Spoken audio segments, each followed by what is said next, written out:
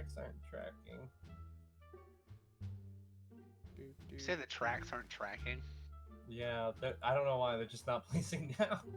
The tracks stop being tracks. They're not tracking them anymore.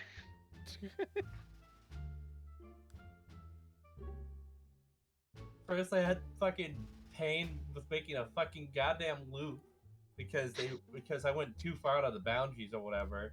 So it just like Okay, would not okay. We're live. Or live so It has no nothing to do with you talking about it. I was just trying to get you to. I was just trying to get you to like stop cursing, Oh. or at least I'll down on it.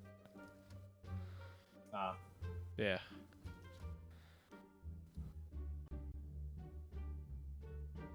You're welcome. Fudgesicle. That is all. But yeah, they just don't want to place down, and I have no idea why. Blame it. Now that stinks.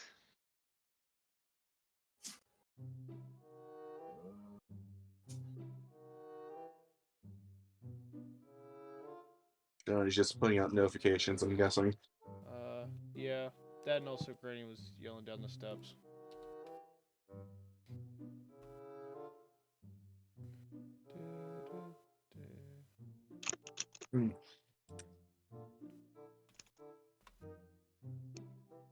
Really hope I don't have to save and reload.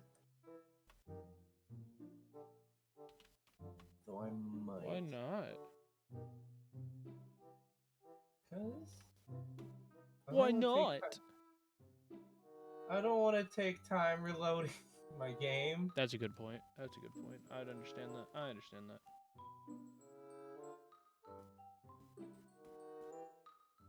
Okay. You know, I was scribbling my Rubik's Cube earlier, and I just have not solved it yet. I should probably solve it. Ah. My OCD's kicking in, telling me to solve this thing. Solve it. It just... I don't know, man. It's just annoying me, bro. Damn.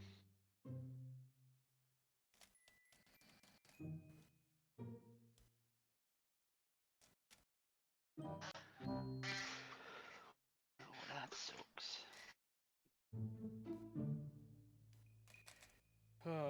Yeah. Good luck solving. I mean, it's not like it's... Look, here, look. Hey, let's get a nice Rubik's Cube cam, I guess. The Rubik's cam. Yeah, the Rubik's cam. It's not like I don't know how to solve it. It's just Not I have. solving. Yeah, here I'll do it real quick. The Rubik's cube is not Rubik's in. Yeah, I'm not too fast with it, so I was like, oh, is it even worth it? But now I don't know. Now it's just kind of annoying me that it's not solved. You annoy me, so I will solve this. I mean, that's how I feel about it. It's literally why I'm solving it right now. Yeah. I didn't even scramble it on purpose, too. I was just fiddling around with it, and I screwed it up. I screwed up somewhere, and I had to do all this work because of it. Shit. At least you don't have the Rubik's Cube where like colors can be anything. Oh my gosh, dude. I thought about getting one of those, but then I thought, man, that would be the worst. That'll just straight up be hell. There. Okay, it's solved. We're done. Okay, hey guys, welcome back. Casually. Welcome back to the stream. Where Johnny solves the Rubik's Cube. Oh no, I already solved the Rubik's Cube. We're not done with that. We're Yeah, not he's doing already that. solved. I just wanted to prove that he could solve a Rubik's Cube live on camera. Yeah. Haven't you already done that before, though? Look, man. Okay, Yeah. I understand that. Okay, Yeah, but he didn't do it today. that's a good point. That is true. That is a good point. Okay, here, let me go turn my phone off real quick. Or at least turn it off blasting volumes. Okay. Hello, everybody. Hello. Welcome to the stream. It's Hello. it's great to have you all here. We are about to start, and when we start, chaos will start, and it will keep going and keep going and keep going. So, to give you guys a little bit of an update, I'm gonna give you a nice flash real quick on where we are on the map. And boom, that was it. That's all you got. If you didn't see it, that's your problem, not mine. Sorry. Don't worry, I'll show you guys in a bit when we're actually like into it. So, yeah. Okay. Well, boys, are y'all ready? Yep. No. Yeah. I guess. Yeah. I'm ready to like not talk for like 2 hours. Make that 4. Oh. Oh. Well, sorry. I mean, dude, our sessions are usually 4 hours or longer. It's Yeah, very... but usually there's some intermission where someone like decides, oh yeah, let's wait on the mute guy to say something. Oh yeah, that's a good point. Got Hey, it. we do that out of respect. Yeah, out of respect. Yes, even the deaf guy's gotta have an opinion. Or the mute guy, sorry. Sorry, what was that? What did you say, Tony? Let me turn my hearing aid on. Oh wait, there's no such thing as a hearing aid. That's a hearing aid. What? Okay, let's actually get started. Here we go. Whew. Hello, everybody, and welcome to eDIOCRACY, the show where a bunch of idiots that don't know how to play D&D sit down and play D&D. Once again, I am joined by the boys. Whoa! Hey! Nah. And today we bring you an amazing episode. This is episode 29 of The Land of Galore. But before we hop into all of that, I just want to give a quick reminder to all of you that, for all of you YouTube folks, you can press the like and subscribe buttons down below. It helps us out a lot. And if you ever have anything you want to say in the comments, feel free. So, without further ado, I think it is time for us to get started.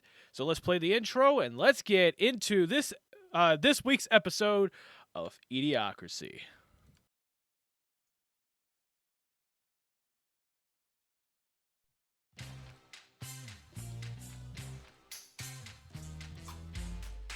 The party walks into a dark room. You pull out a torch and find you are surrounded by the undead. Roll for initiative. I fly to the ceiling and fire at the zombies, pinning them to the ground. I use my prosthetic arm to spread gas around the room, igniting it, turning the zombies to ash. You can do that? I cast Guiding Bolt, striking the scoundrels with the power of God. I pull out Betsy and fire a piercing shot.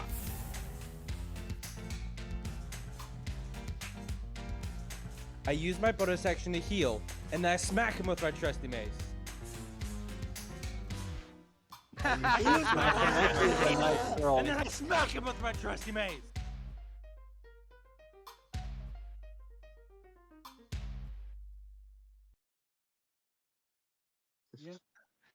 And we are back. And it is time for us to get ready to hop into the land of galore. Boys, are y'all ready? Yep. Hell yeah. Yeah. Okay. Banana. Did you say banana? Yeah, the safe word. Oh my gosh. I thought the safe word was sea cucumber. It is. That's on the stall if you want to have a good time. Oh yeah. What the Sorry heck, about that. dude? Okay. Well, let's go into the land of galore. So, in the land of galore, last time we left off, our party was walking away from board to a nice little mining village. They had a little hiccup along the way and went slightly insane for a bit as they lost their memories and had a grand old time trying to find themselves out of a cave. But finally, they was able to escape and continue heading to the mining village. So, as they were walking and kind of traveling for a couple of days, all of them started to, look around, try to see if they could get their bearings. And finally, they were able to see a village in the distance. So, as they kept walking and walking to it, spending, a bit of travel, 2 days later, they find themselves about a couple miles out, just off in the distance they can see, is a nice orc village,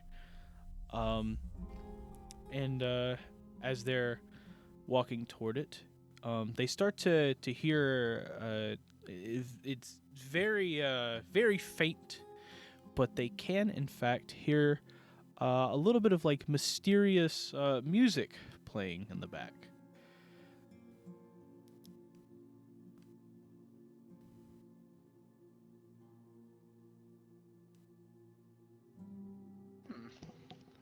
That's strange. I wonder where that music's coming from. I mean, obviously it's in the village somewhere, but like where?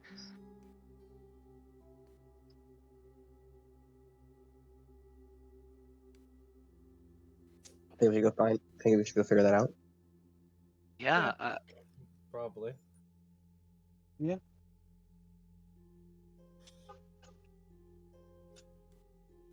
So you'll keep on walking, and after walking for a bit, you kind of just see Marquise kind of go from a nice little stroll to just immediately halting and standing still, he kind of like stands still, his arms down at his side, and he's just staring straight ahead with wide eyes at the village. Marquise, are you good? And he gets his bearings together, and he kind of shakes his head a bit, and he goes, I'm sorry, friend. Sorry. It's just a weird reaction I had when seeing this place. I can tell you I do recognize it. Oh, we are going to be in for a fun ride. But how did we end up here? What is this village? Well, this village, I have an old acquaintance here, who does a little bit of, let's say, weird sorcery of some sort. Oh. There's a lot of wild magic in this village up ahead, but I thought we were on our way to a mining village. Has anyone been keeping track of where we've been going? Not really. I mean, I have a map. Okay, you have a map. Well, then let's check the map. Vanessa pulls out her map. Okay. So, last time I checked, we were somewhere, about this area. That's, well, a little bit back a little bit. We were probably about here when we were it's kind of stuck in the cave for a moment. Oh yes. Yeah. Yes, Orilo wasn't with us for that one. Can we all Yeah, that was strange. Can we all collectively agree not to speak about what happened in that cave? What are you talking about? What happened in what cave? Exactly. Anyways, yeah. So, let's continue. Yeah, so we were here, and I remember we decided to walk toward the mining village, but once, after we got a few miles out, I kind of lost track and kind of started to follow the rest of you. Well, if my calculations are correct, based on where we are standing in the village, we have ended up, well, about here.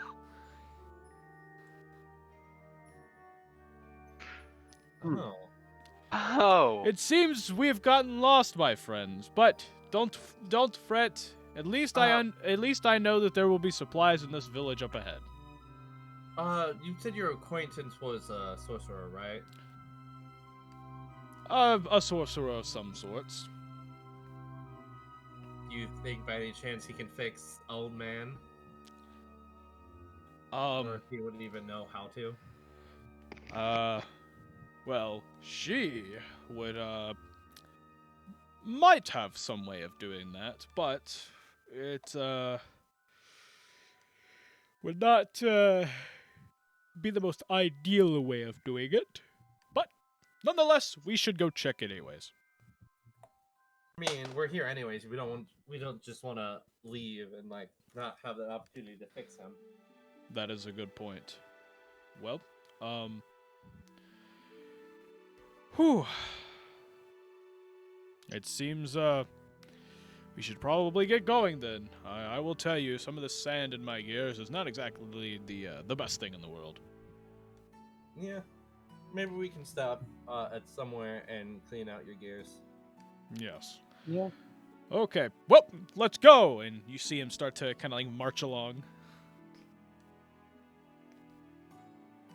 Vanessa's quickly following behind, tucking the map back into her bag. Yep. I follow too.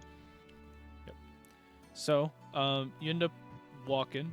You end up walking for a bit, and you finally start to arrive at the edge of this village, and you see the village is kind of like surrounded, not in like a big picket fence or anything, but you see like a little, like, basically stakes with some like metal wires kind of formed around the entire village, almost like there's like a boundary fence of some kind. And you notice every 3 like wooden stakes there has like a skull on it. Definitely a welcoming sight too.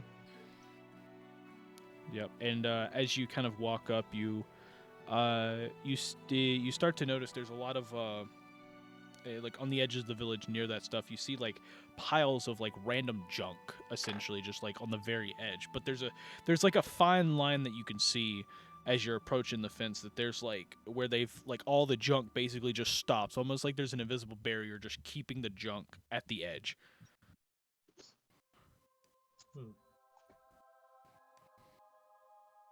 Interesting.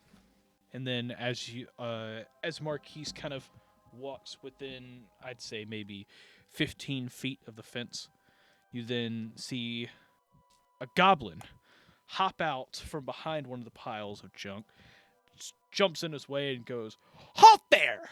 You are not to pass that line!" And you look down and you see a little like line basically like dug out in the dirt, connecting the fences. You are to stay there behind that line until I say so.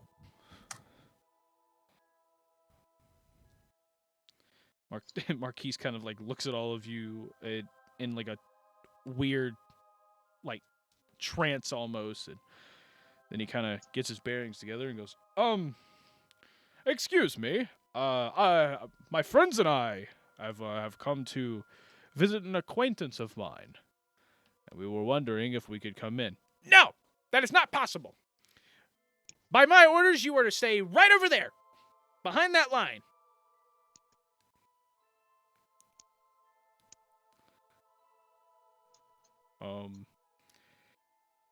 Friends, do you have anything?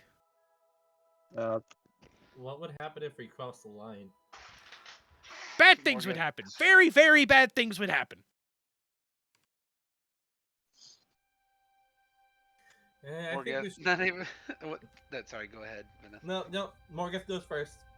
Okay, yeah, I was like, Morgoth, like haphazardly paying attention, is like, wait, what's going on? Why are we not passing a line again? Vanessa just kind of shrugs, like, because the goblin says to, not pass it. When was Exactly. the last time we ever listened to a goblin? Hey, we've listened to Yorn before. Oh, he's cool. This guy seems like a nerd. I'm sorry, what? And you quickly see the goblin pull out a flintlock and aim it at you, and he goes, "You want to say that again?" Is that what you were gonna do if we crossed the line? Shoot us with that? Were you pea gonna shoot shooter? us with your little pea shooter pistol? You did see him in anger. You see him in anger, like point the pistol like to his right toward a junk pile. He fires it off. You hear a loud bang and basically like a magical beam fire out of the gun. And when it hits the junk pile, it literally just makes it disappear. And then you see him pull it back over, aim it at all of you. You see him cock back the little lever on it, and then slap a rune card in the.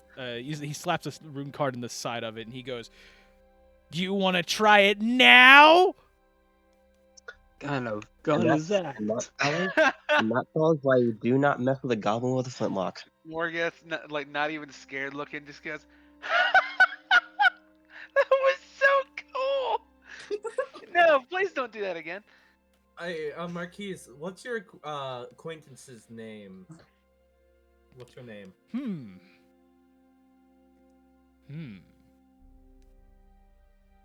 I have no idea, actually. I never asked for her name. Then what did you call her That's other than acquaintance. acquaintance? Like, if you wanted to get her attention, what would you say? I just called her sorcerer lady.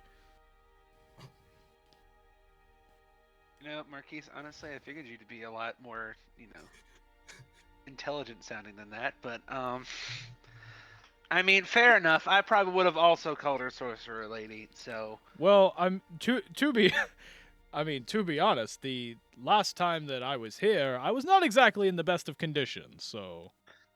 Oh. Understandable then. All right. This acquaintance helped me in a very difficult time, and thus I tried to return the favor, but unfortunately, well, I couldn't because I had to be on my way. Long story, I could tell you some other time. For now, and he turns to the goblin, we need to enter this village, please. Sorry, can't do that. You are not allowed to cross that line. Okay. Well, friends, it seems we cannot cross this line, so... what do you want to do now? I mean, didn't earlier didn't he say that we couldn't cross until he said we could? Yeah. That is a good point. Well, goblin friend, can we cross now? No, you are not to cross that line until I say so. Okay. Well, friends, what should we do now? Right, I guess we just wait. I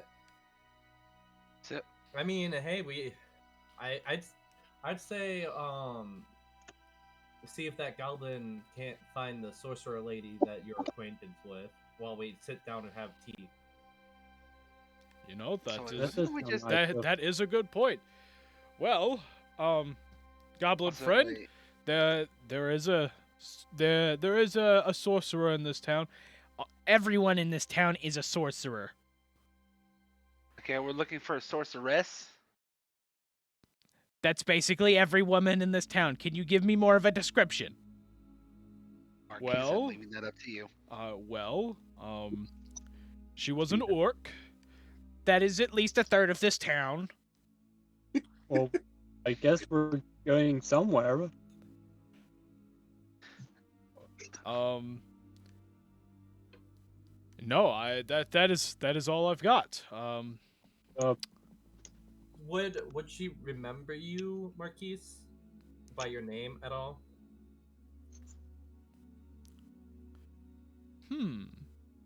So wait, why? You know, now that I think about it, I don't think I told her my name, and that's why I don't know hers. You see, it's rude to ask for someone's name and not, give your own. So, since I don't know her name, I assume that I didn't tell her mine. So probably not. Yeah. What did she look like? Well, she was an orc lady. She had she had like these purple robes on. But to be honest, I remember a lot of people in this town wearing purple robes. And all of you turn and you see the goblin has like a purple cloth kind of like sticking out of his pocket. It's gonna be another fun adventure for us. I can just tell. Goblin friend, so you said like the orc woman's are the orc woman's yes, the orc woman. That's 1/3, right? Yes. I want to say, can you ask some of them if they know a Warforged that came by around here? A what? And he turns over and he goes, "A what?" Sorry, robot. Oh, okay. Well, the thing is, I can't leave my post, so unfortunately, I cannot. Can't. Well, in that case, do you want to have tea with us while we sit and wait for something to happen? I mean, what would you be waiting for? For you to let us cross the line. You did say wait here until I say so. I said you could not cross that line until I say so. Exactly. So, you just want to chill and have some tea? You see him kind of like fidget with his pistol a bit, and he goes, "Sure. You know what?" And he puts it away, and he walks up to the edge of the line, and then you just see him kind of like stop there, and just like kind of like patiently like just waiting at the edge of the line. And Marquise kind of starts pulling stuff out of his pouch that he's got. He pulls it from around his back, starts pulling things out, and starts getting stuff kind of like set up to start making some tea. And as he sits down, cross-legged, he goes, "Well, it's going to be a few minutes before the tea is ready. Goblin friend, do you have an estimate on exactly how long until you're going to allow us to pass?" "Oh, that will be tonight." Tonight? Yes. And you look in the sky and you see it's like midday. Why are you waiting until the night? I cannot tell you that. It could be that the magical thing that's stopping us, that he doesn't want us to pass, goes away during the night? Question mark. Vanessa just kind of like shrugs her shoulder at the end. Nope, it's not that. I tried.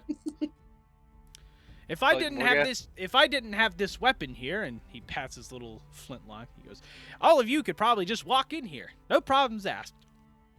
Oh. Oh. Can I see the pistol, though? No, you cannot see the pistol. Okay. I am not dumb enough to give you my pistol. I mean, I can see it now.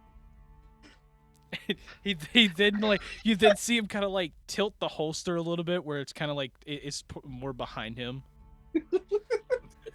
No, you can't.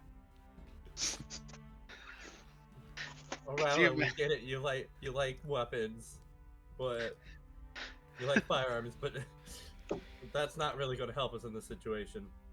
Could you imagine it just fell out of the holster and was just laying on the ground? That was out of character, by the way.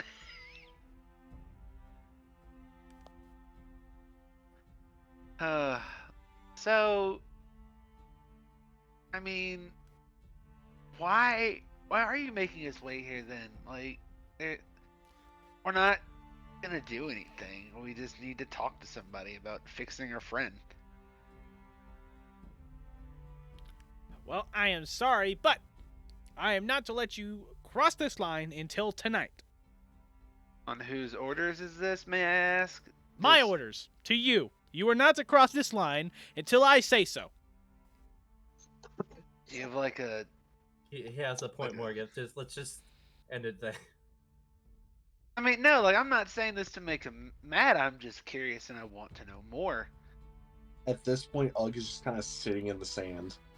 But you see Marquise. He's kind of got his back to the goblin, and he kind of like looks over at you, like trying to get answers. And he goes, "Morgoth, I don't want to interrupt your, fine investigation work, but Morgan's literally just sunbathing at this point.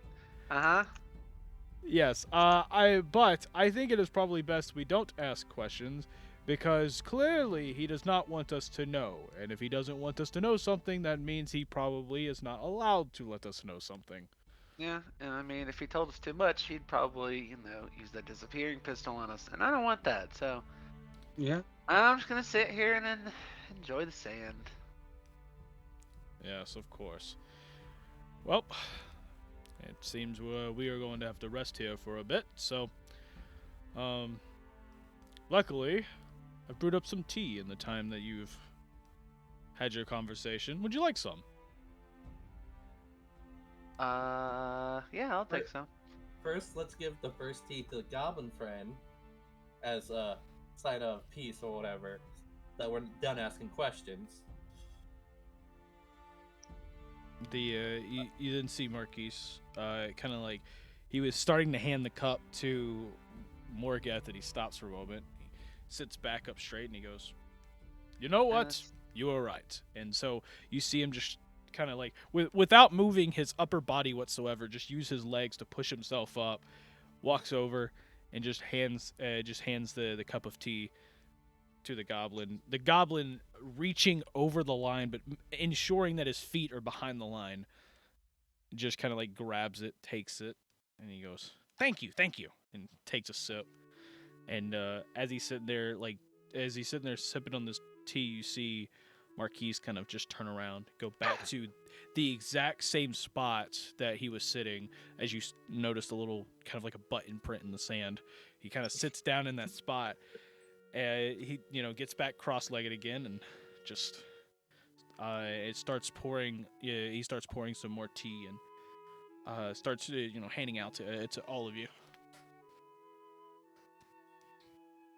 Oh, okay. Cool. Thanks, Marquise. Thanks. No problem, friends.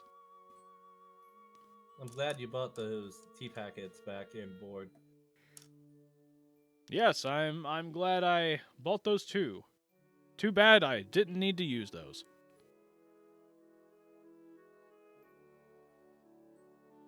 Say what? Well, I already had tea packets, and he opens the bag, and you see the bag is literally just tea packets, full of tea packets. Like you see packets of like hundreds of packets of tea just in the bag, stuffed like to the point it's about to burst, and he just closes it, locks it back and pushes it behind him, under his clothes, and he goes, "Yes. As you can see, I have not used those packets." Well, just can't out of have enough tea. like, how old are some of those teas, Johnny? Just real quick. Well, first off, he has tea multiple times a day. This is true. So, presumably not very old. Not very. I mean, some of them, yeah, sure. Like but... maybe like a month or so. The ones at the very bottom of the bag are like the oldest. Yeah. There's one of them where he just never got around to using it. And it just stays in the bottom of the bag. Yeah, it's I just, mean, it's you that gotta one- understand. I mean, you gotta understand too. Tea bags don't really expire. Yeah, I know. that is true. So, Yes. Like that one tea bag at the very bottom, it's just his lucky tea bag. yes. Yeah. The rest of them are just like, I'm not really feeling this flavor today, and it just stayed at the bottom. So, Yep. It's like the bag of sour cream and onion like chips that just sits at the bottom of the box every time you get one of those like variety bag of like chips. Okay, so all of you were kind of sitting there enjoying some tea for a bit. Do any of you plan on doing anything before night, or are y'all just resting? I'm gonna make some fire cards. So. Okay. Ugg might play with his matches. I don't know yet. This is essentially a long rest, so you guys do whatever you need. Yeah. So. Yeah, I'm just go ahead and make a few more time cards. Yeah. Not even an hour in the session. We're already taking another long rest. Yep. Pretty much. So, you kind of sit there, you sit there for a while, and you then kind of, y'all kind of like notice, like, as you finish your tea, Marquis starts kind of like cleaning everything up, putting it, he's like putting it away and everything, and he then kind of like locks himself. You hear like almost like a clicking sound as he locks his back straight, and then he just kind of sits there looking dead straight, and you notice that the glow in his eyes kind of like, they don't go out but they go dim, and he just kind of stares dead ahead, and like all of you kind of like look to see where he's looking, and you notice that he's just staring dead into Jackie's eyes. Oh, that's creepy at all. I'm just gonna blankly stare back. I'm just gonna blankly stare back. He's You're gonna gonna be blink staring. first. You're gonna be staring for a while, buddy. You having fun making eye contact with the robot, Jackie? This is what we call prolonged eye contact. You see the goblin who's just kind of like been standing behind the line there. He's kind of like leaning over on one of the fence posts, and he just goes, "Yeah, y'all understand that's how robots sleep, right?" Yeah, I figured. Yeah, Well, the more you know. we're just poking fun that he's staring directly at our friend. Okay. Yeah, that's just so you know, he's partially aware of the situation. Yeah, I figured that. So. Yeah.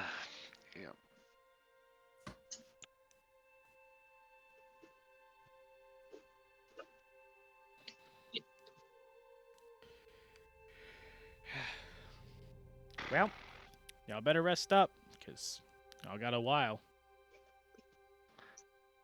Yep. Already on it. His Morgan's eyes are like shut. He's got like one, like sort of like the classic like beach pose. He's got like his arms behind his head and like his legs like crossed one over the other, just laying in the sand. Yep.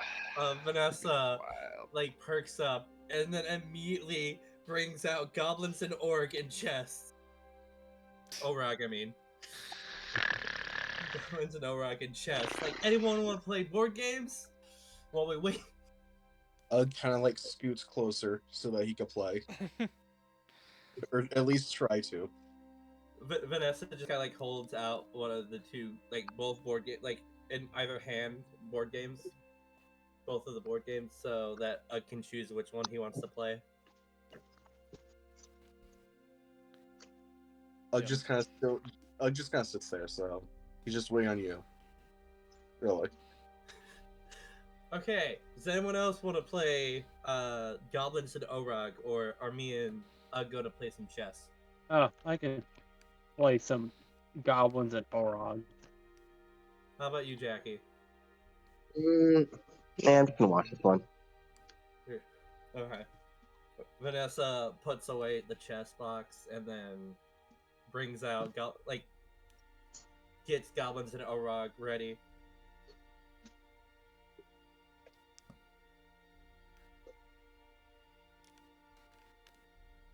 Okay, so y'all are gonna play that, right? Yep. Okay, so how to play it. No, I'm not actually going to explain that. So, Morgeth, it seems, is going to sleep, and the rest of you are going to be playing goblins and orogs.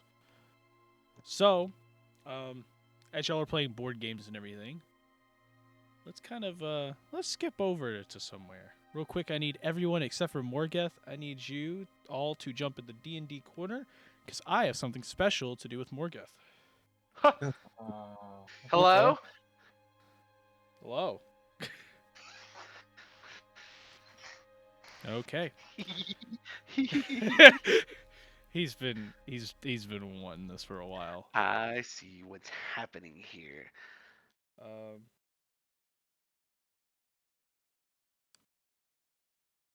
So how are we gonna do this? No, actually, like. Yeah, no, I got it. Don't worry. Just give me a second. Okay, cool.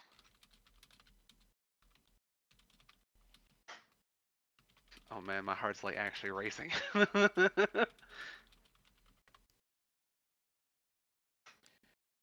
Okay. So, it is time to hop into this. Okay. So, all of them are off playing board games and everything. And as they're playing board games, you fall into a deep sleep. And after you fall into a deep sleep, you then kind of awaken, find yourself in kind of like a very dark room. It's pretty much solid black all around you, except for the floor, which is kind of a gray, and it seems like a light is emitting from under your feet, but you can't exactly tell. You can't necessarily tell like what's causing the light. Huh. What is happening here? You said there's a light coming from under my feet. It seems like it seems that there is there's a light source from under your feet, but you have no clue how it's there, and all around you is basically just a dark abyss, an endless void. Oh, what is happening? And I just like sort of call out into the darkness, like I stand up and like I call out and I'm just like, hey, hello? Is anybody there? Where the hell am I? And so I just sort of like start walking around to see if I can see anything. You take a few steps and then you just hear, "Stop!" What the? Stay. Who are you? What?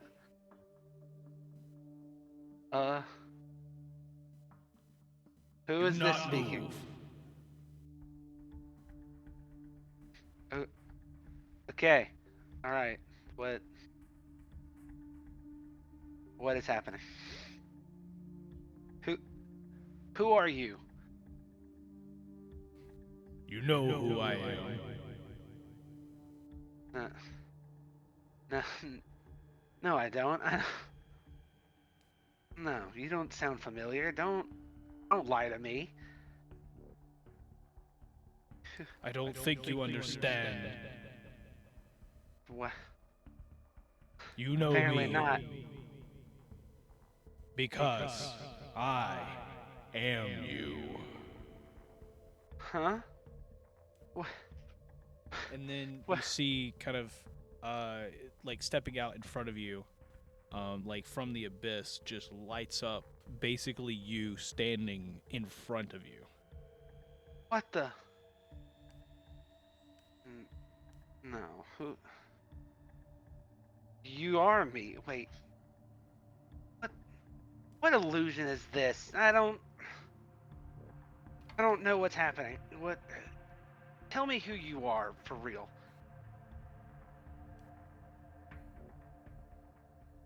What type of magical bullcrap is this? Well, good luck, buddy. This is your scene. Enjoy. All right. Oh, this is gonna be fun. All right. What sort of magic bullcrap is this? This is no magic bullcrap, Morgeth. See, you were a facade created by me many, many months ago. You remember, don't you? When we were exiled from our lands by our own war chieftain, our wife and child murdered right in front of our eyes? No, no, no, no, no, no, no, no. I don't know what you're talking about. You know, you do. After that, we went to Hestia, and I had to come up with a different name. Especially when we went to the Colosseum. No, no, no, no, no, no, no. Don't stop talking. Stop talking. Morgeth, you know who I am. You're a part of me.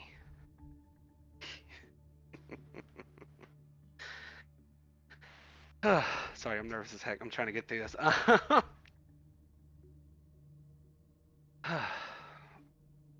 You are an exaggeration of what I was before our exile. You manifested yourself from my consciousness. Once we entered that pit, I had to come up with a new name and a new personality for myself. I decided to be boisterous, arrogant, and bloodthirsty. And then that started to take over my mind. And then you were born. Morgeth the Tarnished. But now, I've come to reclaim my throne, Morgeth. You have failed, just as I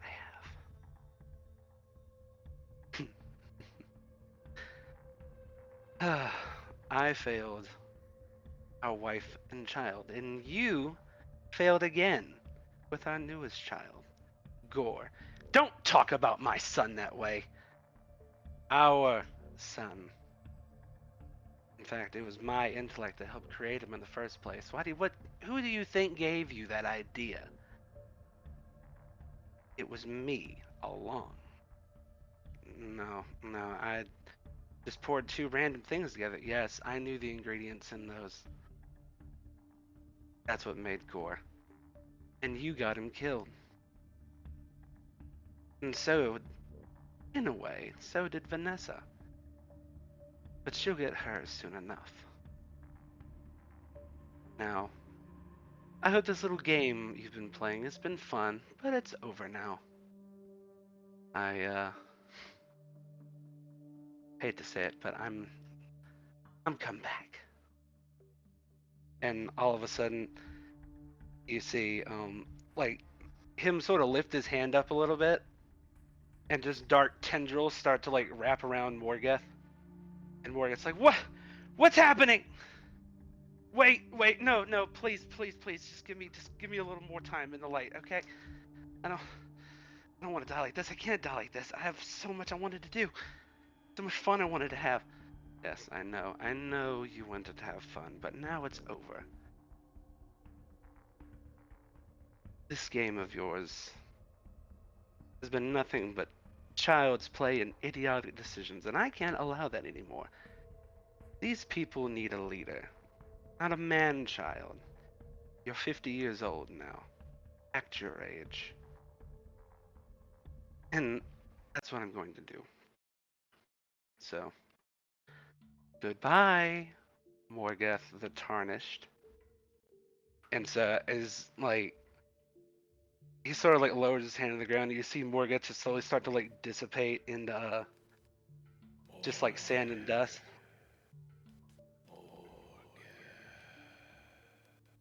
And he just gets like dragged into the sand, and Morgeth's going, no, please, no, and like tendrils start to like go through his like mouth and like eyes and stuff, and like it's all just drowning him in the darkness. And then our good friend Moragath Arabane speaks for the first time. Well, for First time in his own brain again. Ah, finally. Some quiet. Now, I have work to do. Let us return to our throne. And then he, like, Moragath kind of walks off into back into the darkness to go and completely take full control back of his brain. And that's it. That's the end of that.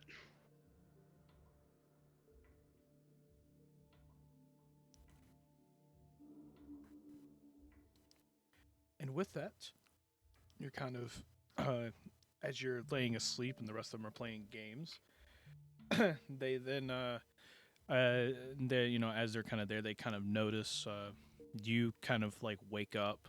It's, later in the day, I'd say maybe just right after sunset.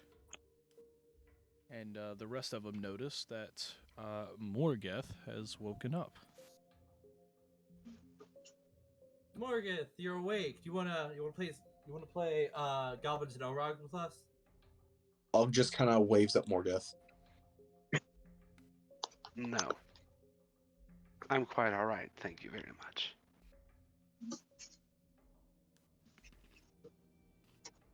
And so Morgeth just sort of keeps staring just off in the distance, just thinking. That's been a bad dream. Yeah. Yes, you could say that. Or you could call it more of an awakening. Oh. Interesting.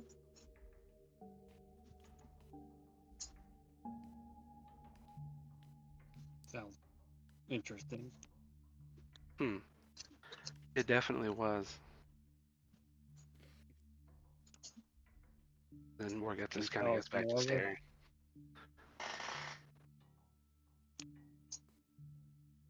What would you say, Aurelio? Can you tell us more? We'll figure out the dream soon enough. I'll tell you later.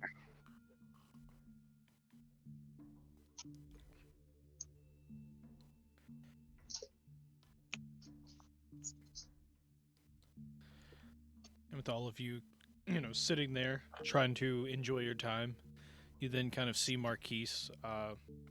You see his eyes kind of light up, and then you see like a very fast like flash from his eyes as he kind of blinks a bit, and then he starts to move his joints and everything, and he looks around and for a second, and then he stops, looking dead set at Jackie again, and then he goes, "Well, hello, Harry Gun friend."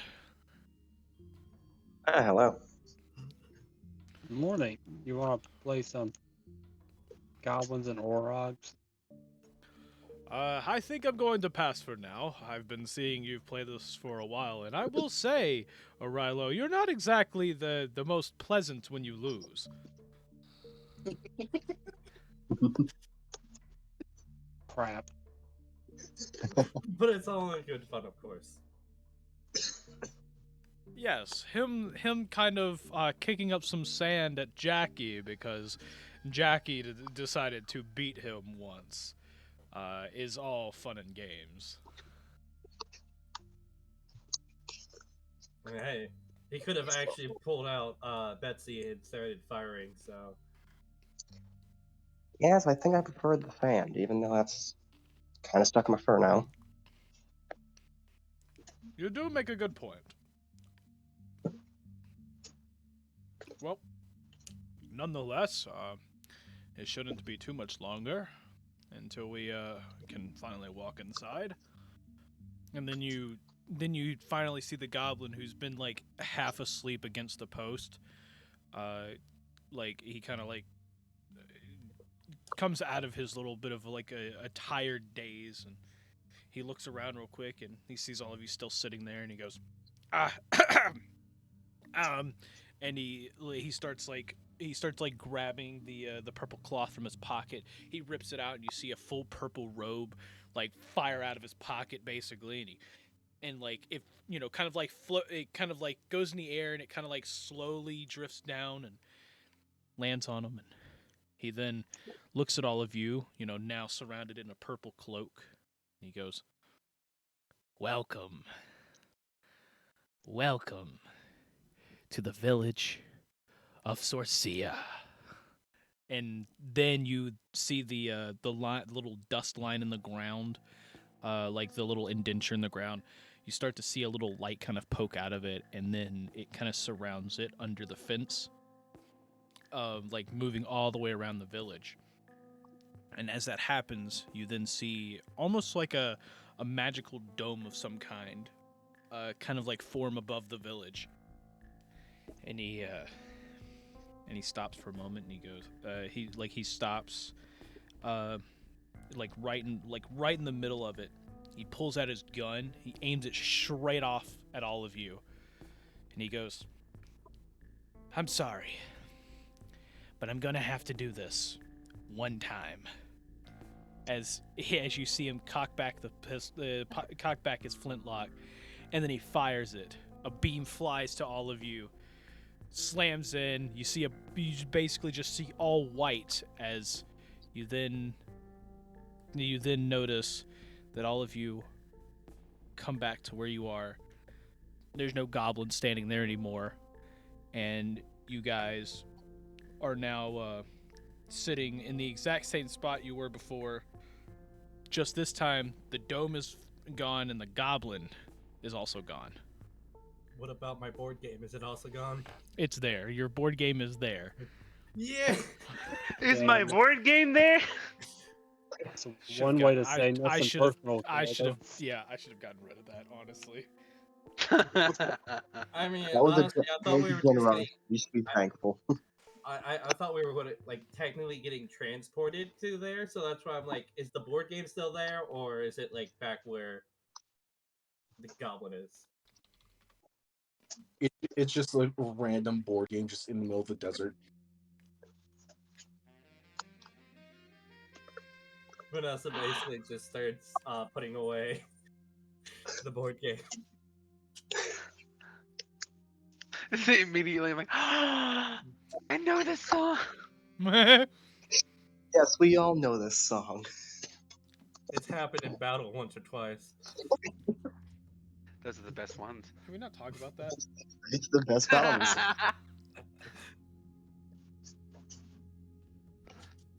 Okay. So yeah, moving on.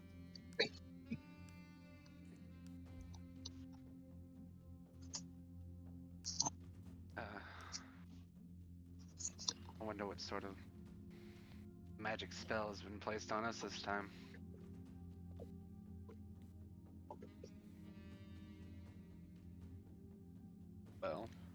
Well, it seems we are not dead and the goblin is gone, so should we go? I mean, I guess so. does that mean if we tried crossing the line, he would have just shot us with it in the first place and we would have gotten here sooner? Perhaps. Well, we can't. Or it could have just killed us. I don't know. It's weird. It's Anyways, magic, Vanessa. It could be No that one we knows. are dead and we have just been placed in the afterlife as well.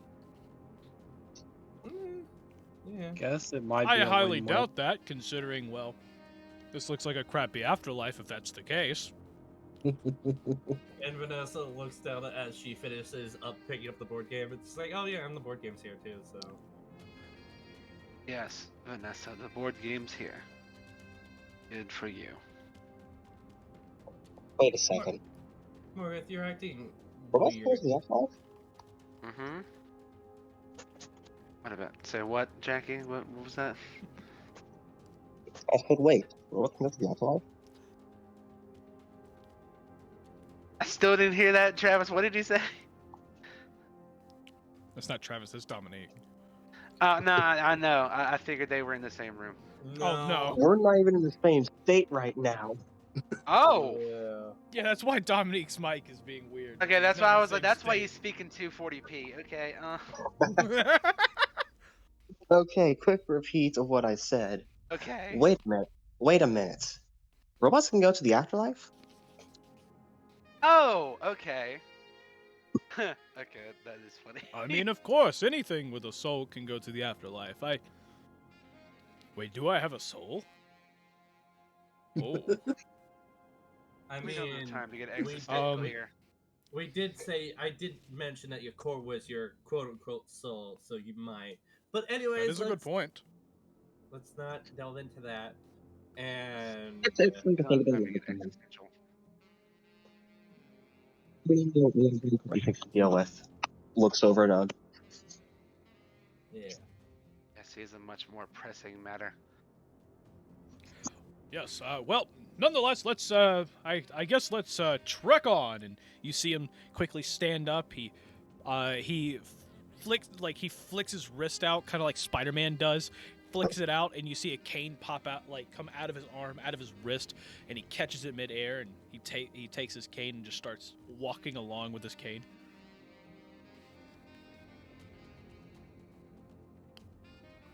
Yeah, let's go. What? I heard nothing. My man, you went from 240 to, like, 80p, bro. You sound like you're speaking from like a Nokia in the 2000s, man.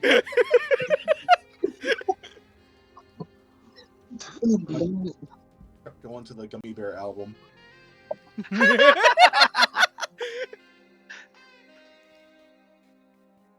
Okay. No, I just want to comment. I just said, I kind of want to make that a feature of my arm now. What, becoming Gummy Bear? No, the cane shooting out of the arm. No. Okay, so, No. moving on.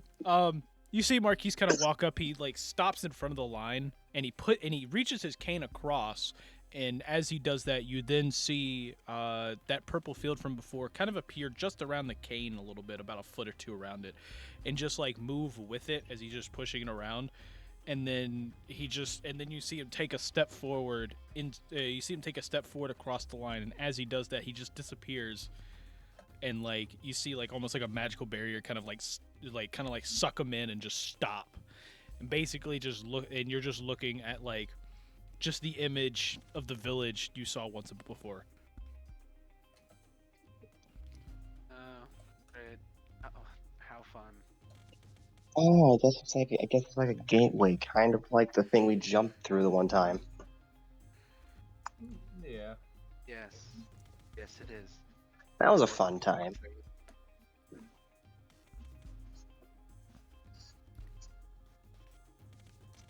Yeah, Morgan's Well, already no doing point it. standing around here. Proceeds to just walk through the barrier.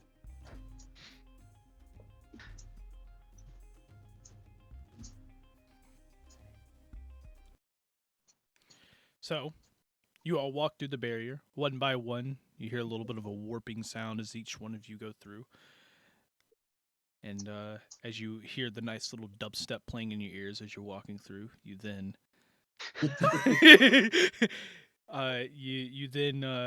you then start to hear a little bit of chatter.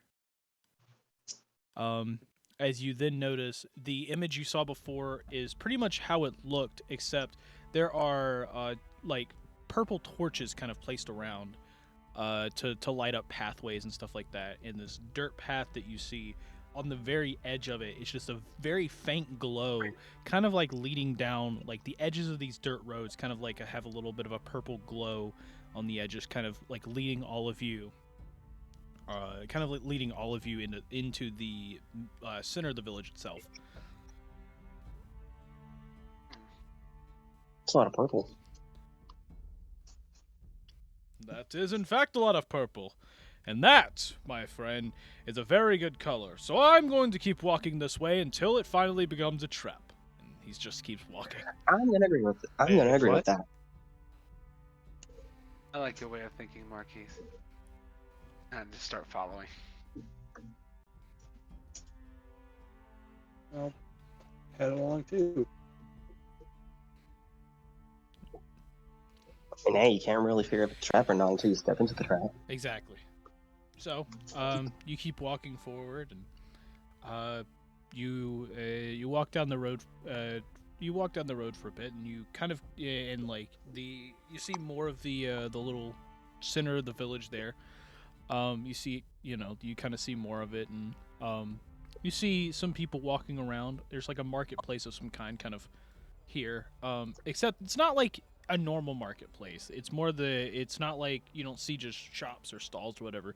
You see people you see people like all types of there's like a bunch of different races there. You see dwarves, you see goblins and orcs and orogs. You see a lot of orcs. I'm gonna tell you, you see a lot of orcs, but you see other races there as well. You even see a couple tabaxi off to the side. There's an eDIOCRACY like sitting on a roof nearby, and as you're walking through, you notice all of these deals that are being had are being. It's like there's some, you hear some talking and stuff like that, but like when it comes to the actual trade agreements themselves, like there's no one really talking. It's just people walking around with like backpacks and stuff like that. You see one person pull out something and immediately like hand it off to the person while taking their money and just kind of like moving along. Almost like every deal here is a drug deal of some kind. Just like simply handing it off and keep walking.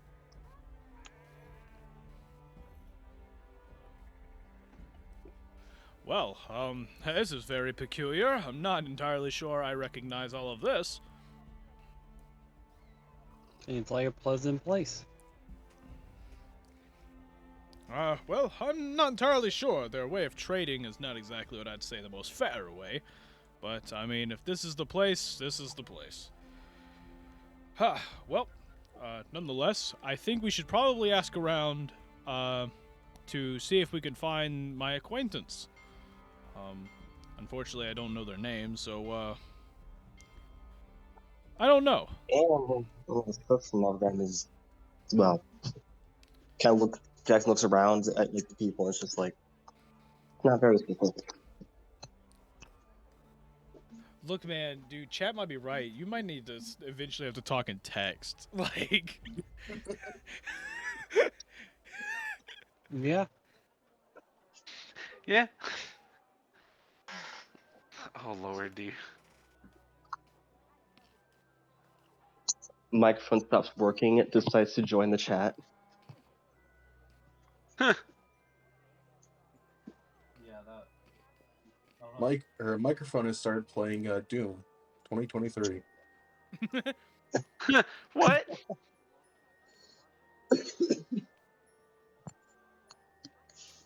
Okay, so, anything specifically y'all are doing? Marquis kind of like walks off, and you see him asking random questions to people. Ug's like trying to follow the group, but he's also like looking at the rooftops for more eDIOCRACYs. Okay, so far you've only seen one. I didn't say he was counting. I just said he was just looking. Mm-hmm. So far he's only seen one.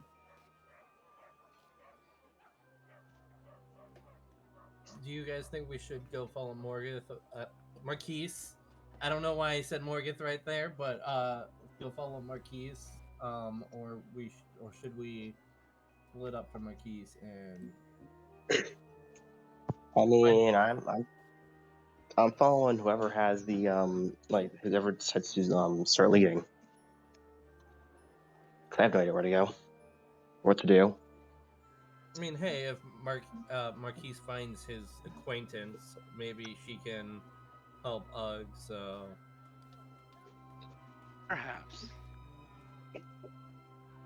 Perhaps. Yeah.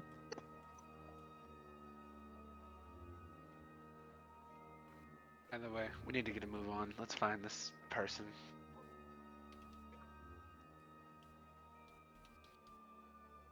So Vanessa starts to follow Marquise. Okay. So you walk up to Marquise as he's talking to somebody, and you hear the you see him talking to like two goblins, kind of just sitting there. One's having a drink.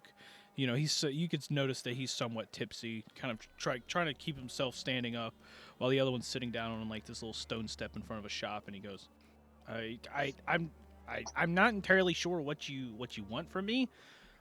You ask about this weird, the magical sorceress lady, and I'm trying to tell you, everyone here pretty much is that. Like, you see that lady over there? Yeah, she's a sorceress. You see that one over there? She's a sorceress. That one over there? She's a sorceress. I'm telling you, everybody here is some sort of magic user. I'm like, I don't know what else that you want from me. Well, I'm just trying to find an old acquaintance of mine. Okay, do you know what she looks like? Well, I'm not the most sure, but I'm pretty sure it was an orc. Well, good luck with that one, because I'm not going to help you search for an orc all day long. As Vanessa walked up, Marquise, how long ago were you here? Because that can determine our age range. Like, if you haven't been here for a while, we'll look more to the older side. Well, it has been a while. I'd say roughly about, I don't know. I'd say probably long enough to when he was born, and he points over at Ugg.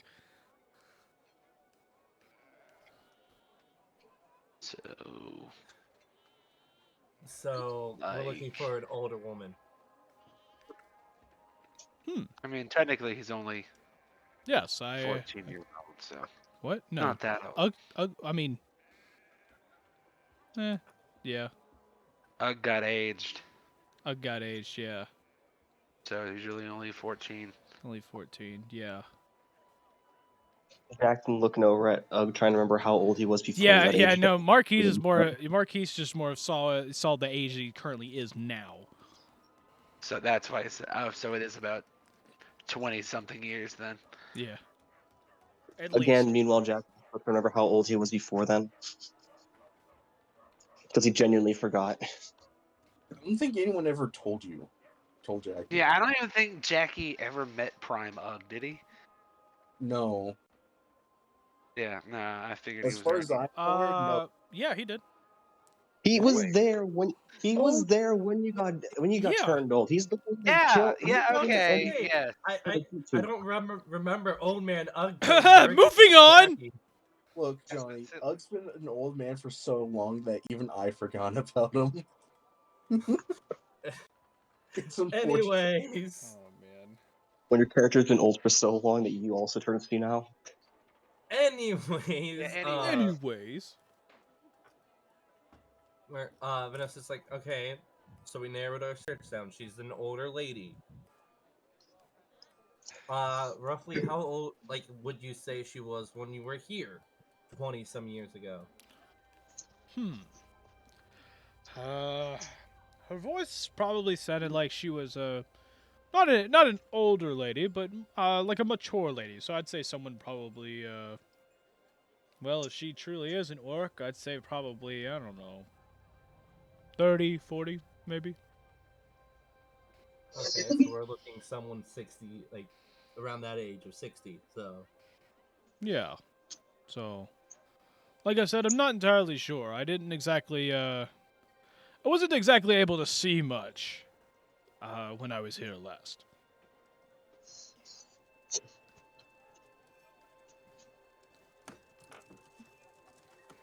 Well, jeez, not many people make it that long around here. You know, wild magic and things, crazy happen, and then you just hear like a random explosion off on the other side of the town square there. As you could see, we don't really make it that long here, but there are an abundance of us, mostly because we understand that we have to repopulate fast to make up for all the deaths. So, if you came here for a fun time, I can guarantee you might find it here, but looking for someone specific, This might be a lot harder for you than you might think. Best Is thing there I a could place- say is if you're looking for someone older, there's a sorceress. There's a sorceress by the name of Taboo. Yeah, don't question the name. But you can go and see her shop right down the street. She kind of dabbles in like mechanics and golemmancy, so maybe she's the one that, I don't know, helped you a long time ago. But I'm not entirely sure. That's a start. Well, Goblin friend, can I ask you a question? Sure, I don't think you're gonna not ask me if I say no. Well, I mean, you do make a point, but so just in case this lead does not come to where we think it's going to go to, do you know anyone who may practice spells in the way of de-aging someone? Our friend got affected by a spell that do you want the safe scared him. version? At this point, it's by any means necessary. Well, I could definitely do that for a few gold pieces. Okay. Stay here and we'll go follow our lead first. Okay. Well, or I mean, do whatever you feel, of course, but I'm gonna stay here until this guy passes out. You see the other goblin kind of like lean over and like he kind of like falls over on his shoulder and goes, "Oh, I'm fine." He is most definitely not fine. So Morgan's He just said like, he was fine. I believe him. Exactly. I like you. yes, he is definitely my favorite out of this group too. That is one naked Harrigan. Either way, Good luck. Let's go find this sorceress. And so Morgan like motions to the group to let's go. Okay.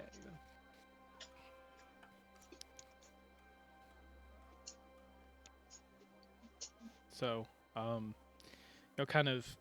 kind of walk. Marquise, of course, following, and you walk down the little road that he kind of showed you to the side, and you walk down it for a moment or two, and then you see, you notice this alley between two buildings that kind of like they kind of lead back, and there's a little shack back there, and you notice a sign on there that there's a sign on there that says Taba's Mechanical Shop.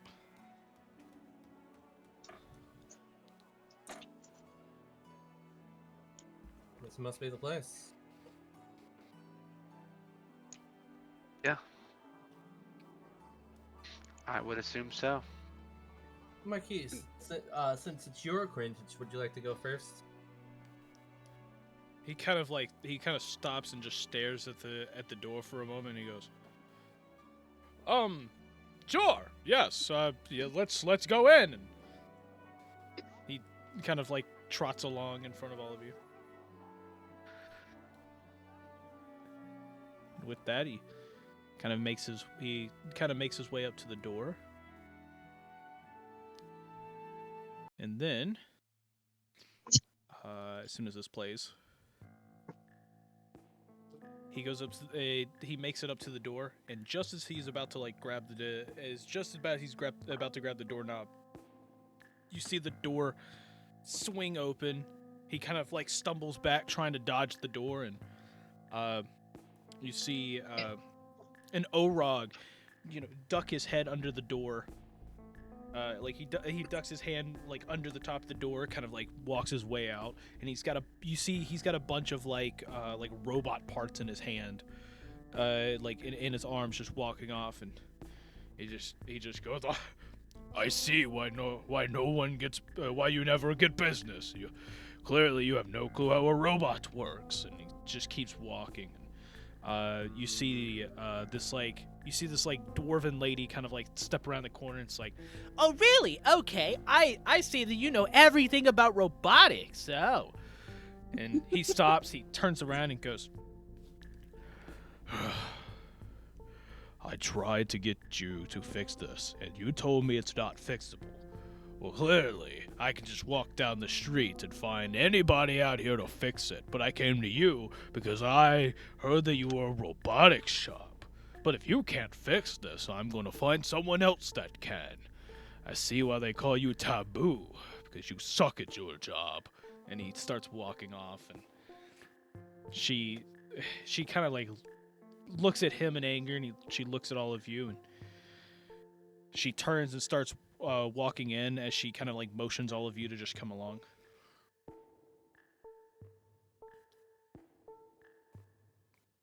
Morga follows. Yep. So as y'all walk in the door one by one, you get in there and you look around and you notice that there are like green lights. There are like candles around, and the place is just lit up by a bunch of like basically every flame that you see on a torch or on a candle or whatever. It's just green, and you see her kind of walk over to a table full of just a bunch of like gears, a bunch of like gears and cogs, and a bunch of like metal scrap that looks like they're like formed to like fit different pieces on a robot essentially. And she goes over there, she slams her hammer down, and she goes, of course, another one just comes in here, storming into my shop, and then just thinks they know everything about robotics. Well, he can go somewhere else. And she turns around, she kind of like waddles a bit, turns around, and she looks at all of you and goes, okay, what can I help you? And she looks straight at Marquise, and she goes, I see someone's come back. And Marquise kind of like looks at the lady in a little bit of a confusion and goes, me? Yes, last time I saw you, you were almost dead. Matter of fact, I had to replace that whole arm of yours. And he looks at his left arm, and he looks at his right arm, and goes, which arm? They look the same. Exactly. Trust me. That was not an easy fix. Well, thank you, I guess. Yes, and you never paid me back. Pay up. And he quickly like reaches over for his coin pouch, and he starts like putting out coins, and he goes, okay, how much would that be? And she goes, 300 gold pieces. 300? I had to build a whole arm for you, install it, and then I had to... Okay, there was a few other things I had to do, but I don't want to explain it. It's 300 gold pieces. It took me 3 days. Well, okay. And you see him like take his gold pouch, and he kind of like reaches in. He grabs a handful of gold pieces and just like kind of like hands it off to her. And she looks at it, and she goes, she looks at it kind of like, she gets a little grin on her face and goes, yep, that looks about enough. And she just quickly like tosses it in a pouch that's like next to her on the table. Okay, so what can I help you with? Vanessa just said it like whispers to Marquise, I thought you said she was your acquaintance. And he whispers back, well, you see, last time I was here, I thought she was an orc, but now looking at it again, it seems that it was the green lights in here that made her look like an orc. Ah. And a very short one at that.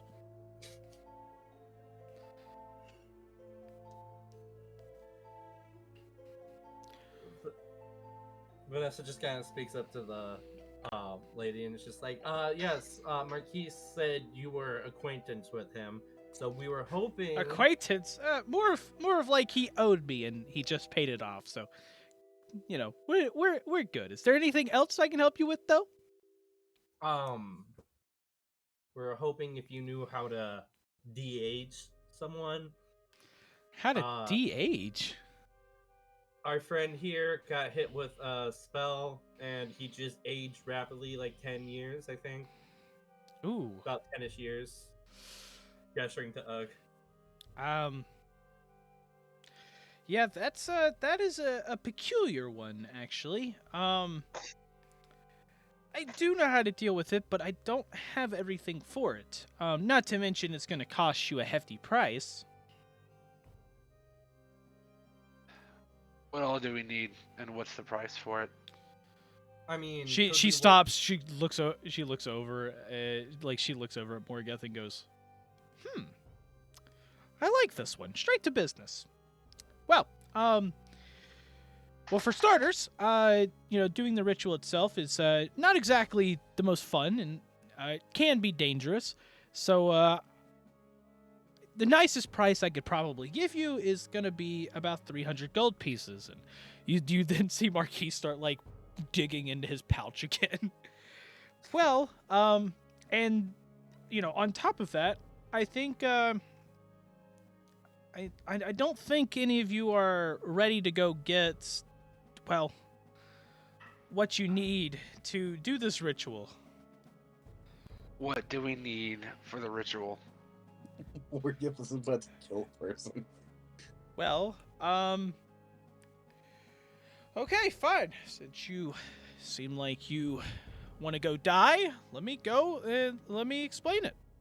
So, to the east of the village, along the coast, there's a very specific area in the desert where you will actually notice some sort of life actually kind of being there on the coast.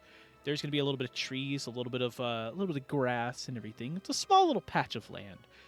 Well, along the coast, in this land somewhere, you're going to see a very rare purple flower, and it is called magenta.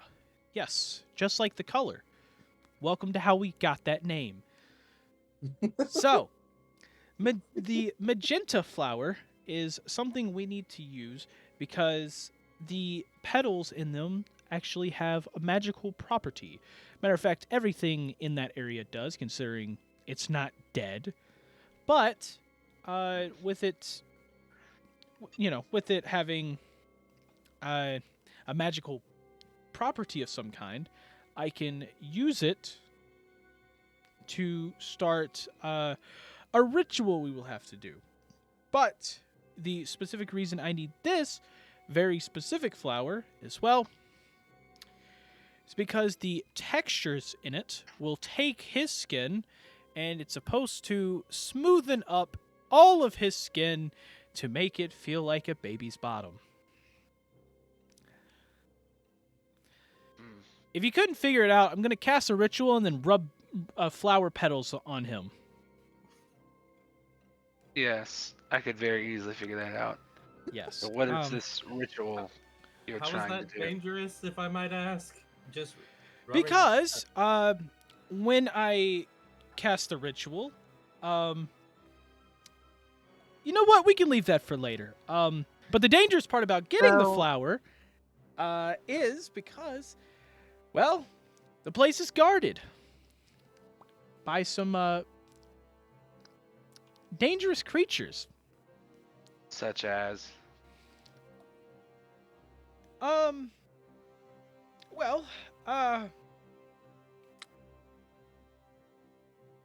think it's better if you find out.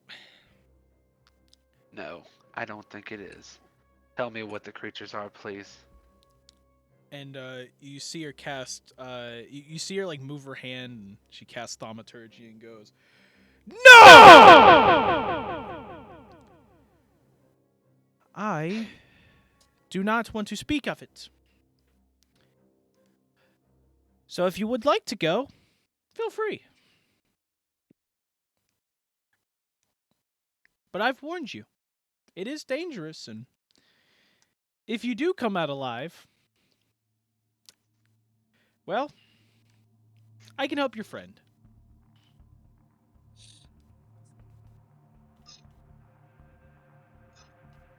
Well, gang, what do you think we should do? I mean, we've come this far and risked how much already? So what if we risk our lives, huh? Yes. Way too many times we've risked our lives. Well, Yeah, so worst what's one that time? is we die, so Exactly. Isn't this like a, like a twice a week kind of encounter? Yeah.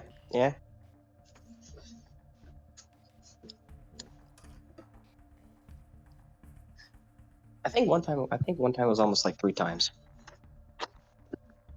Yes. Yes, Yes, we must be careful. Y'all are in a lot of trouble a lot of times, so probably best It's if it's probably best if we get going. Let's go on ahead and go do this, and hopefully bring your friend back. And I pray we do. Yes, I see. Let's get on with this. And Morgan starts walking. Yep. I am. You kind of start walking toward the door, and then you hear kind of a thud as you see Ugg kind of like clenching his chest, just on the ground, like basically like wincing in pain.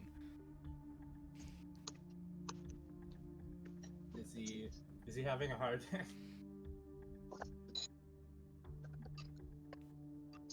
I don't. Well, don't just stand there. Someone, anybody. Morgan goes up to check and see if his heart's like beating at a rapid pace or just like not beating at all. At this point, like I don't know how far we're into this. is anyone here a doctor? And you then see the dwarf lady like walk over. She like kind of like waddles over and goes, "Move, I've got this." You know, she gets down and she like moves his head to basically point up to the ceiling, and then you see her like grab like a health potion out of her pocket, and just like she pulls the cork off, pours it in his mouth, and then you kind of like see him calm down, but then he passes out from that. And she puts the cork back on the bottle, puts it away, and as she kind of like gets back up, she goes, "Well, doesn't look like your friend's in any condition to go anywhere, especially to, well, dangerous place. So you can leave him here, or you can take him along. It's all up to you." I we leave him. I was gonna ask if we can just leave him here, because I agree. He would be nothing but dead weight to us at this point, so we might as well just leave him here. Also, you have health potions. Okay, I will watch him for 3 days. If you're not back in 3 days, I'm kicking him out on the street. Fair enough. 3 days. We'll return soon. And Morgan just keeps walking out the shop. Yep. And as you walk to the door again, Marquise kind of like stops and goes, "Friends, I think I will have to stay here." Why do you say that, Marquise? Well, you see, I want to know exactly what happened when I was here last. And, all of it's kind of a blur in my head and everything, so I kind of want to stay here and catch up with our new friend here. I'm not your friend, but you are an acquaintance of mine that I would like to catch up with. And you just see her just start waddle off to the back. She goes, "Whatever." So all of you, I apologize, but I think it's best if I stay here, at least catch up on what happened last time, because, like I said, I don't remember much. I mean, that's understandable. Do as you wish, Marquise. Thank you, friends. Though if you're gonna stay back, all I gotta ask is, if we're not back in 3 days, watch over Ugg. Of course. I will gladly do so. Good luck, and Morgoth, take care of them.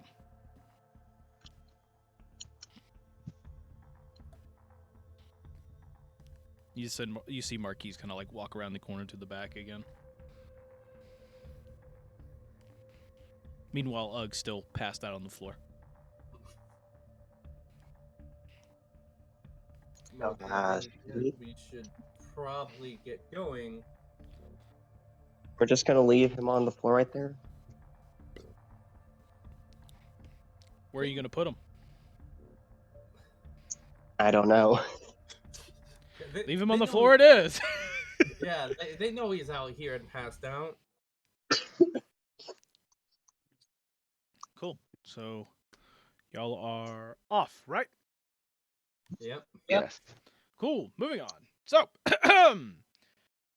y'all kind of make your way through the village. You keep walking down the road, and you eventually come you come upon, kind of like before. You see, the trash piles up next to the fence, and you see that line there, and you keep walking, and you then you kind of walk up to the fence there with a little line that's kind of glowing, and you look. You kind of like get a glance around, and you don't see like a goblin there, but it looks almost exactly like the other side when y'all came in, even though you know that you're on the east side this time and not the west. And so you then end up walking your way out, and then making your way east to where you were told to go to the coast.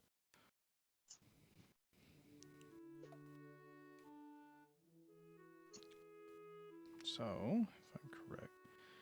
Okay, so you spend your time walking for a while, and you finally come up toward the coast. You can see the water in the kind of in the distance. It's another mile or two out, and you then you kind of you're walking up, getting to the coast there, and you start to see a tree like very on like the very edge of the coast.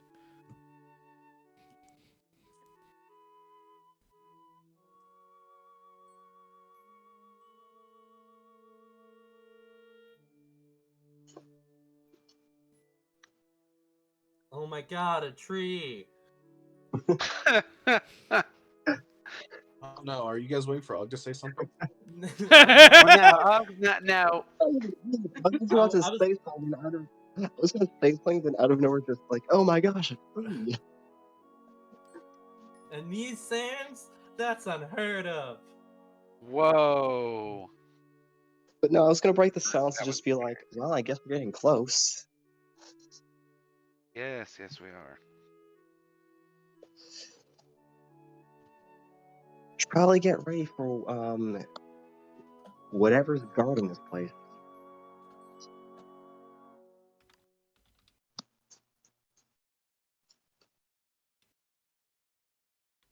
I don't know exactly what we're about to face, but I already know it's going to be painful. So. I mean, hey, we've confronted a dragon. We managed to escape a bunch of guards. We should have died. We honestly should have died a long time ago. Yes, I should have died many times, yet I'm still here. It's good. I still have many things I want to do. I'm gonna be honest. I'm surprised I didn't die up north. Yes.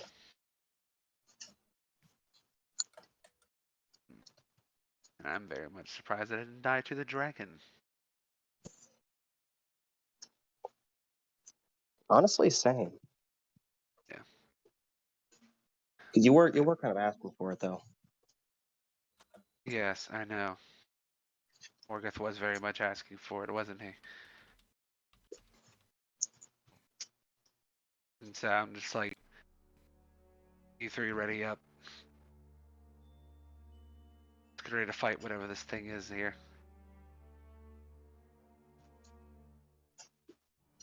Vanessa puts her hand under her trusty mace and like gets ready for anything at this point. Jackson goes ahead and puts one hand on his flintlock, the other hand on his rapier.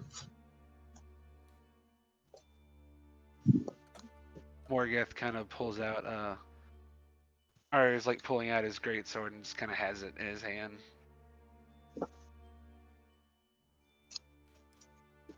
So you end up walking toward the tree, and like as you kind of approach the tree, like the closer and closer you get, you're still a good, couple 100 feet away.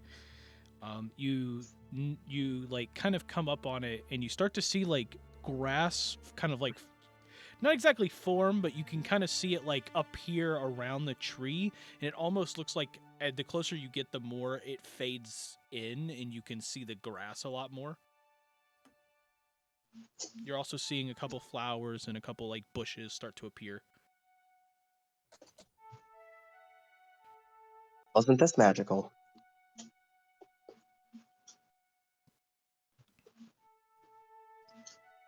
Yeah. Yep. Just be ready, guys. And be on the lookout for that flower. That flower right there. That specific one.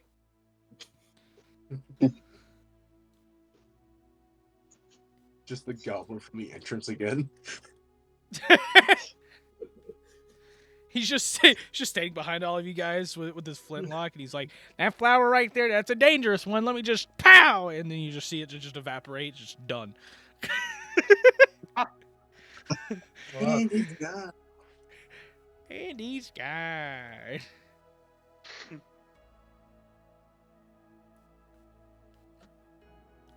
So, you get closer. You see more of the grass. It kind of like forms, and eventually you'll start walking on the grass.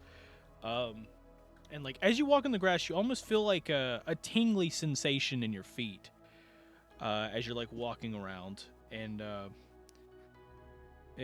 you keep walking around, and as you do, you see more things pop up. You see a couple other trees kind of like pop around you, but it's they're farther off. They're like hundreds of feet off, but you see them kind of like form like around the coast, and you notice that like when you walk up to this tree, you start to see like a pond kind of like sitting there. You see a pond kind of like next to the tree, and as you get closer, you kind of hear like a whispering of some kind, and it sounds like it's coming from like beneath the pond. Oh. Intriguing. It's just whispering magic. Silence.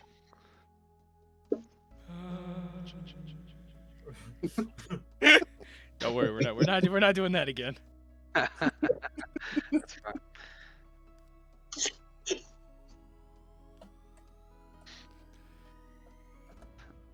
Either way.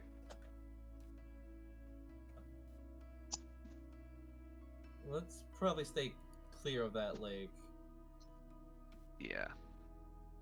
It seems like it's only going to be trouble for us. Yeah, I'm not sure if I like what it's whispering to us. I truthfully don't even know what it is whispering to us. But, That's why I don't really like it. well, regardless, we need to find this magenta flower and get out of here as soon as possible. So, y'all kind of like look around. You kind of look around for a while. You look around for a little bit, maybe a good 10-15 minutes. And you've seen a couple purple flowers, but you can't see any ones that are you can't see any ones that like kind of like look they don't look like what you think that you need to find. You just get a weird, strange sensation every time you look at one, just like for a fact that this is not the flower that you're looking for. Yes, the Jedi mind tricks. Yes. This is not the flower you are looking for. You are not the flower. This is not the flower you're looking for. Move along. Oh, I was going for you are not the father lies, but Oh, no, I was just going off what John was saying, but yeah.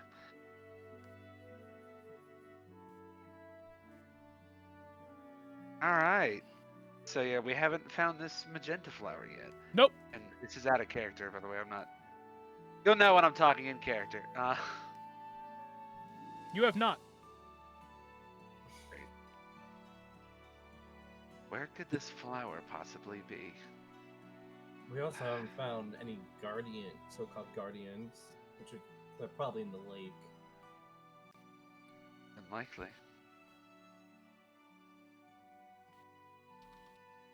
Either way, let's keep looking. So here, can Morgeth roll like a check to see if he can like find the flower? I mean, you can. I'm not sure if you're going to give it to you. But you can. That's why I ask. Wait, sorry, you wanted to roll what? Roll something. I don't know exactly what to roll. Either like insight, perception. I mean, just something. roll perception. Yeah. Yeah.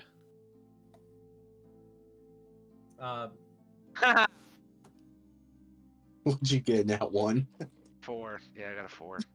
Got a 3 + 1. Rip. Anyone else? Yeah, I was about to say, I can allow one more of you.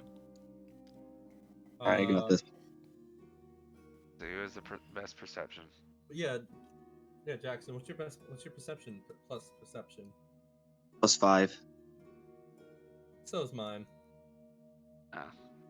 Well, good for you. Can one of you roll it with advantage? So we'll help you look for it. Just someone roll perception. Yeah, just roll perception. I already did. I got a 21. Awesome. Nice. You don't find it. I tried. It was a good attempt, but you did not find that. But as you were looking around nearby, you did notice inside a bush, you found what looked like looks like a sleeping bag. Oh. Huh. It was like a bedroll of some sort, kind of like hiding in a bush.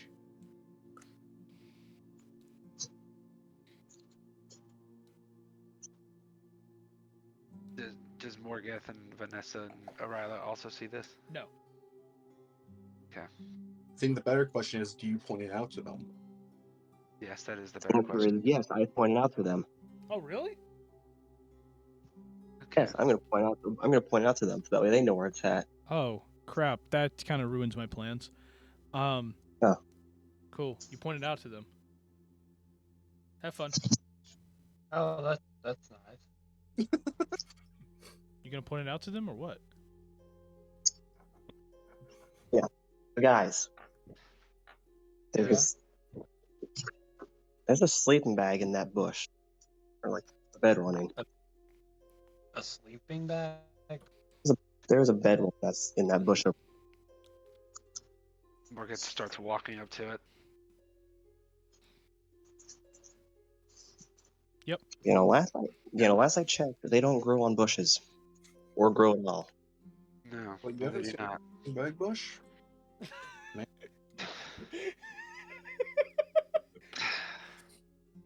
I'm trying not to laugh or be. I'm trying to stay in character here. Gosh, I hate you, Alex.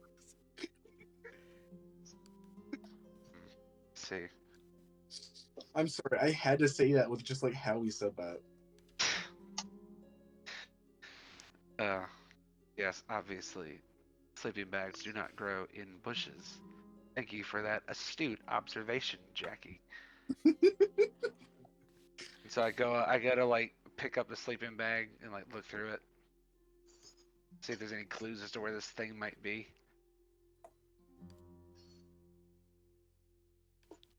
And like I am like deep searching the sleeping bag to see anything.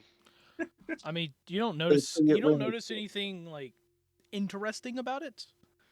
You just notice that it's just an empty sleeping bag. But you've noticed that it's like the one thing you do notice about it though is that like it doesn't look like plants have grown in it or anything, so it seems like it hasn't been here too long. Okay. Perhaps somebody else's sneaking around this place. So wait, were you looking in the? Are you trying to look into the magic clues as to where the flower was at? No, he we're was looking not. for the magical portal to Rainbow Land. What do you think? God, what is with like you guys and asking obvious questions right now and saying this stuff? Yes, and then Morgath's gonna keep calling it out every time. Thank you, Morgath. But it's not the matter of like questioning what he was looking for clues for, but the matter of like why was he thinking that there would be clues to a flower in a fucking bedroll? You could have have you not like hid like a journal in a bedroll? Or like underneath your Could have pillow? been some adventurer who left all of his stuff over there, like an idiot, Yeah. and maybe left a clue as to where we could find this thing. Because right now we haven't found anything, have we?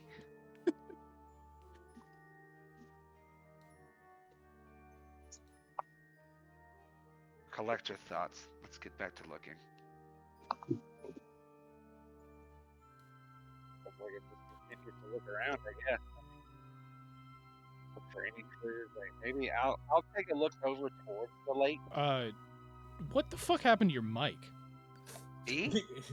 Yeah, for a second there, it sounded like you walked outside on your phone. What the hell? I don't know. Like, it's better now, but it Okay. it literally sounded like you walked outside. I was like, are you taking the dog out right now? No. I would tell you, be like, hey, I gotta take the dog out real quick, and then the audio would. Yeah. Yeah, no, No, I just no. look for a second. Hey, yo, pizza's here. Is it delivery or DiGiorno's? Oh my gosh. Jackie's over here pulling down all my all my frames per second over here. Donnie. You're welcome. Oh, and we left. It's DiGiorno, and we left the flavoring on the top or around it. Oh. We left the extra flavoring around it, so you know. Okay. Yes, that was a joke. I'm sorry, that was me. Okay, sorry. Moving on. What did you say? Who, me? Yeah. I couldn't understand you. That's why I was. Oh, I was just roasting Jackie. Got it. So just another daily thing.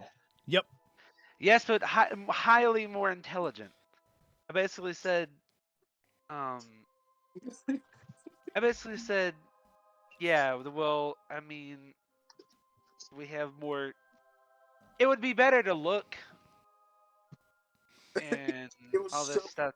Like I can't even like it was an in a moment thing. Okay, I just basically said get your shit together. I think the funny thing too is that you're roasting Jackson, even though I asked the question out of character. Yeah, that's exactly what I did.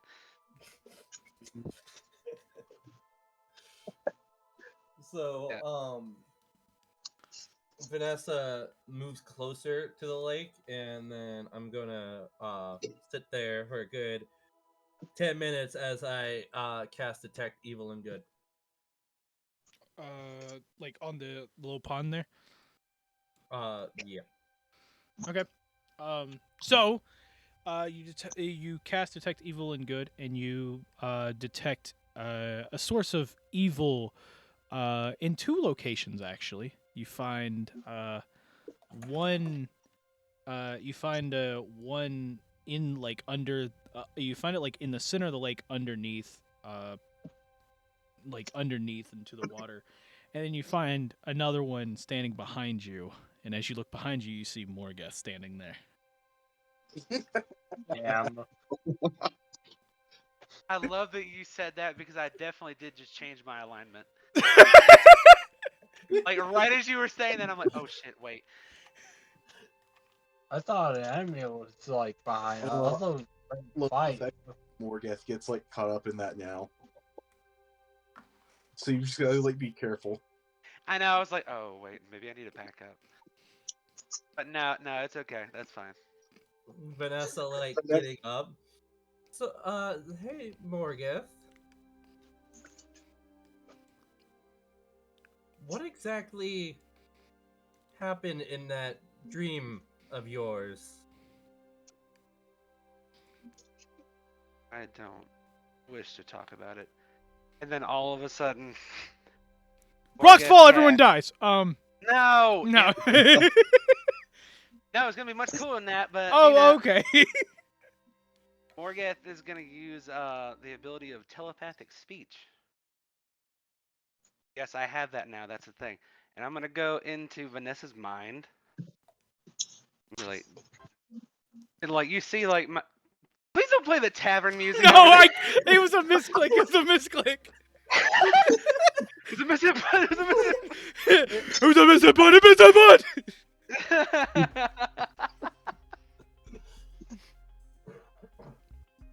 But yeah, no. Like outside on the outside, Morgeth goes. I don't want to talk about it.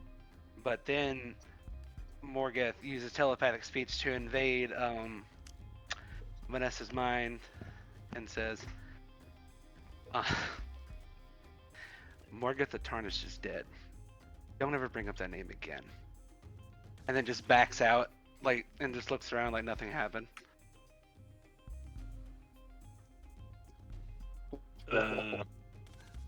Vanessa, like at this point, gripping her mace a little bit tighter. I look over at Vanessa and just like kind of like smirk a little bit, like just like that evil, like sinister kind of smirk. Well, I have a feeling that like when he said that, he just stopped and actually did the smirk, and then realized, oh yeah, webcam's not on. Oh no, I did. I definitely did. Yeah. I was like, they're not gonna know what I'm talking about. I had to describe this, don't I? Fudge sickles. If only we were playing in person with webcams on. Yeah. Yeah, no, Morgan just does kind of like a little like smirk. Just to have Vanessa just to like freak her out even more. Yeah, Vanessa knew something was up when Morgeth called a dead weight, but a little bit. Well, I said he would be dead weight if we brought him with us. Yeah, but it's the way that you phrased it in the moment. Yeah, sure. So. And also, you've been doing a different voice this whole time. Yeah. A more low voice. Yeah. He has seemed calmer. I know, that's the point. But, yeah, no. The only thing I'll say about that dream to any of you is that it wasn't really a dream. I more or less just fell asleep and woke back up.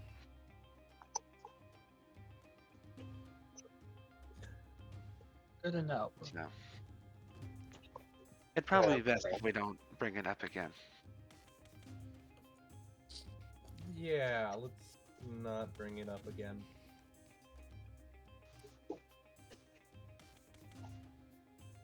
You kind of awkwardly stand there for a moment, and then as you're sitting there in kind of like an awkward silence, you then feel a rumble in the ground, just a little bit more of than what you felt, than what you felt before. And Vanessa kind of gets a look.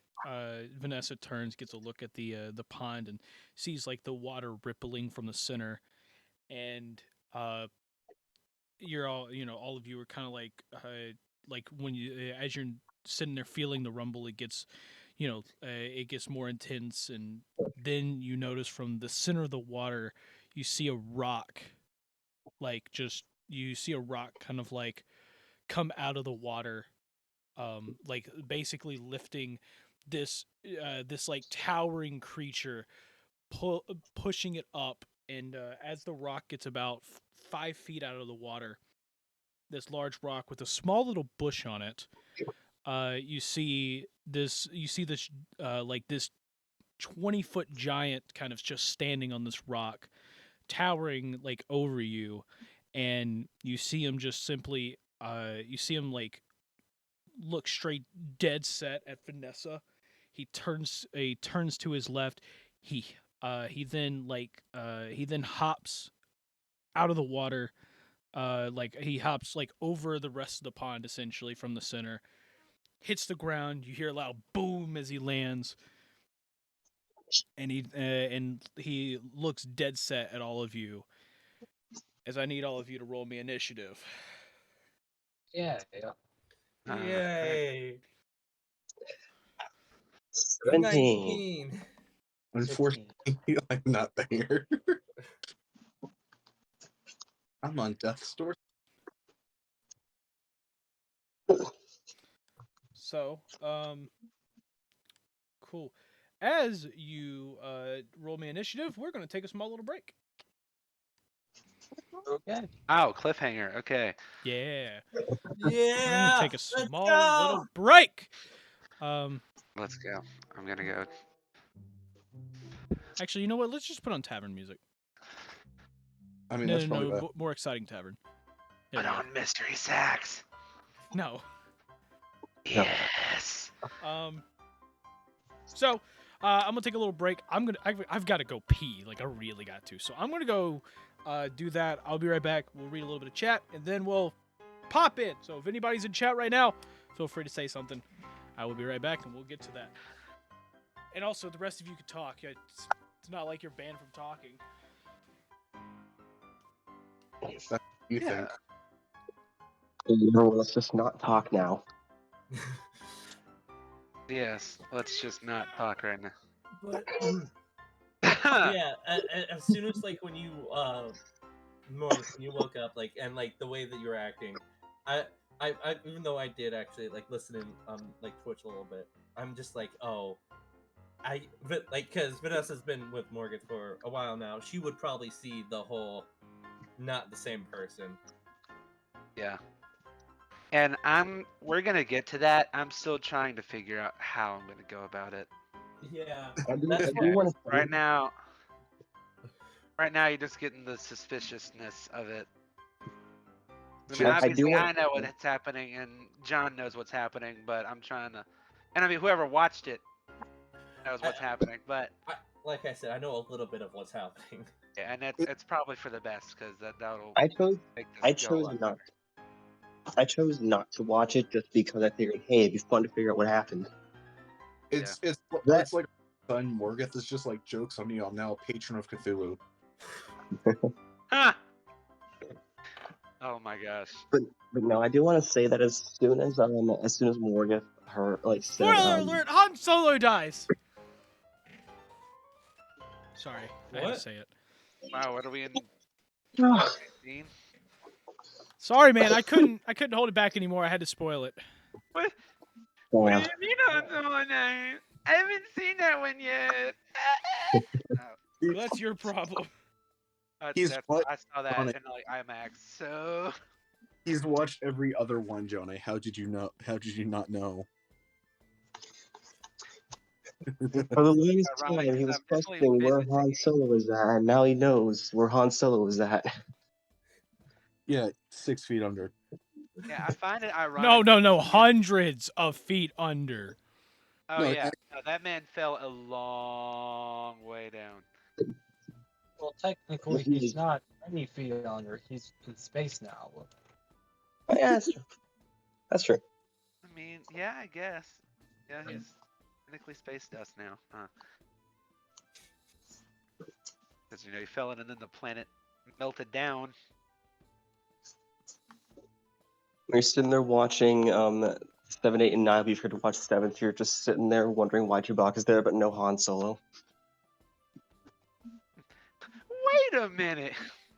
Wait a minute. Who are you? Me with literally every character that's not. Imagine watching 7. You go to the bathroom for like 10 minutes and you come back and you're just like, why are there people crying? Why is Chewbacca crying? Why do I hear? It's like, why do I hear the whole theater crying? Hey, Junior, we're taking a little break right now. So where's Han How you doing, Solo? Junior? Why is Chewbacca? Guys, so Junior's in angry? chat. Hi, Junior. Hello.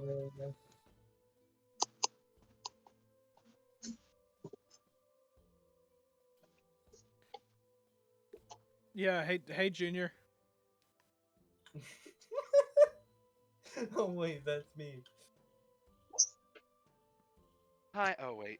Oh wait, that's you. Hi, Junior. I didn't know Yeah, Junior I'm played alright. with us. No, I didn't know that either. I was reading it out. He told me he was for busy. reading it out for the people that aren't actually in the chat, aren't watching the stream while we play. Hmm. Yeah, I'm gonna go get a cup of Oh water. wait, Then that's. I'll be right Oh back. wait a minute. Yeah, wait a minute. What? Oh, I got it. That's me. Hi, me. Hey, you. And I'm going to get Wait, a I'm thing of water confused. now. Yeah, I'm Goodbye. confused as well.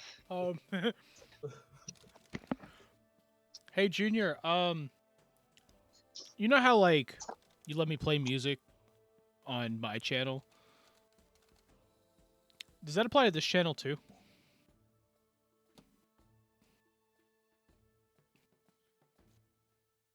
Yeah. Okay. Cool. Just making sure.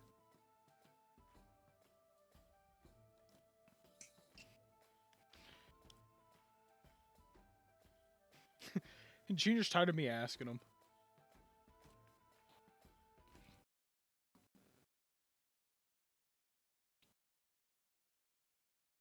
Oh, it would help if I actually got a browser sound thing.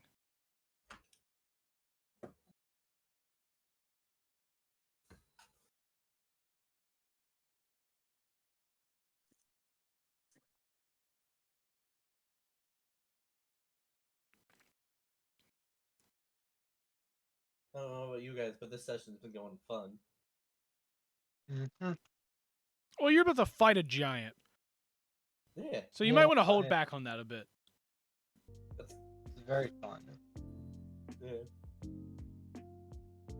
Yo, when can we start using food buffs?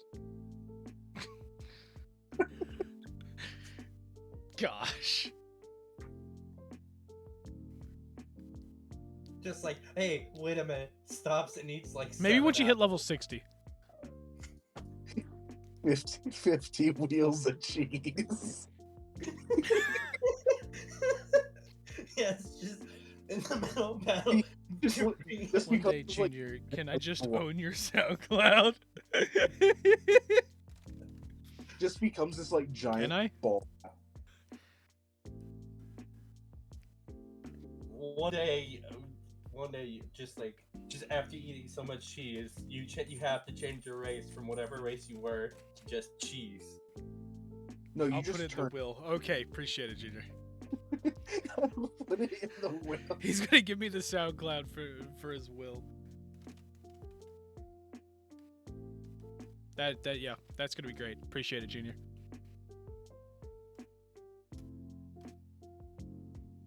Junior's like on his deathbed. Johnny's like trying to do like one last like session of D&D. They're reading Junior's will. It's like, Johnny, you've got his SoundCloud. Sweet, I can play all his music. I immediately go and put on collars and do create like an outro for him leaving the earth. And then he gets copyright striked for like no reason. Just halfway in, the like one of the funeral people walks up. They walk up. They just put their hand up in front of me and go, "I'm gonna have to stop you there, buddy. That's copyrighted." And so it's like, what do you mean it's copyrighted? He gave me it's my music now. He just gave it to me. No. You will have to appeal that to my supervisor. Well, that sucks. Unfortunate. Okay.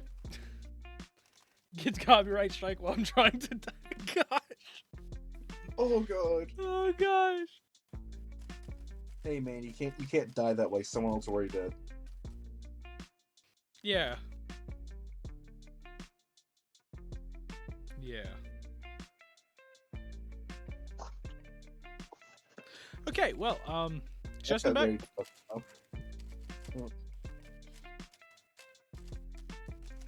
Hey yo, I'm Justin.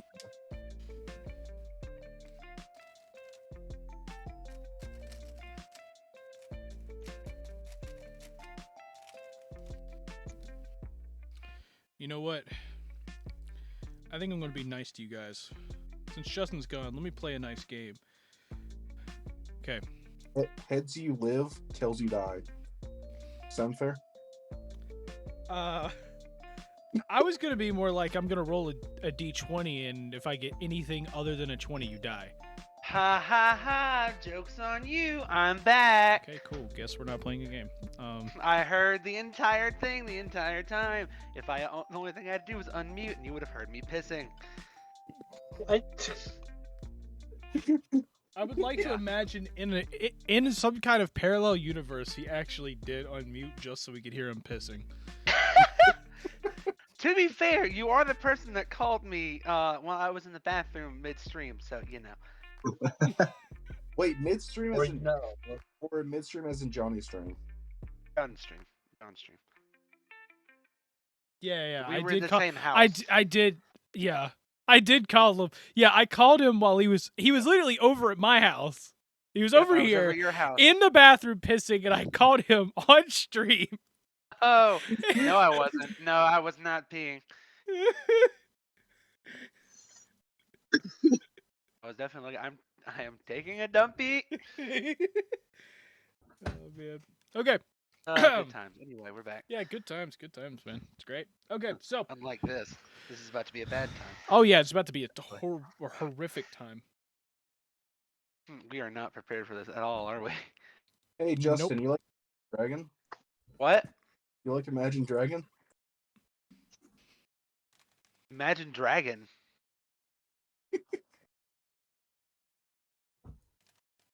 No, I'm not falling for this. I'm not falling for this. No. Shut up. I wish I could do like voice effects. Imagine on my, dragging like, these nuts on headset. your face. Oh. Oh.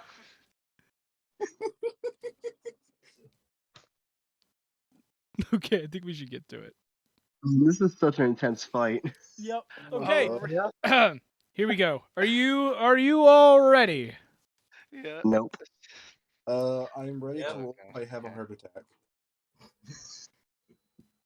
Roll a d20 as to whether you don't die of a heart attack right now. Johnny's like actively thinking about that now. I'm actively thinking about that now.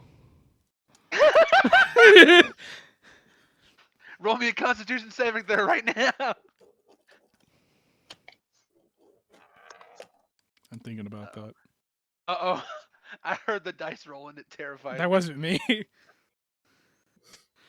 That wasn't, and that didn't even sound like dice. It sounded like a marble. Oh, well, Yeah, still. it's more like a marble in like a cardboard box. Okay, fine. I get it. I am an idiot. Well, we knew that. Okay, here we go. 3, 2, 1. Let's do this. Oh, it's actually convenient. This song is called The Ice Giants. Yeah. Okay. So, you see a 20-foot giant stand in front of you. It's about, 10 feet wide, and actually, that'd be really weird proportions, wouldn't it? Wait, what? 30-foot giant. It's a 30-foot tall giant, 10 feet wide. That motherfucker is wide. I like how Johnny was like, "Wait, that just sounds weird. Let's make him bigger." Right, that'll be my. Let's make him bigger. Stop talking. Okay. I'm just kidding. Now it is time to move over to our battle map for the day. Here you go. Wait, shit. It's supposed to zoom in. Shiz whiz. There we go. It is now zoomed in. Welcome to this. Okay, look, man, the guy's not actually the size of a Rilo, but, I mean, his width is, so we're just gonna go with it, okay? I mean, nah, he looks cool, though, so it's alright. Yeah, okay. I honestly did have him 20 feet tall on the battle map, but then I realized that, yeah, it would just be weird doing that. Okay, so, he's in the water. He's standing on the edge of the water. Oh, I know.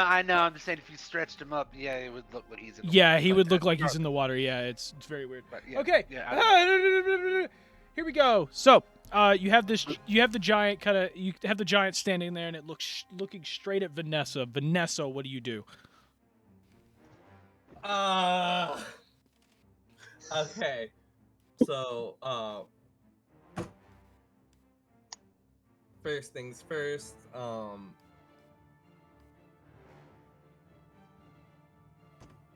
I am going to throw pocket sand at it.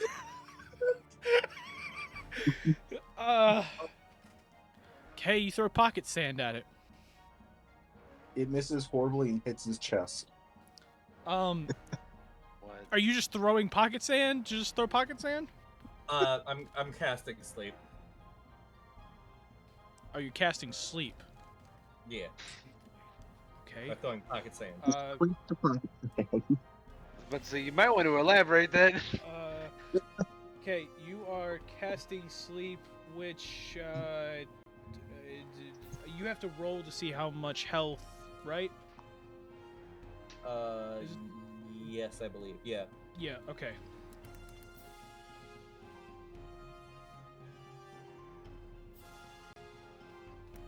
I'm trying to figure out how much I have to roll because it doesn't actually. Okay, so 5d8, I think. Does it go up? Oh yeah, higher levels.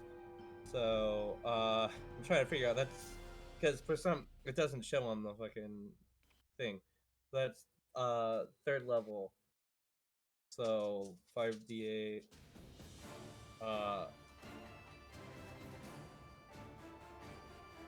Okay, while you're figuring that out, let me give you a little reminder. Of stuff. So when he came out of the lake, you saw this rock kind of appear. In this bush is a little purple flower that, when looking at it, it looks different from all the others, and you could see almost like a little glow to it. So you assume that this is the magenta flower that you need to find, or you needed to find. Yeah, I think I'm rolling 98. Okay. Because it's 5 plus 4, so 9, right? Yeah.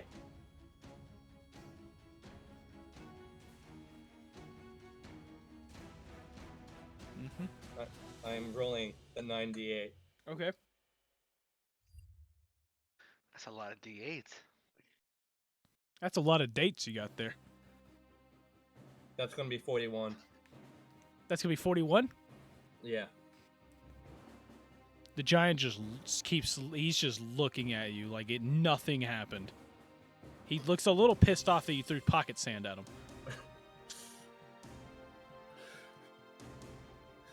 Oh, great. Marvelous. Okay, well, shit.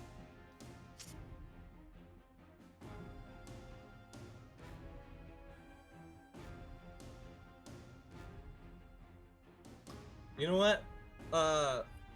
Bonus action, Bardic Inspiration on Jackie. Okay.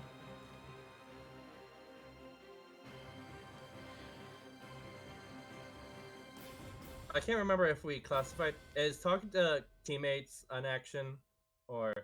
It depends how long. So you can talk to him for free. Yeah, I don't care. But if you Okay. start to take too long, I'll cut you off. Jackie, get the fucking. Okay, you can stop. No, I'm just kidding. I'm just kidding. Continue. Yeah, it's just like, Jackie, get the flower. And then, yeah, I'm gonna move in front of the Morgoth-looking person. Morgoth-looking person. Okay.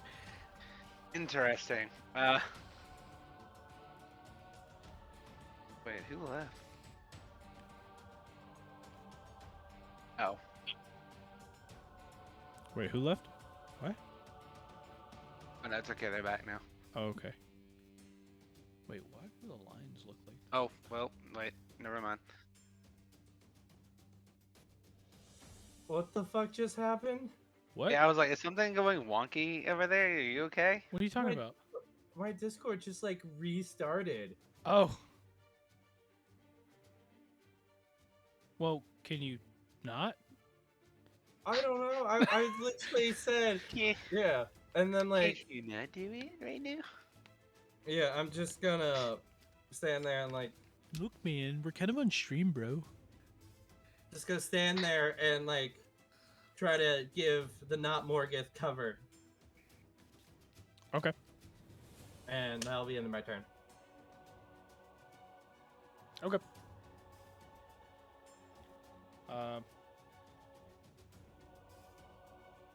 Jackie!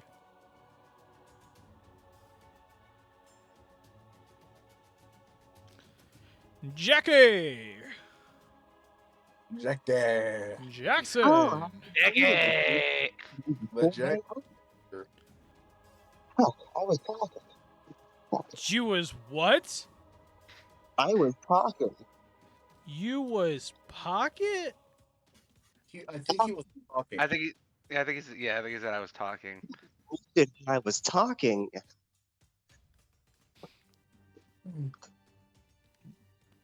Oh, okay. Less talking, more go for flowery. No, I'm just kidding. Yeah, what do you plan on doing? I'm sorry. I don't mean.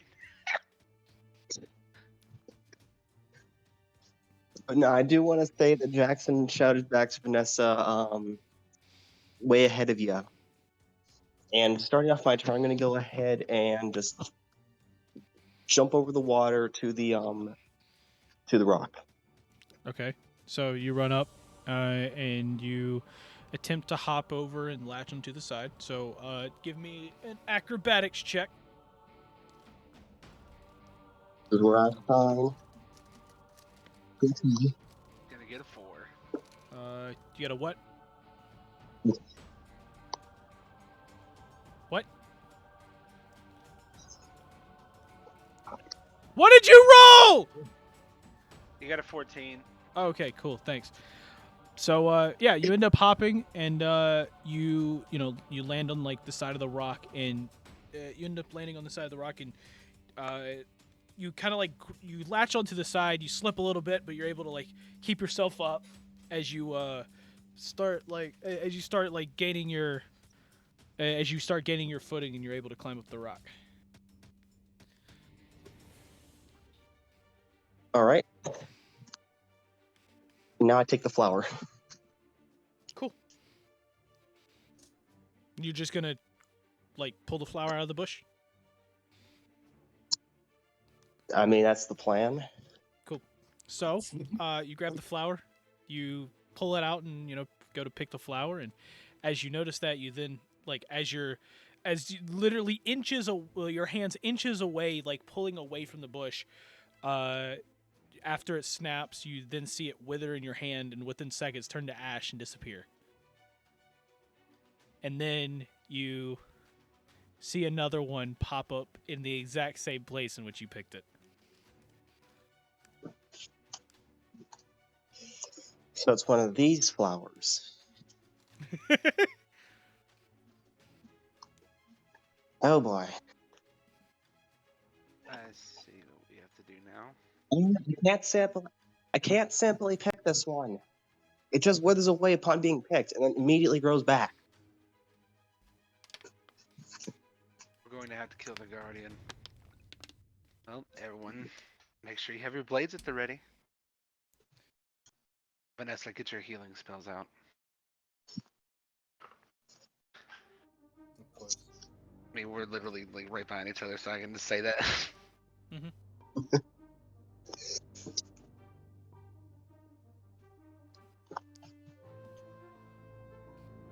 Is that all? I'm gonna pull out my guns and then end my turn. Okay.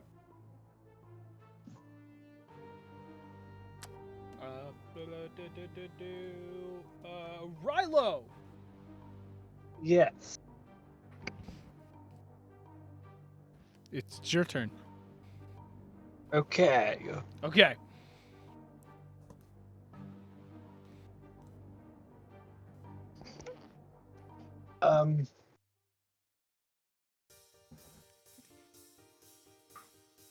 Wait. Justin, you wanted to... That's how you wanted to spell it? Huh? I looked at D&D Beyond. That's how you wanted the name spelled? Because you Yeah, you did not send that to me in Discord. Yeah, I did. sent it to your DM. No. You sent. Let's see. No, I sent you something yesterday and you never responded.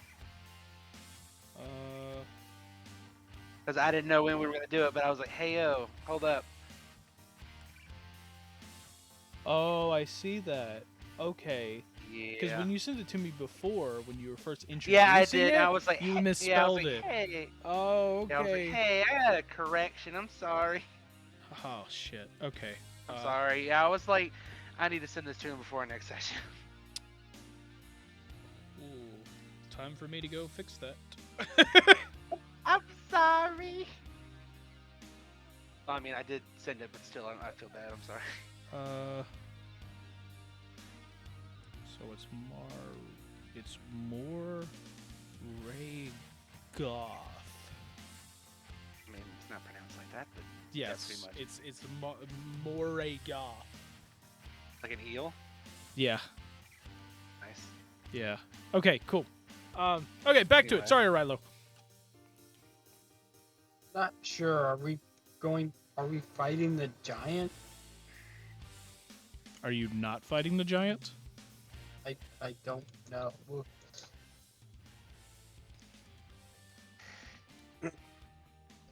Was that a question in character? Yeah. I'm conflicted.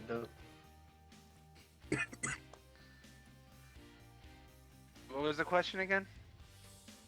He wants to know. Actually, no, I'm not even gonna say that.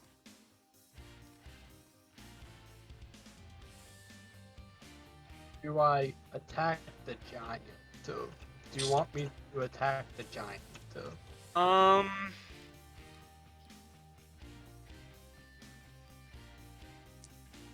If you have a range spell, that would probably be the best for our situation right now.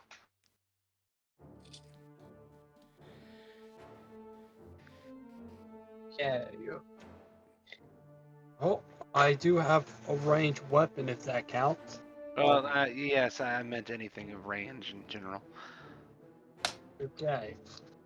Pull out good old Betsy and walk 15 feet in front of him. Okay. So you walk here. You get a nice aim 15 feet away. And test out my new ability.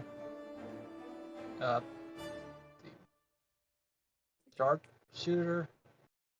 Oh gosh, he's got sharpshooter too. Oh no! Oh, this is going to be fun. Great. Okay. Okay. Okay, roll for hit.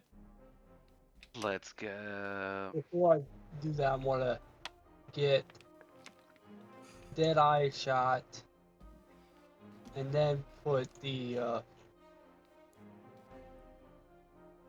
-5 penalty for 10 plus damage. Cool. You want to just like one shot him while you're at it?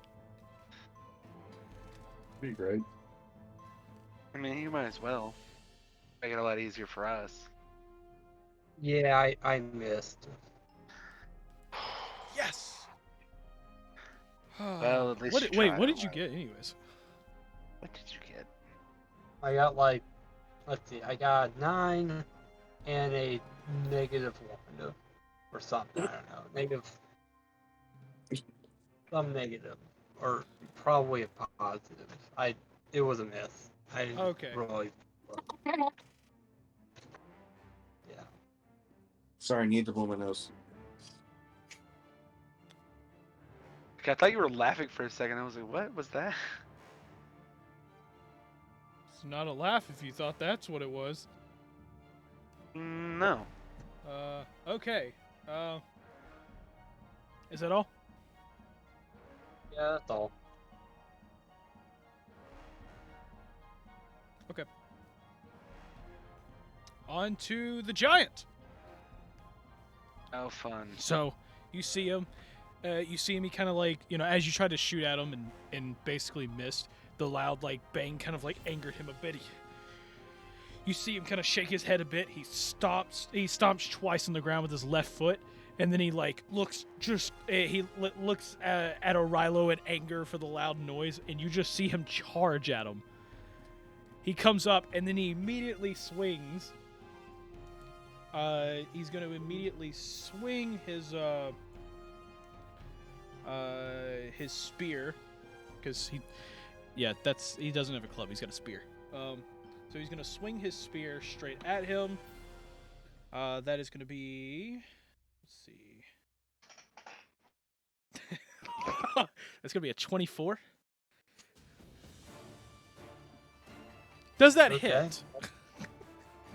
Yeah, that hits. Okay, making sure.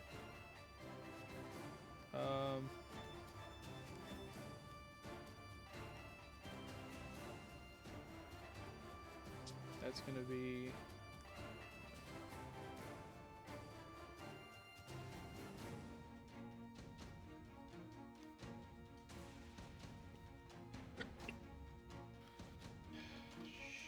Shoot, give me a sec. Gotta grab a calculator.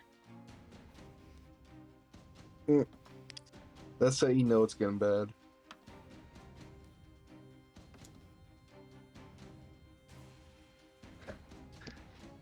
Yes, let me get a calculator to calculate how dead you are. So yeah, he is going to hit you for 27 damage. That's over half his hit. Okay. I'm going to use Stone's Endurance. Okay, you're gonna use Stone's Endurance.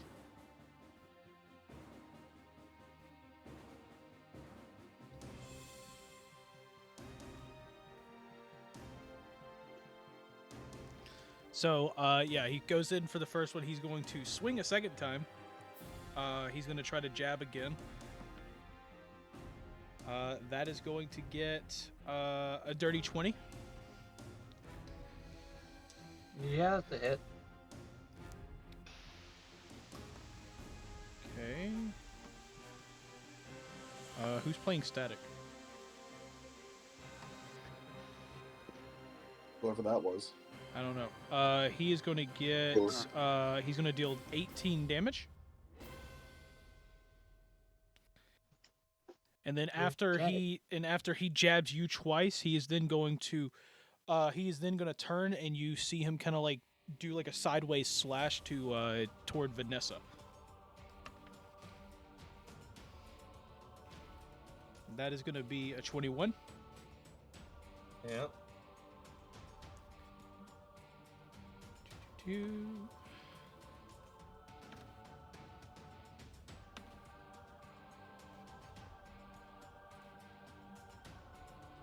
And that is going to deal 19 damage.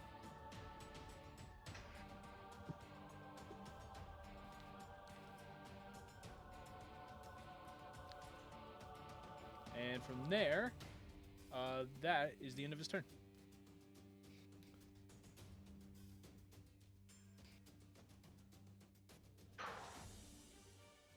Oh, this is great. This is going well already. Yeah. I think it's going great. First round, and someone's already almost dead. Pretty sure he's only at half health, but you know. He's under half health right now. He's under half health. Yeah, so wait, how good are y'all? Do I need to do any healing right now, or should we just wait? Just wait. Okay. So. 11 health. I assume it's my turn now, or what? Yes. Sorry. I was like, we haven't officially. I was waiting for the warrior. Yeah, no, my brain was just like, yep, cool. I'm just gonna wait here for him to do his turn. Yeah, I was like, you didn't tell me to go, so yeah, it's your turn. Cam yet? Okay, cool. Yeah. At first I say, at first I tell them both Orilo and Vanessa to move back, like fall back behind me. And then I run up, and what should I do first? Sorry, I'm trying to look. So I have a bunch of cool new toys that I want to try out, but Okay. yeah.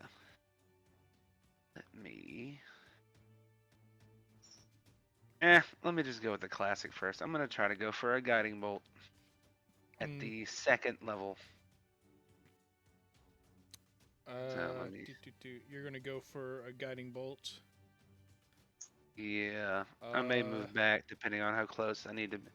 Oh yeah, I'm way too close, aren't I? You're Here. within 5 feet, yeah. Yeah, let me move back to about 15. Yeah, right about. You see that corner the corner box? One just to the right of it, right under Here. the web bar. No, up one. Up here. Right there. Yes. And I'm gonna fire off a guiding bolt. Okay, roll for hit.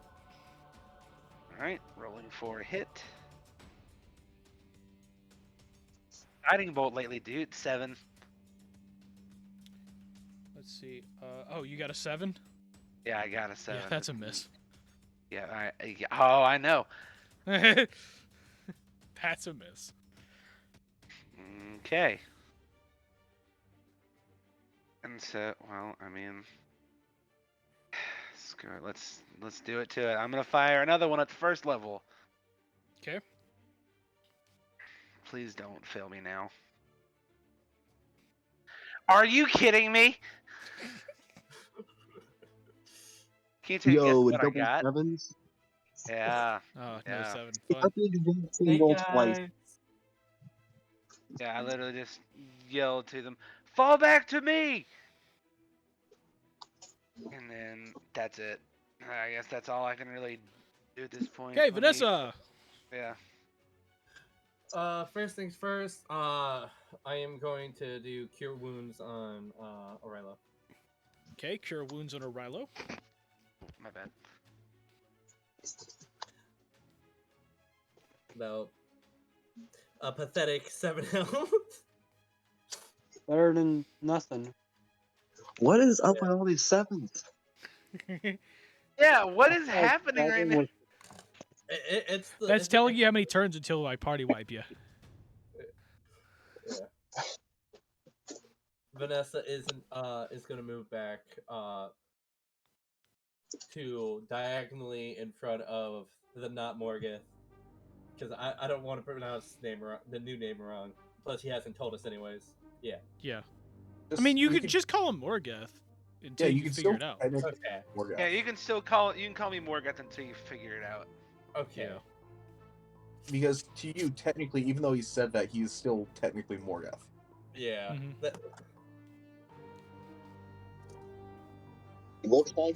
Don't worry, he's just going through a phase. It's okay. He's just going through his god phase, don't worry. Yeah, I was gonna make that joke. Okay. Yeah. And then healing word as my bonus action to Aurelio as well. Again, another healing thing for Aurelio. Okay.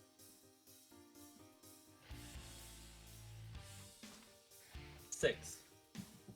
Nice. So At least it wasn't a 7. Yeah, but I rolled a nat 1 to get a 6. Oh. Anyways, yeah, end my turn right there. End that shit right there. Okay. Jackie! Alright, I'm going to keep both of the last item. I'm going to make one shot. The first shot is a charming shot, and the second shot is getting a shot. Okay, excuse me. Can you up the quality to at least 720p? Can you get out of the water, please? This is not bad. I'm not in the water. I don't know, man. It sounds like someone's trying to drown you. Are you okay? We need to call somebody. Splish splash, he was taking a bath.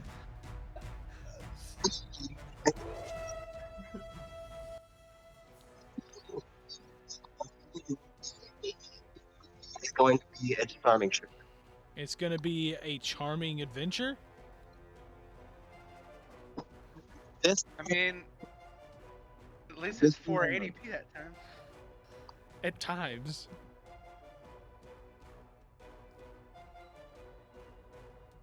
Dominique? Shot. Me try make weapon go fly. You're gonna make weapon go fly.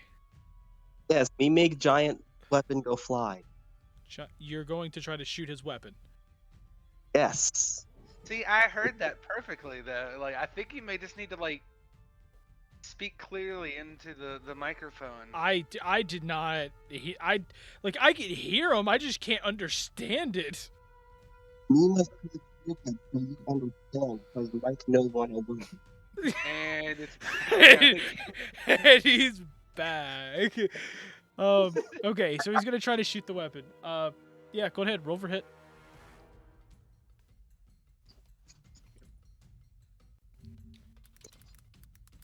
Oh, it's not a 7.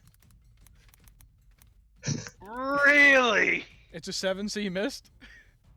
Oh, it's an 8.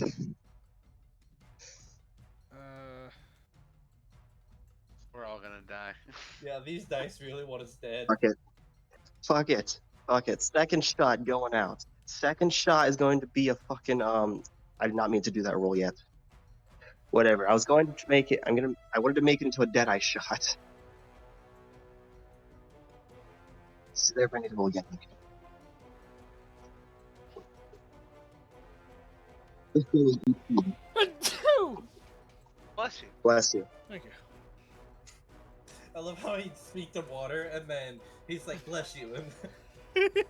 And Okay, so are you doing it again?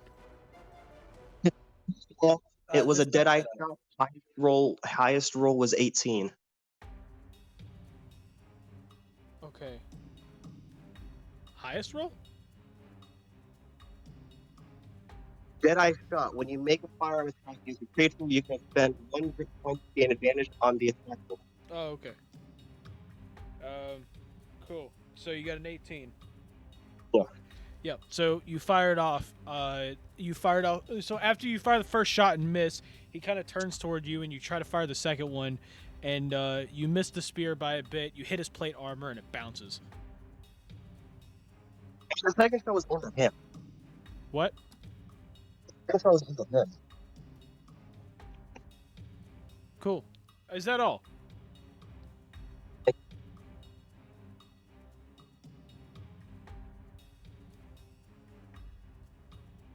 I think he said yes. I'm not sure though. Yeah. Yeah, he said yeah.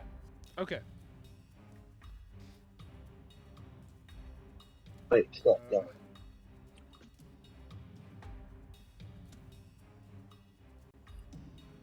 So, move on to Arilo. Arilo, what do you do?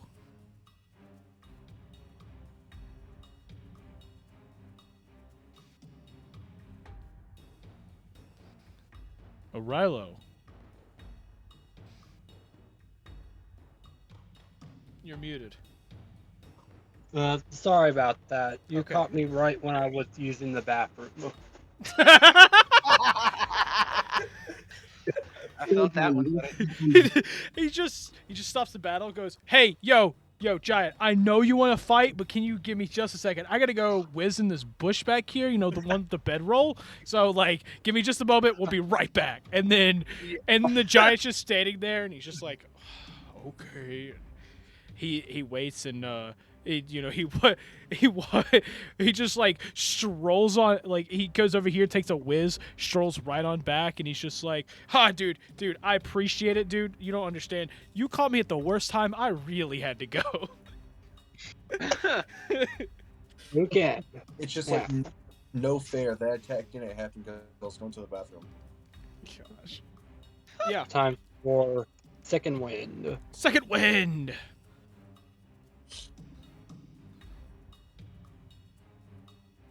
Okay. 10 health. Okay. Yeah. Okay.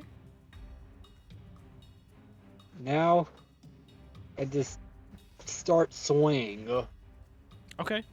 Wait, swing what? my sword at the giant. Right at You his have ankle. Betsy in your hands. What? You have Betsy in your hands. Oh.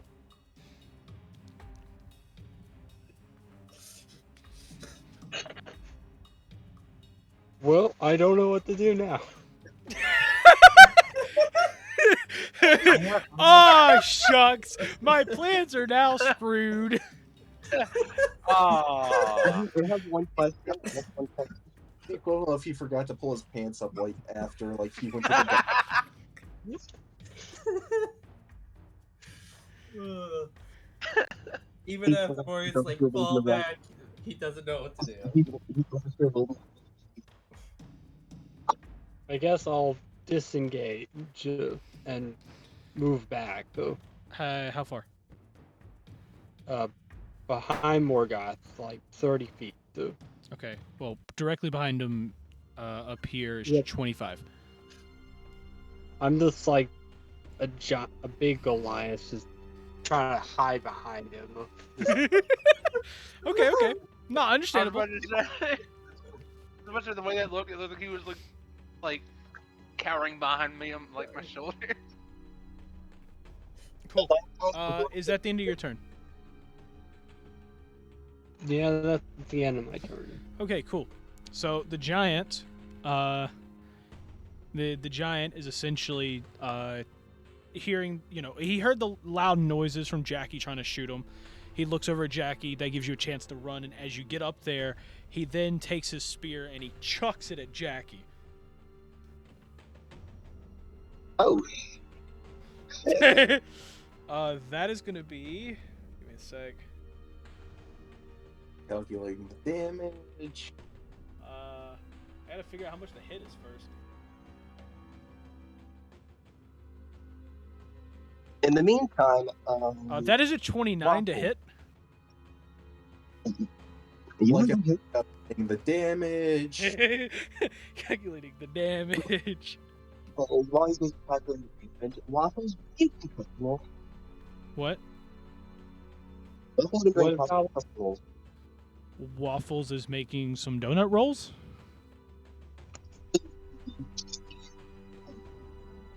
I need to do a carpool.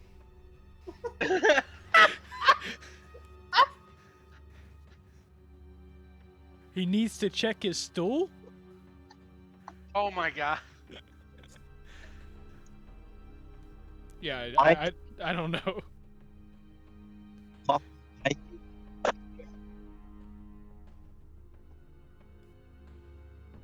Have you tried leaving and coming back? Have you tried simply getting good? Sounds like a skill Okay, issue. you know what? Let me calculate this damage and stop trying to figure out what he's trying to say. Waffle. It's knocked unconscious. Seems like a skill issue to me. Cool. So he chucks. Okay, so he turns to Jackie. He throws the spear. It flies across the water and it hits Jackie, dealing 22 damage. And as that happens, so he throws the spear. It hits Jackie, dealing 22 damage. You see the spear disappear from his chest and just appear back in the giant's hand, where he's gonna throw it again. Oh no, not a magic! Hey man, you know who would have been good here? Hey, oh wait. Hey, oh wait, I've seen this one before. Jackson, Hayden was reborn as a. Let's see. He's going to throw it again. And now, let's see. He's going to throw it for a 16 to hit. Does that hit? He missed.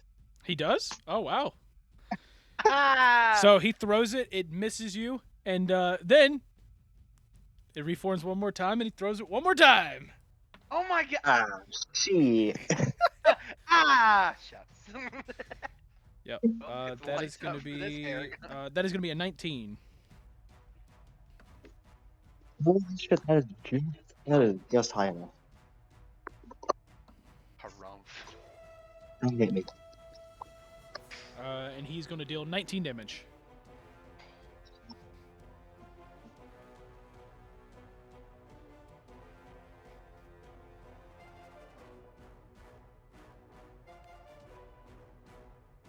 Wow. Literally knocked me down to what he was doing to. Yeah. So after throwing the spear three times there and dealing a hefty amount of damage, The spear, of course, reforms in his hand. He stomps in the ground twice, and then he just screams to the heavens, and that's where we will move on to Morgoth. That music kicked up just at the right time too. Like that is my actual fear right now. I'm not even playing the boss music. And that's the scary part. It feels like we're fighting a Dark Souls boss right now. I'm not gonna lie. Honestly. Yeah, like it's a little too shockingly close. What should I even attempt to use here? I'm gonna like. Can I get over to Jackie in one turn? If you want to run and jump. Yeah, man, I'll make the attempt. Run and jump. Run and jump. So yeah, you know what? Check. Here, you just tell me what to do and I'll do it. Yeah, give me an athletics. I should have done athletics now that I think about it. Ugh. Oh well. I mean, from where I was standing, it was more like it was definitely more just like jumping. 21. Yeah. Okay, so you run, you get a nice jump, and you're able to land just on the corner here. You grab onto the rock, and you're able to latch on and basically pull yourself onto the rock where you can kind of get a foothold. But I will tell you, unless you move off this ledge, you're going to have disadvantage on, like, everything. Okay, well, yeah, all I was doing was coming over here to heal Yeah. Jackie. I'm going to heal him for 15. Okay. Play on hand full. Okay. Alright. And then how much movement do I have left? 5 feet. Ah, I see. That is where Morgoth will end his turn. Yep. Okay.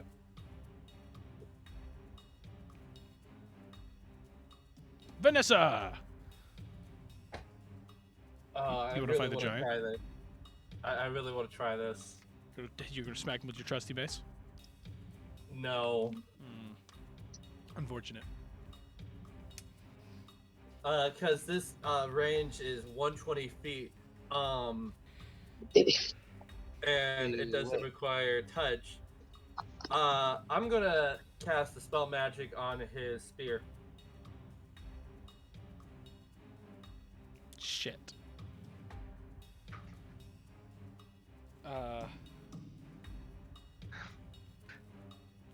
Shit. I didn't think of the spell magic.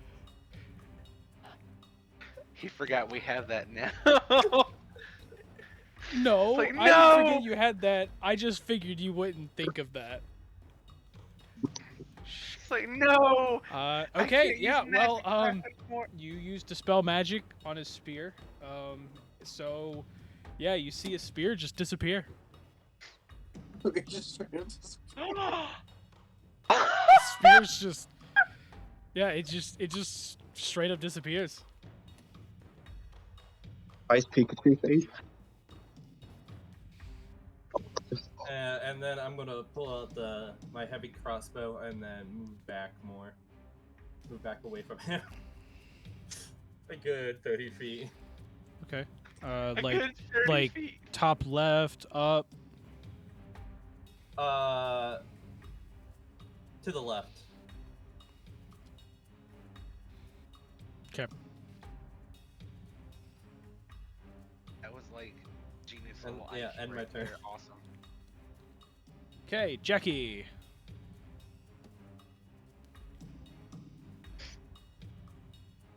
Alright. Bless you. Bless you.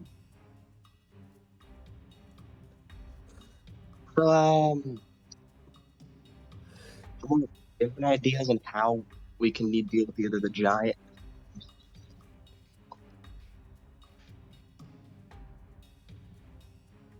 Say what again? It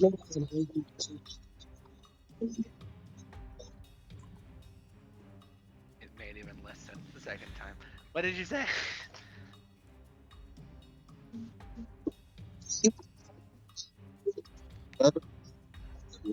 Dominic, speak slower and louder.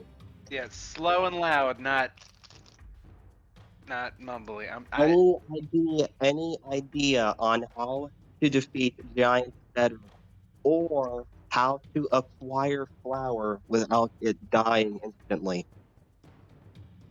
Something about a flower dying instantly. He said, "Do we know how to either defeat the giant or how to get the flower without it dying instantly?" Shut up, heart attack bird. What? That was me saying that. No, Alex was trying to make a joke, so I was telling him to shut up, heart attack bird. No, I couldn't hear him. Like, I heard like half of what he said. I was like intently listening, so I'm like. Yeah, no, okay, I understood at that time. Yeah. Yeah, I just think. Listen, I only heard like half of what he said. Shut up, heart attack bird. Okay. All right. Anyway, let's see. Dispel magic worked on the spear. What if it works on the bush? True, but what if it also just makes the bush disappear? You make a very good point. I think we're gonna have to kill this thing. At least we've weakened it. Yeah. Yeah, at least we weakened it, but it's also weakening it. Yes, I caught the back end. I caught the front end of that, not the back end. What'd you say? I'm sorry. Finish that last bit. It's also weakening it. Okay. All right. So wait, it's Jackie's turn now. Yes, it's still my It's still Jackie's turn. Okay, I'm like, what you gonna do?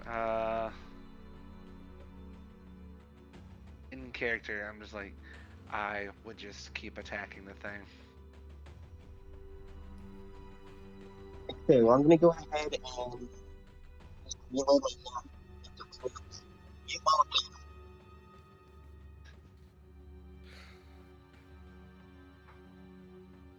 And then at giant.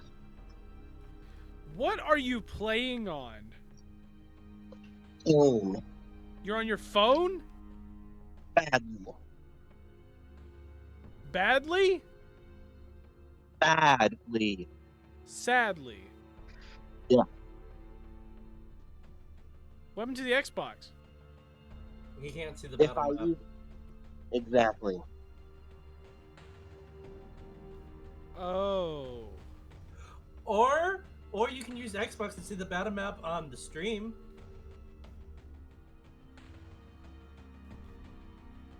That is the thing. Pull up the stream on your phone and use Xbox to talk. Duh. That is the thing. I said this earlier. Twitch is not working properly. Nothing ever works with you.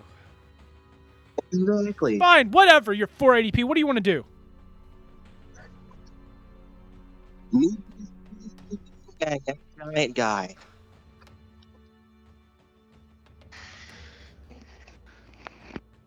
Justin, could you translate? I was something guy. Chat, can Me? you translate? Wait, no. Speaking the caveman language, that always somehow technically works. I don't know why. Yeah, speaking caveman language. Me shoot a boomstick at big guy. Yes, there we go. Okay, cool. Roll for hit. It worked perfectly. Every time you speak caveman, it works for some reason. I hate it, but it works. It works. Me very mad at this logic.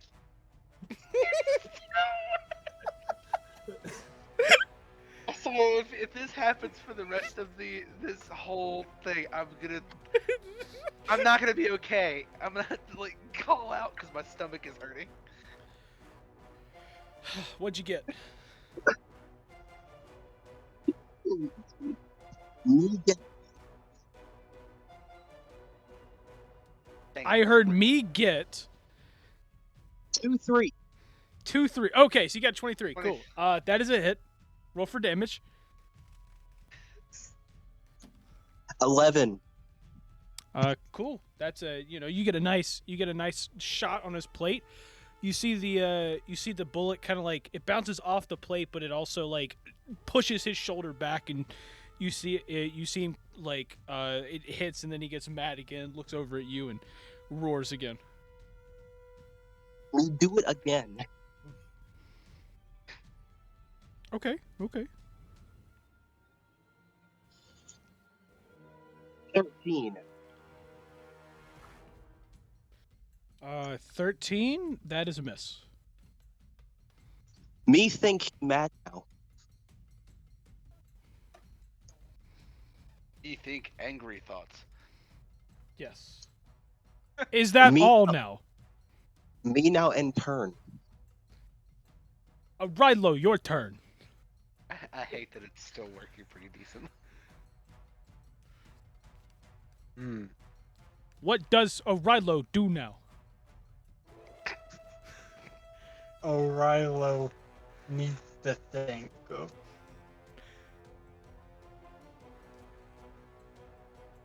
O'Rilo takes big sharp stick and beats Giant.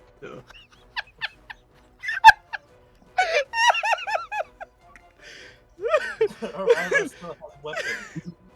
Riley still has shoes. You still have Betsy. Like you're just gonna find a random sharp stick on the ground? Okay. I trade out Betsy for the great sword. Okay, and now you're gonna take big metal stick and poke Giant. Yes.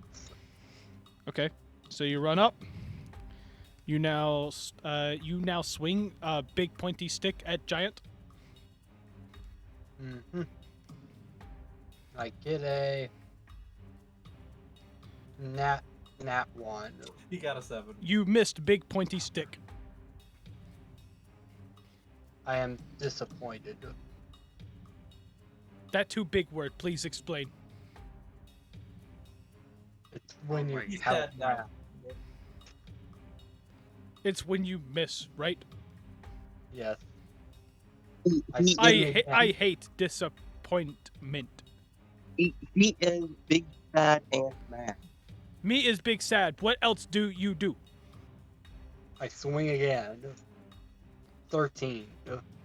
That is big miss. Dang. I go for a action surge for another swing. 25. 25 is big hit. 6 damage. 6 damage is not so big of hit. The last hit. It is something. That's another miss.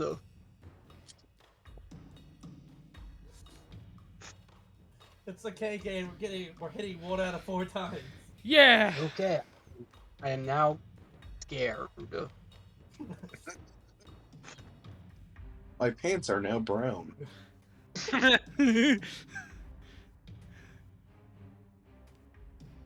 What you do?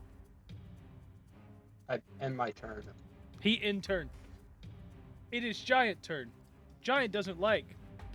Giant don't like you hit him. He hit back. Hard.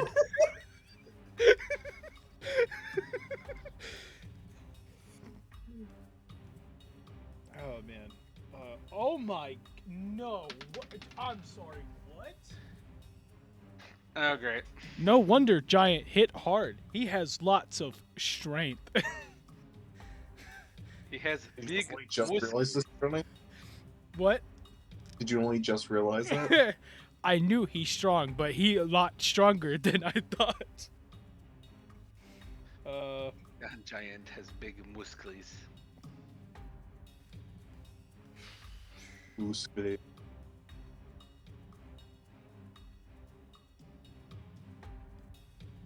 So what happened?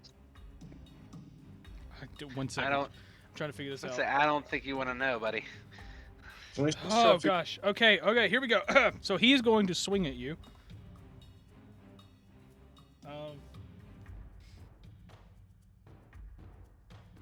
Let's see. That is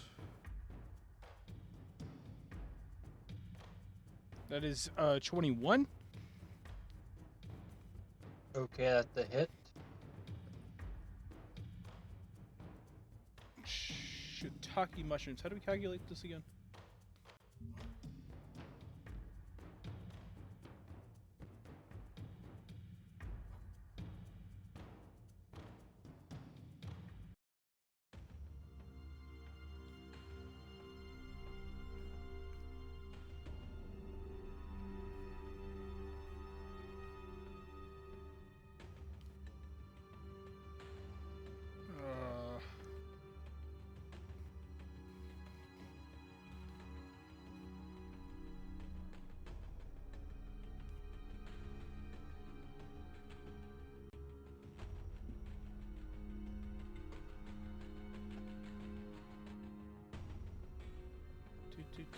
That is okay. So he is going to hit for 8 damage. Then he's going to swing again. Okay.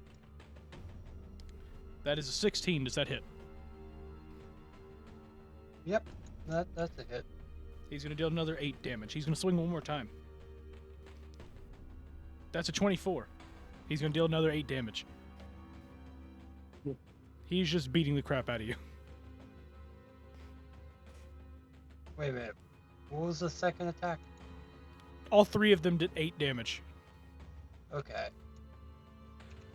The second one was 16, if you had to know.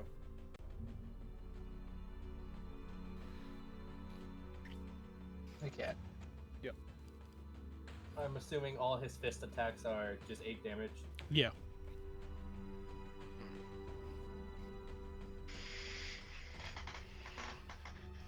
Oh, Rilo, how you feel? At least you lowered the damage. That's nice. Yeah. Yeah. Yeah. Hopefully we can survive 3 strikes of it. Yeah. Yeah, cool. Morgaya. All right, my turn. Yes. All right, good stuff. I'm gonna go back over across the lake or whatever to the giant. So you're gonna try to hop back across? Mm-hmm. Okay. Well, athletics.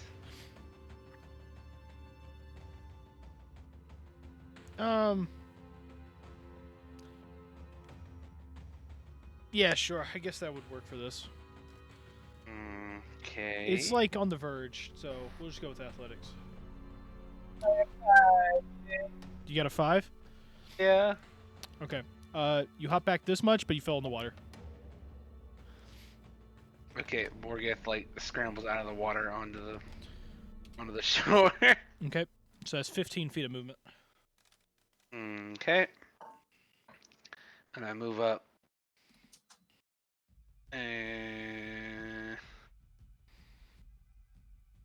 No, I don't. Hang on. Let me see. What types of attacks can I use that are at a good range? Let me try.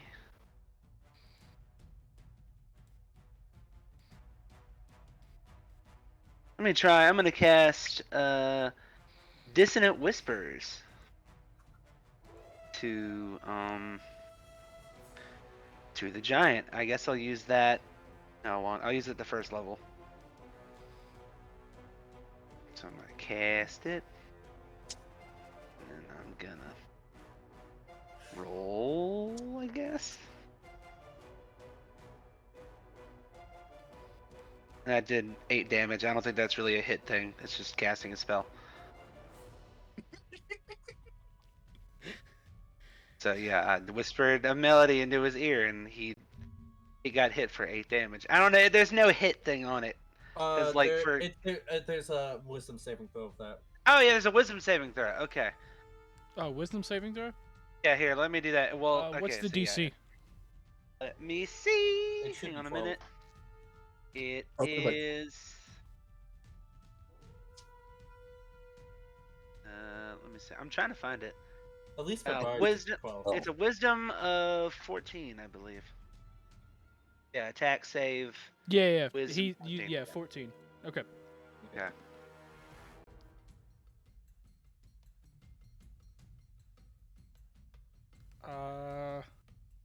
He got a 17. So Okay. nothing Well, happens. no, he takes half as much damage. Oh, he takes half as much? Okay. Yeah, it takes half as much damage. So doesn't have that's to 4 move away. damage.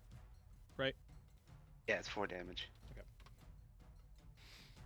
So yeah, it just didn't give him all the effects, but still hit him a little bit. So that's good. Yeah. Let me.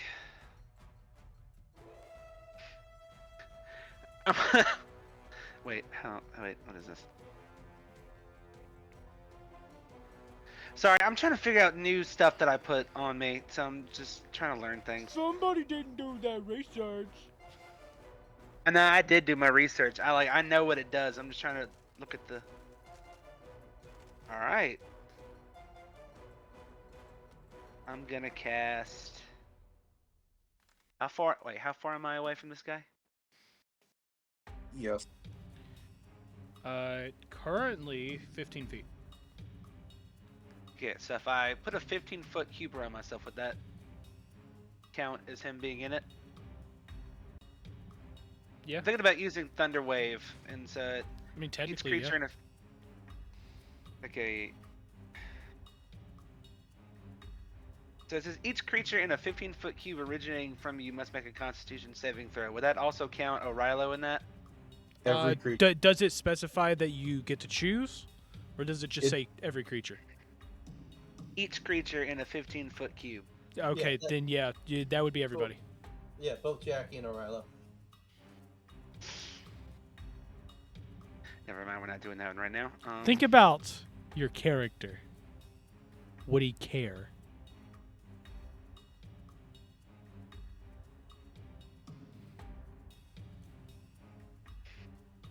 Orilo's there.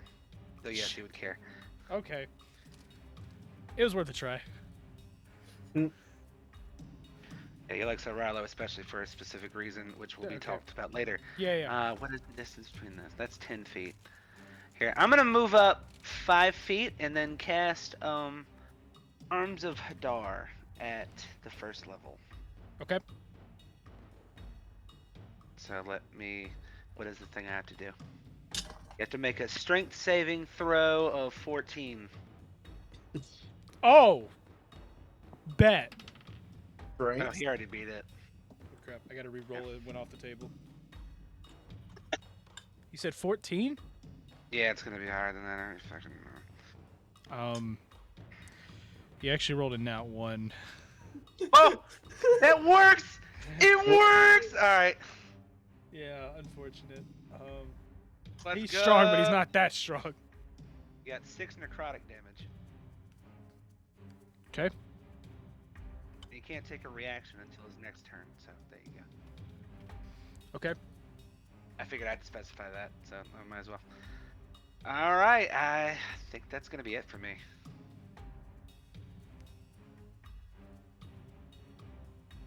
Cool, Vanessa. Me fling arrow at him. Okay.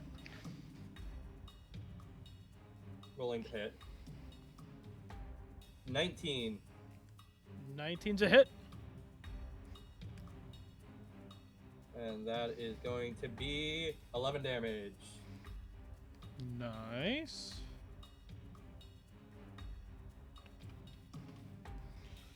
And that's pretty much all I can do other than healing. And I don't think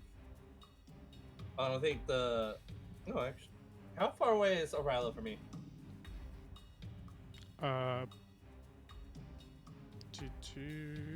30 feet. Okay, healing word on Orilo again. That's the bonus action. Okay.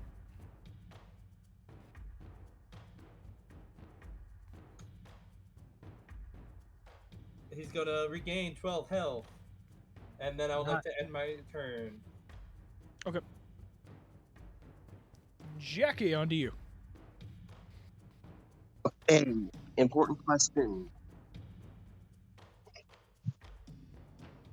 What? When we reworked my will ability, did we keep it as main action or make it bonus action? I forgot.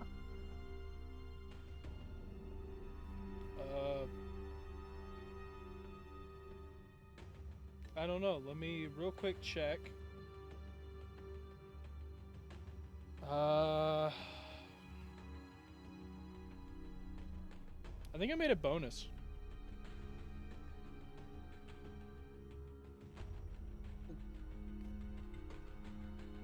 Yeah.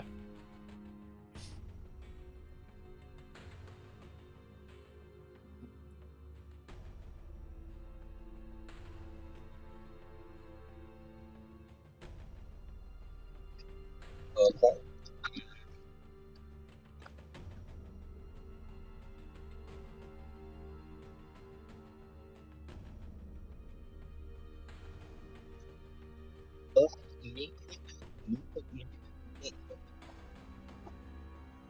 What? Caveman speak. It used caveman speak. It no work this time. It's working right now. Ironically, yeah, it did actually It work. actually is working now.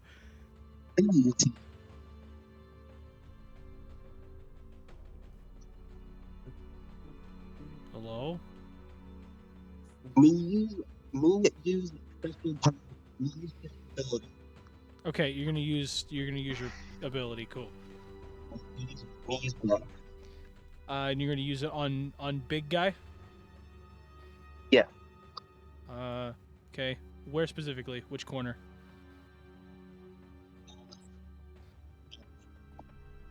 The what? I'm right corner. Bottom right? Yeah. Okay. Yeah, cool. So you end up so I'm gonna explain it to you guys for because he's screwed. But essentially, he holds out his prosthetic arm. He holds it out, and he ends up. You end up hearing a small whistle. It lets out a small whistle as you notice that he lets out a weird type of like greenish gas coming out of his prosthetic arm, like the prosthetic arm's fingertips. And it shoots it out in a straight line toward the giant, goes around his feet and everything. And then he presses a button on it. He presses a little button on his arm, and it creates a clicking noise that ends up sparking it. Basically, a line of flames is basically created in front of him, blasting all the way to the giant. And then right at this point, it goes out in a 10-foot radius, basically creating this huge ball of fire like around the giant. It also lights up pretty much all of this as well. So all of this turns into fire. Damn. So as he does that,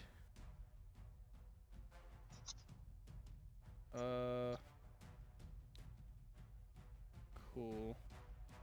What was the saving throw? It's a dex saving throw, but we never specified what number, like what the saving throw number is. It's your spell DC. Oh yeah. I guess DC was.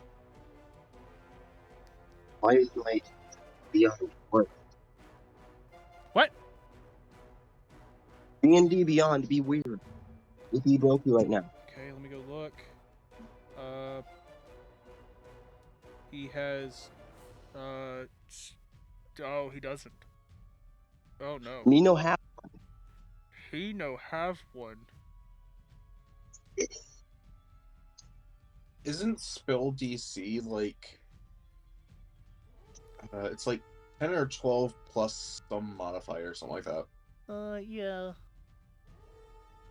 I think it depends on what it is. This is a thing that I have no clue. We never specified that? We never specified. Your spell DC is 8 plus your proficiency bonus plus your ability modifier. Yeah. And the ability modifier is wisdom. So. Wait, it's always wisdom? That's what I just looked up. It just is wisdom. Oh, I thought it was intelligence for some spells. Usually spells use wisdom, I believe. Okay. I mean, I know a lot of them do, but like, I think like if you're a wizard, doesn't that use intelligence? I don't know. Whatever. So, yeah, cool. Add that up and tell me.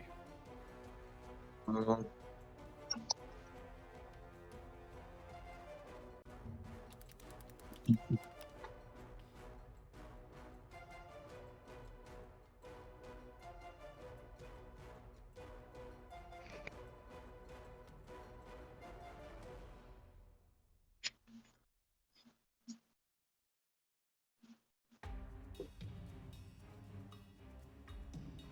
you figure it out?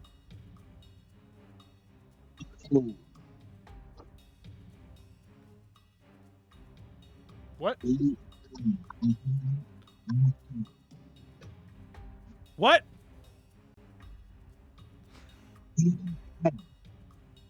$10? Ha! One. One?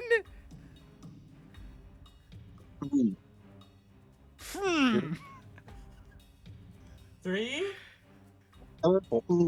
13. Yeah. Okay. Dude, you don't understand how difficult this is. Okay, here we go. Time to roll for a 13. Gosh, that took way too long. Okay, cool.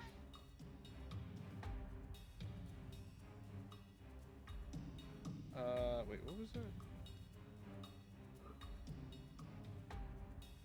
Okay, so he rolled a 13, so he is going to take half the amount of damage, but still roll for damage. What I'm doing. He's going to take.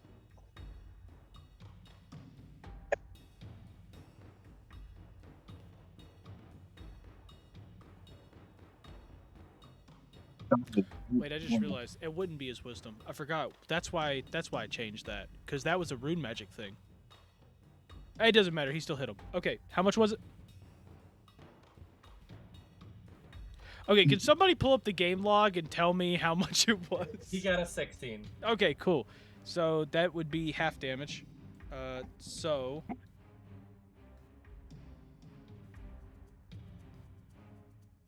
Okay. So... Where's my calculator? No, I can't do a certain number minus 8, okay? Okay.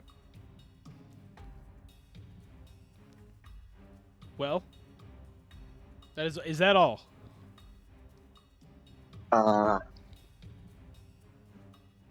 Question is though, is Johnny cunning resistances? I don't think he has a resistance to fire. Me reload gun still in hand.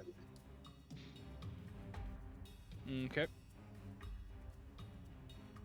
Yeah, I don't see any. I don't see a fire resistance on this thing, so no. No more actions me and No more actions? Okay. Well, cool. I guess we'll move on. Arilo. Okay. Oh,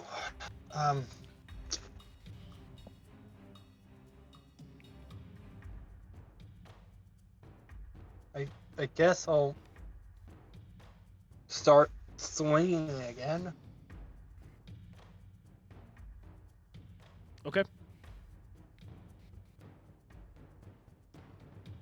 18. No. 18. That is a miss. Damn it. You hit his armor and it just bounced off. And that's another miss. Okay. That's another miss. Yep. That's the end of my turn. Okay, cool. Well, guess what? He's gonna punchy Yui. So first swing, that is going to be a 16.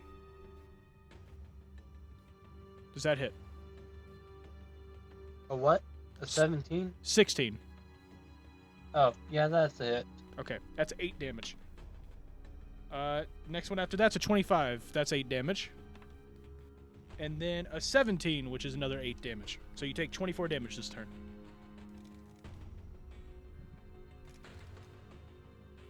So, took 8, took another.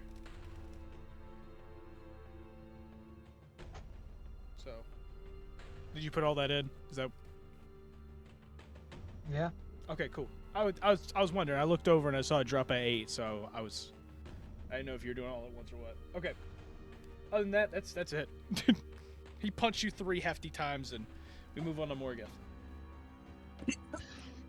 All right. Morgoth's just gonna run up and swing with his greatsword. It's like he always does. Heck yeah! Runs up, swings with greatsword. 14. 14 is a miss. I'm gonna swing it again.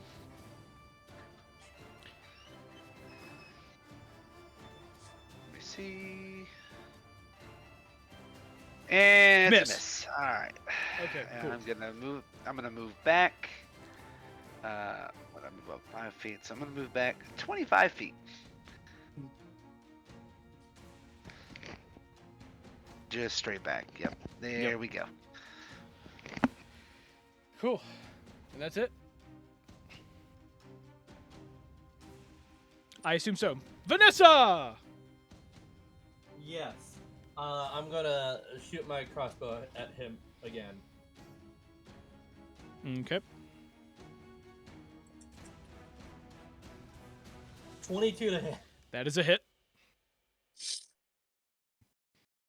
And the damage is going to be 6 damage. 6 damage. Give me just a moment. I don't know basic math. Stay in school, kids. Look, man, these are some big numbers, okay? Okay. Is that all? And again, I'm going to cast Healing Word on Orilo. Okay. For 9 health. 9 health. And yes, that For some reason, I just imagine Vanessa as like the butter robot from Rick and Morty, and she's like, "What is my purpose? You heal the team." You heal Orilo. Cool, Jackie. On to you. What dost thou do on rock? Smash. While on rock, me shoot. Okay. Roll for hit. And someone, I'm gonna need a translator.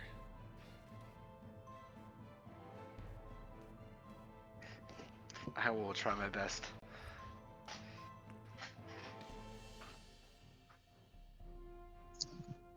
$24. Got it. 24. Okay. 24. Okay. 24. That's a hit.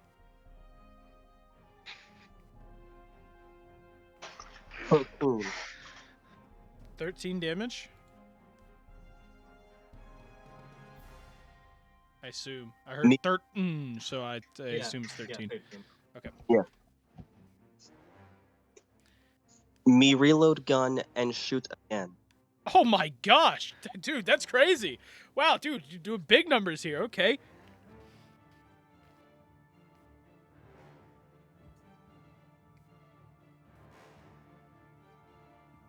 He got a 22 to hit.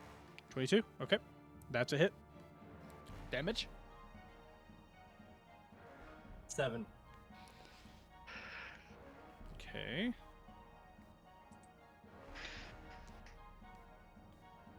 We might win this, guys. So, he gets a you get a shot off.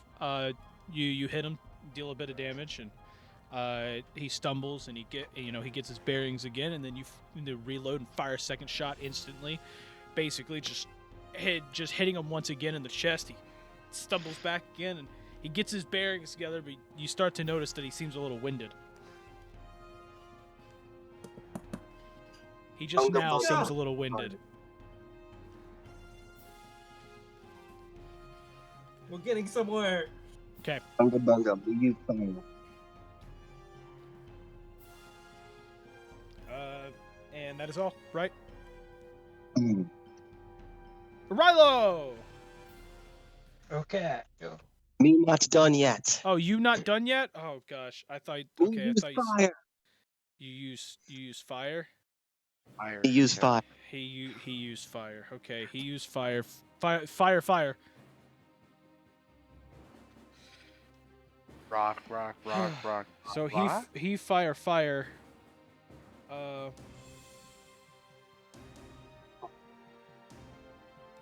how much was this again? It was let's see. That was let's see.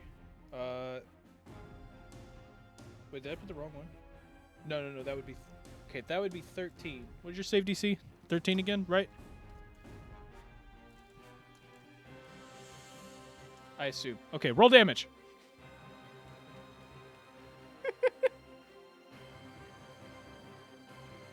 He got a 10. Okay, 10. So he's gonna, since he got 13, that would be half of that. So 5 damage to big strong giant. He takes 5 fire damage there. Anything else? Intern. Okay, cool. Now big old scary Orilo. What do you do, Goliath? I do big scary thing by swinging sword up. Okay. I miss. I swing again. That's the And scary part. He missed. Okay, he missed the first one, and the second one was a 19. Yeah. Okay, so that's a hit. Oh boy.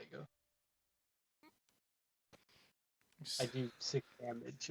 6 damage. Okay. You sounded like a kid on Christmas Eve. Like, oh boy, look at what I got. I got Fortnite. I got a miss. Now let's hope Ro doesn't just stand there. Okay. Is that it now? Yeah, that's it. Okay. It's Giant turn. Giant swing back at Orilo because he mad at Rilo. I mean, he mad at Jackie too, but Orilo right there. He swing at Orilo. He get 19. He deals 8 damage. He swings again. He gets 16. He deals 8 damage. He rolls again. Swings again. He gets 13. He misses. Okay. Rilo, you lucky son of a bitch. You lucky son of a gun. Oh, right. Yeah, sorry. And just think, you guys would probably be dead already if you hadn't used the spell. Yeah. We would be dead. More Vanessa used Geth, the your breakdown. turn. Hoorah!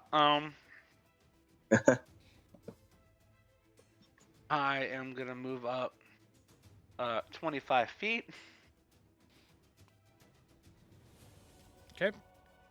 I'm gonna take a swing of my sword. Take swing at Giant. Yes. You take swing at big scary man.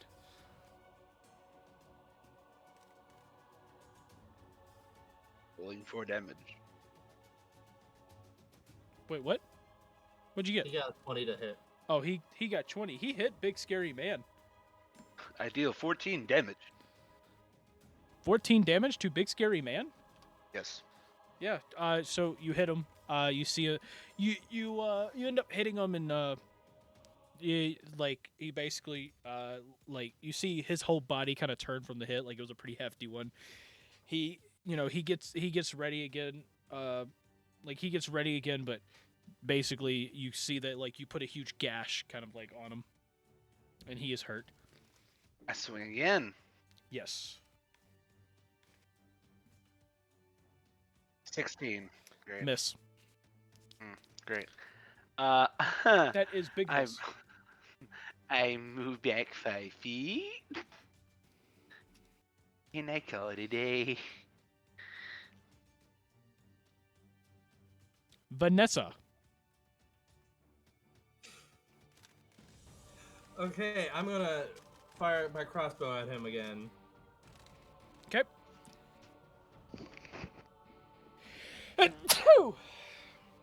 I missed with the 14. And then, once again, healing a Rilo. Okay. Maybe this man will move away from the giant after he ends his turn with a 9. Do you end your turn? Yeah. Jackie, your turn.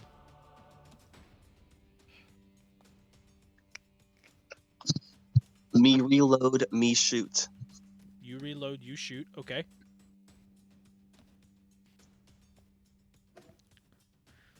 Me miss. Unfortunate.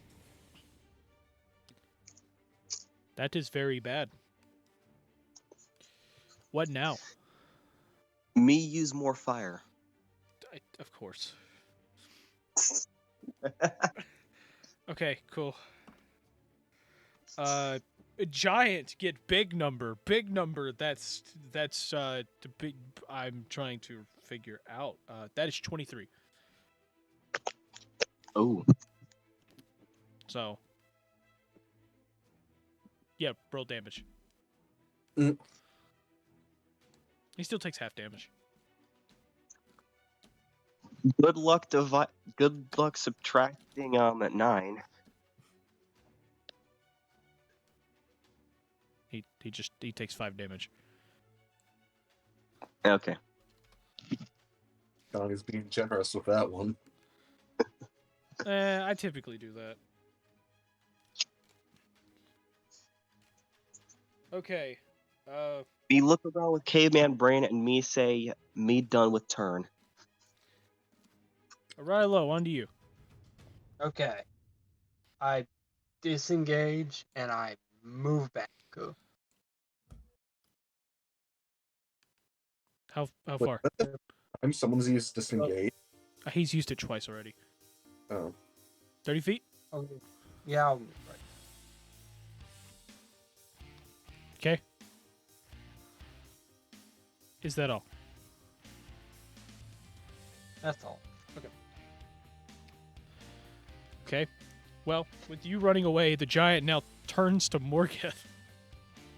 Comes over here, and he is just going to beat Morgeth down. No, he's not. Oh, he is. You want to know why? I have a reaction. I mean, go ahead. But still. Okay. Well, the reason I was going to say why is because he hit a nice little threshold. So now, as he walked up to you, you see him resummon the spear! Oh. Hurrah. Goodbye, my lover. He then swings at you. Goodbye, my friend. And he is going to get a nice old 19. Alright. Show me the damage. Okay. Let me just find the damage again. It's been a while since I've had to use it. There we go. Calculator.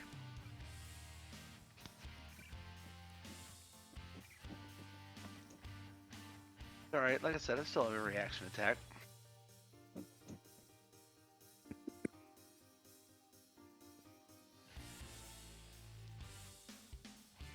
So that is 25 damage. Oh, good hefty little hit there. So you said, wait, you said you have a reaction hit? Yeah, Hellish Rebuke. Oh, that's a good point. Well, he's going to swing again. Okay. That is going to be a 22. Yep. Whoops, I'm going to reset that. damage. There you go. That's is a another hefty 18 hit. damage. Wow. Okay, we are doing great. And then he's gonna Doing swing. great. He's gonna swing one more time, and he's gonna get do a 29. Okay. He's going to deal. Mhm. Okay, that's a low one. That's good. That's not a low one. That's bad. Mhm. That's Just another saying. low one. That's good. Another 17 damage. Oh, I'm at 2 health points. Let's go! Let's go! I'm gonna cast a reaction. You should have killed me when you had the chance. You have to make a dex saving throw of 14. Let's see. Okay, so you're using Hellish Rebuke, right? Yes. And even if I wait, yeah, half as much on a successful one. Okay. But yeah. I just before I roll, I'll just fudging and let you do the dex saving throw. Okay.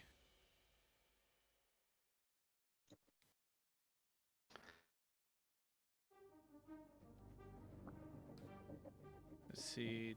Okay, gotta make a dex. So dex, there it is.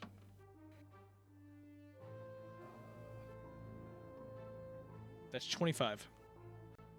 All right. Well, you're gonna take half of whatever I'm about to throw at you. Okay. That was a 12. You take 6 damage. Ow. Hey, at least you got set on fire a little bit. So there you go. Okay.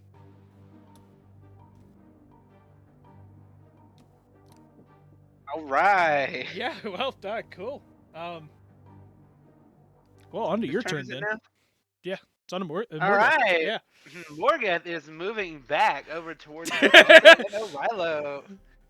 Okay. Yeah, just as far as I Right get. here? Yeah. Okay. Up. The up. This one. Yeah, that one. Okay. Yep. And I'm going to use lay on hands pool. The rest of it, just dumping it back into me. All 10 of those. Yep. No, I have nothing left of that, but I still have cure wounds. That's good. All right, 50 more health points to go till I'm max. Let's go. And you know what? I haven't attacked, have I? What? No, I've already used my action. No, we're good. Wait. No, I'm not. Bonus action, guiding bolt. Okay. My final first spell slot. Let's go. 21. That's a hit. 15 damage. Okay. You deal 15 damage. You hit him a good time. You basically knock him back you knock him back a foot or two, and you see that he's about to fall, and then you see him he kind of regains his stance, and he looks super angrily at you, but you can see that he is just panting and trying to keep himself standing.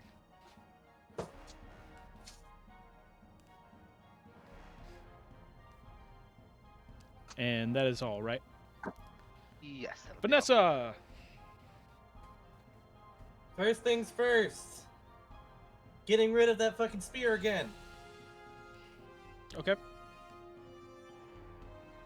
As I cast my final 3rd level spell slot. Counterspell! That's what I'm talking about!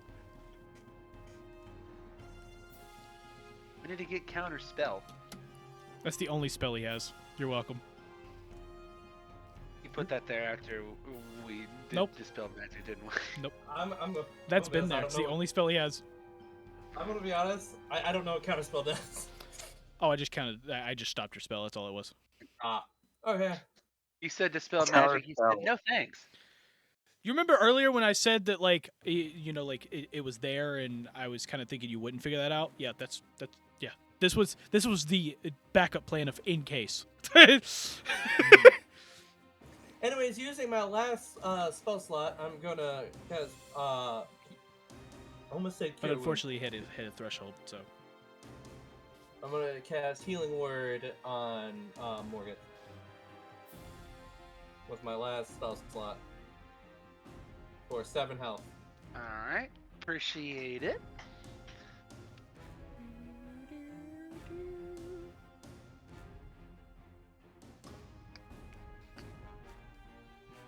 And yeah, that's all I can do.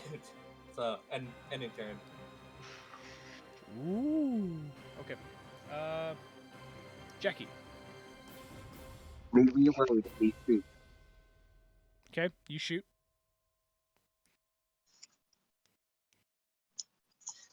24. Okay, you hit him. Damage. 7. Okay. Me reload. Me shoot again. I hope this is a miss. I don't.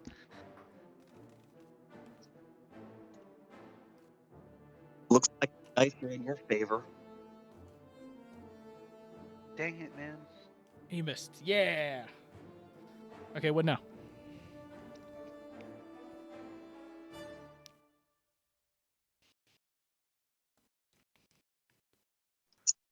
Is that all? Me got no action. Me done. Okay. I was just wondering. I know. Me done. Rilo, it is on to you, Okay. buddy. You see this giant just standing there. He's barely keeping himself standing. What do you do? Hurry. I guess I go shoot him. I get. He's gonna Sorry, shoot him. Yeah, sorry, I go guess ahead. I'll switch out the Betsy and go 15 feet in front of him. Okay. 15 feet in front of him? Yep. Okay. I start blasting. And I miss. So. You miss. Oh, unfortunate. And I basically, I miss. Oh, I missed unfortunate. twice. Okay. That's unfortunate. Is that your turn? I go back behind Morgan. Gosh, so we're gas. Yeah, right here. Okay. Giant run real fast. Giant run over here. Giant swing at big man with gun.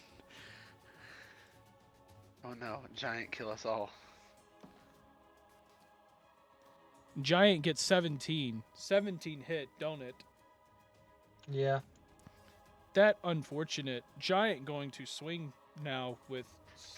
he is going to deal damage. I didn't even have to put him right there, but I did. Okay, cool.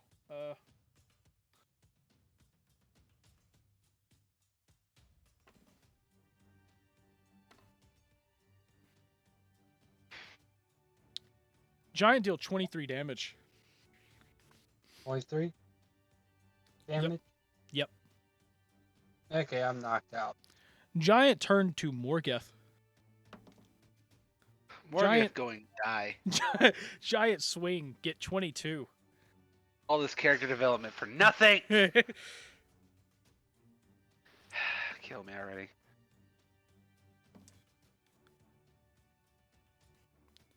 Giant get 24. Damage? Yeah. I'm gone. I'm knocked. Vanessa's the last one standing, and I know what's next. Giant swing at Vanessa. I even took my shield off. So I Giant get 28. Vanessa is like mentally screaming right now. Let's see.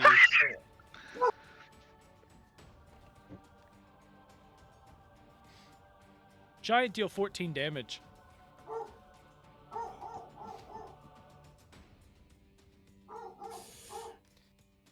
that in giant turn.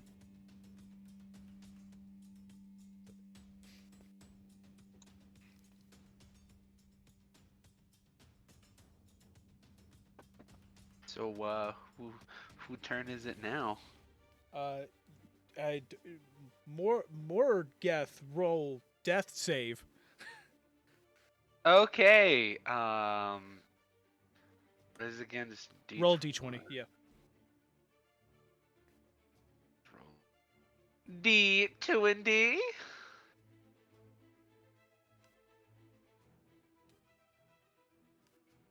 What'd you get? 20. You got a 20? Out of 20. Oh yeah, you're back up. You're back up at 1 health. I'm up. You're up at 1 health. Let's go. Yep.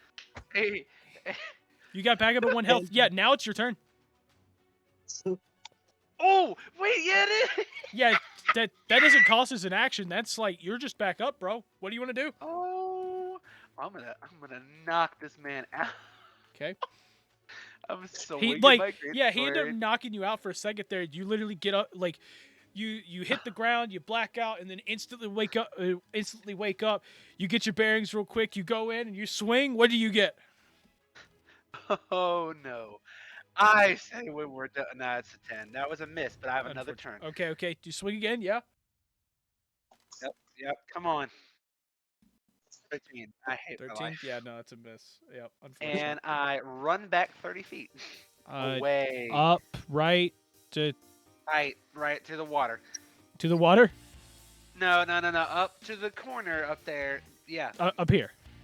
Yes. The furthest 30 feet I can go, man. Just get me out of there. Okay. But Vanessa. Yes, I'm gonna attack him using inflict damage. Oh. Oh. Okay. Oh God, just like that. Sorry, it's inflict wound, but it's still inflicting damage. Yeah. I touch him with the 19. That's You touch with him. you touch him with the 19. 19 to hit, yeah. Wait, that's it? Wait, it's just a hit? No, it's damage, but I'm like, I got 19 to hit. 19 to hit? Okay. So yeah, that's a hit. Roll damage. 13 damage. Wow. Vanessa, how do you want to do this?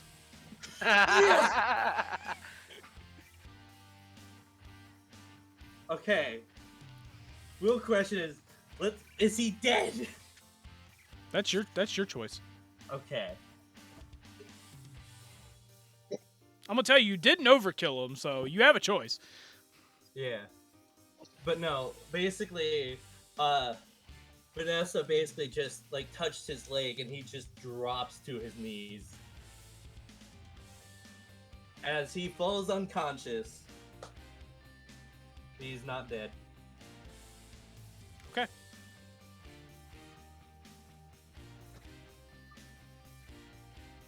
Yeah, that's that. Cool. Yeah.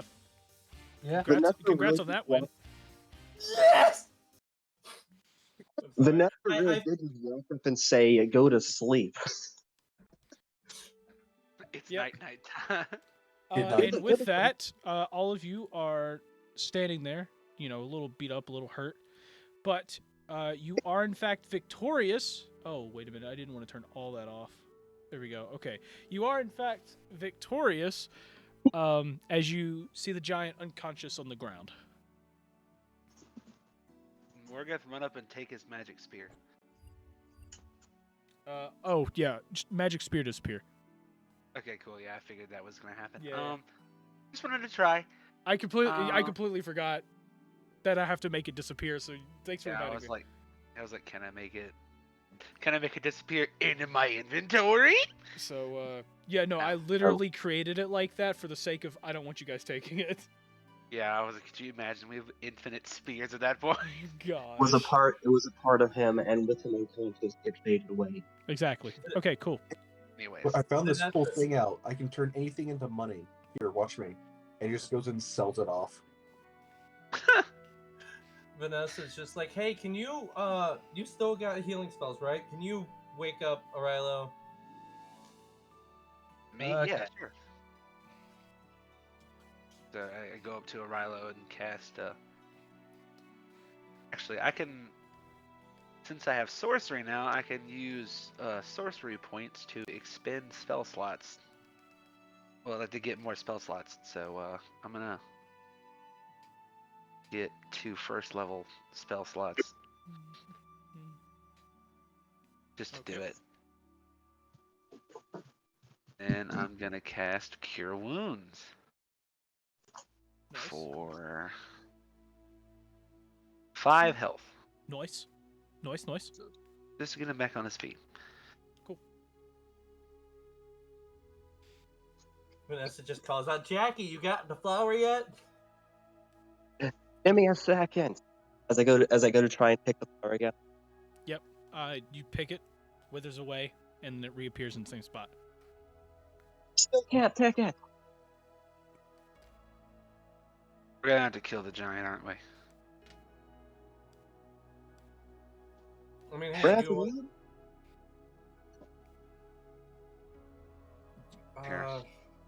What is that? Hang on a second, Jackie. Okay. Well, I didn't mean- realize 240p could echo. Cool. So I mean, we probably need to. I'll do it. I don't want to tarnish your innocent reputation, Vanessa. And I just take out my great sword and I just swing down and like chop his head. You chop his head off. Mm. It He's just kind of like with the impact, it kind of just rolls a few feet, lands right next to Arilo's feet.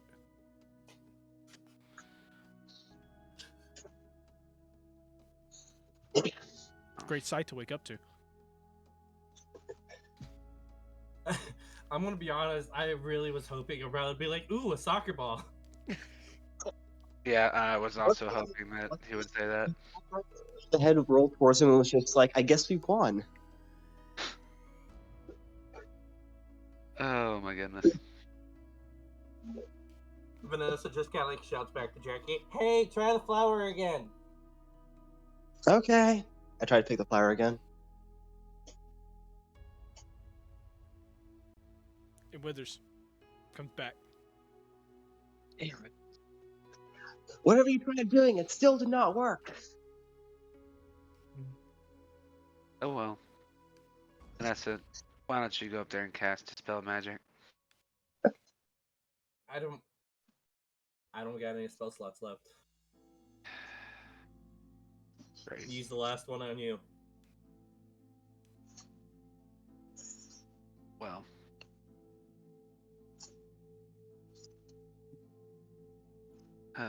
This is great.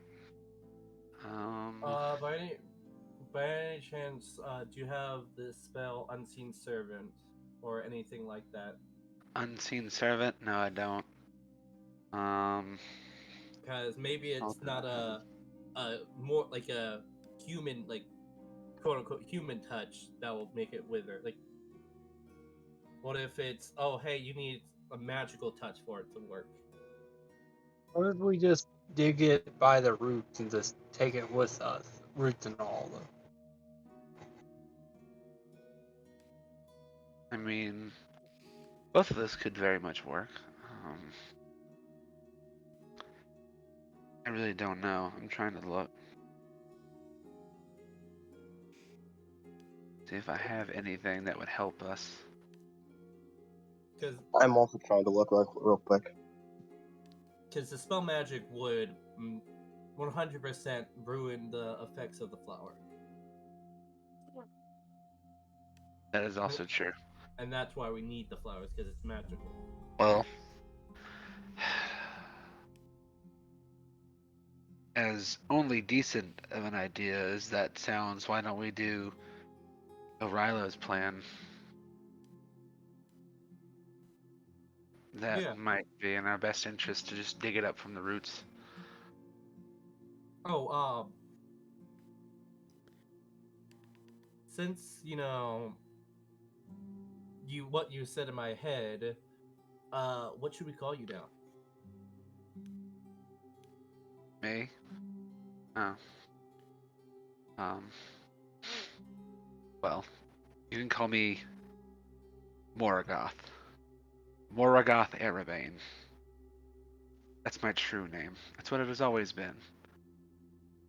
But Okay. I will tell you all. I will tell you all the full story when I'm good and ready. For now, call me Morgoth. Vanessa basically wipes her hands off, and then holds her hand out. It's like, well, nice to meet you, Morgoth. I would say likewise. The person who also let my son die.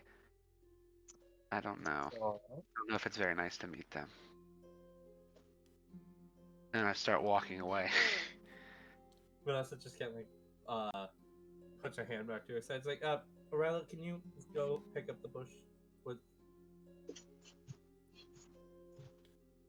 Hey, Johnny. Yeah.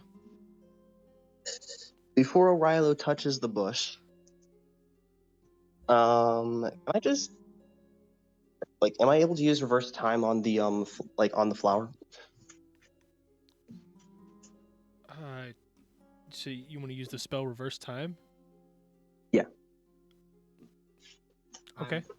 On the withered flower or the normal flower?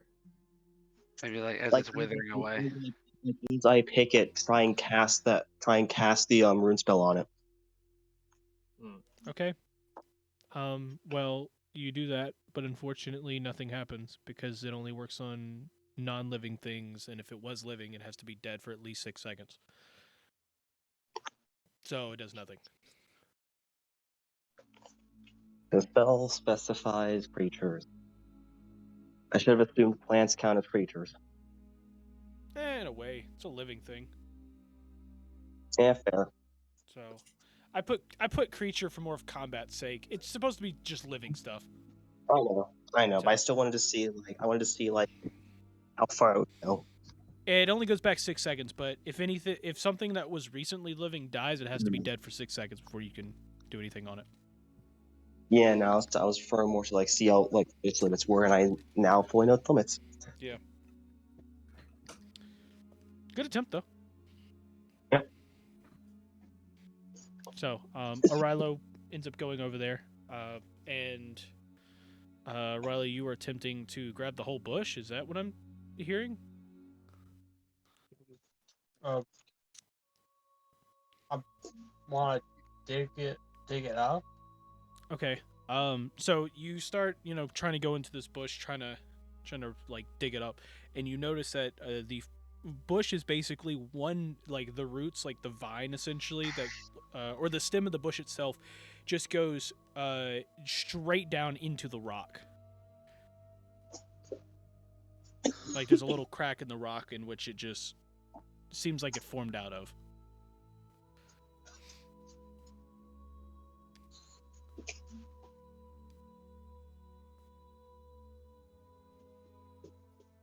Okay.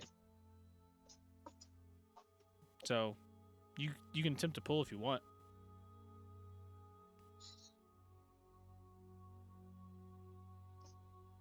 Your choice.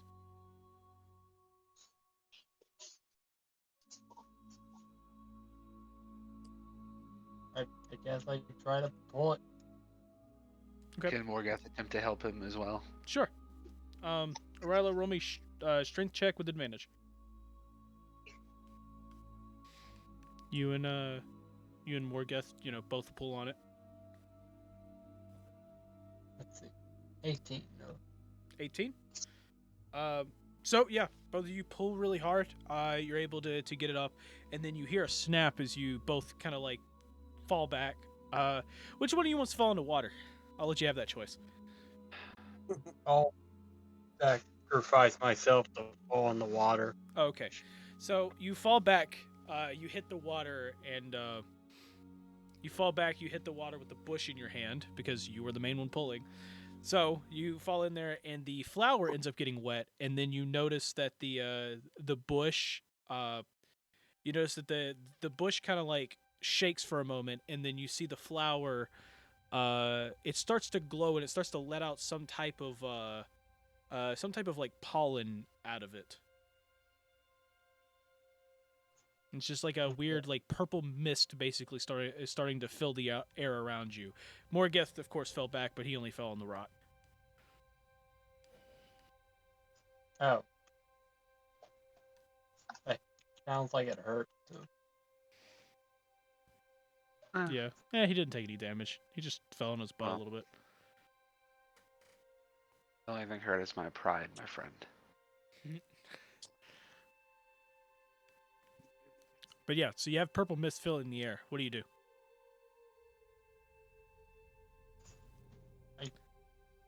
It's like get out of the water with the bush.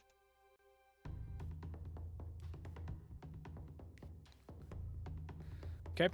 So you get out of the water, and you see that this purple mist is filling the air. And you see the mist. It finally starts to reach the ground where the grass is, and you see that the grass is withering away, kind of the same way the flower did. Oh boy. I tossed it back into the water. Okay, so you toss it into the water. You see it kind of you see like the bush kind of hit it. It floats there on top of the water, and mist is starting to surround the rock that Jackie and Moragath is standing on.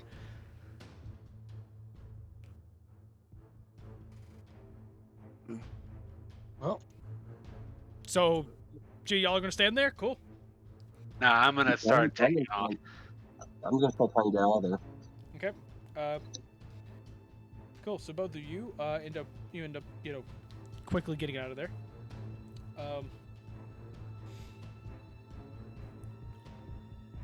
Now you have this amazing bush with the flower you need, and what appears to be a deadly mist.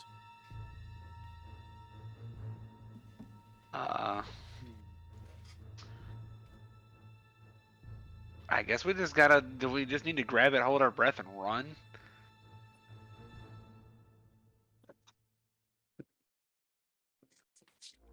I mean, I elect Rilo to do that since he threw it back in the water.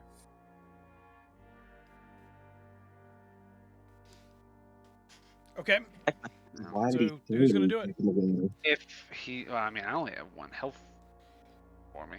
I just want you to know, I am keeping track of how long this takes. The longer you take, the wider area gets.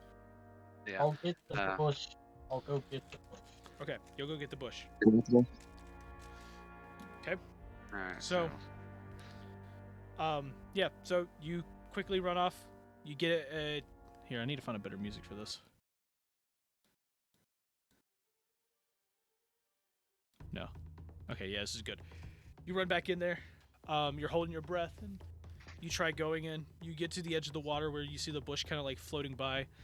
You end up grabbing it, and you start running again.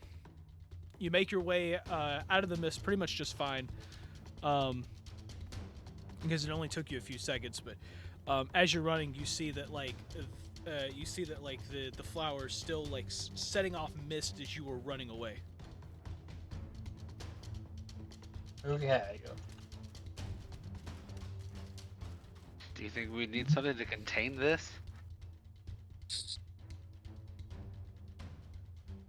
Anything to contain it with?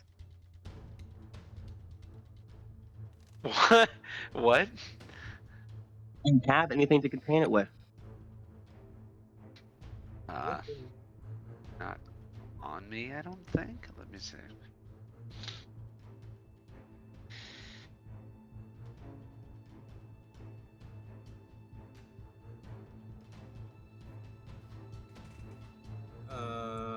I don't got anything. The most I got is a flask. Anyone have a backpack? I mean, I'm wearing one.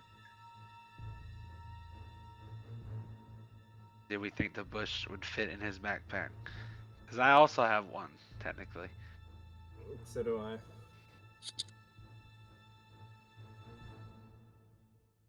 Yeah, just put it in my backpack. Fairly large one, so.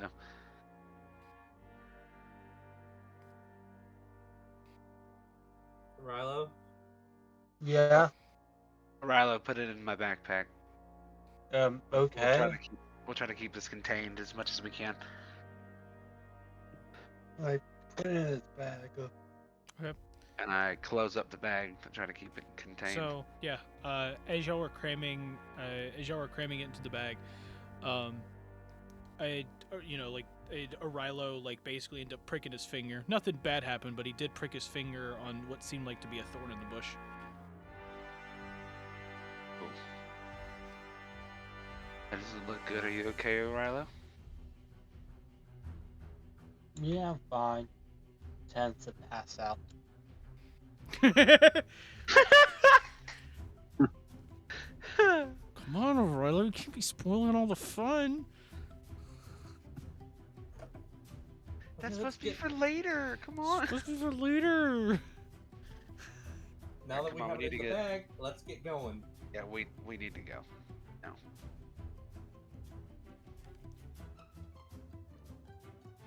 Yep. So, yeah, y'all end up walking. Y'all end up walking now with it kind of sealed. And you end up walking for a good 10-15 minutes. And then Arilo, you start to feel a little woozy, and you start to feel a little woozy for a second there. I need you to roll me a Constitution saving throw. Uh-oh.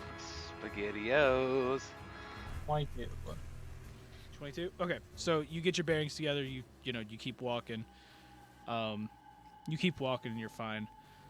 You'll walk for a little bit long, you walk for a little bit longer. You get about halfway to the village.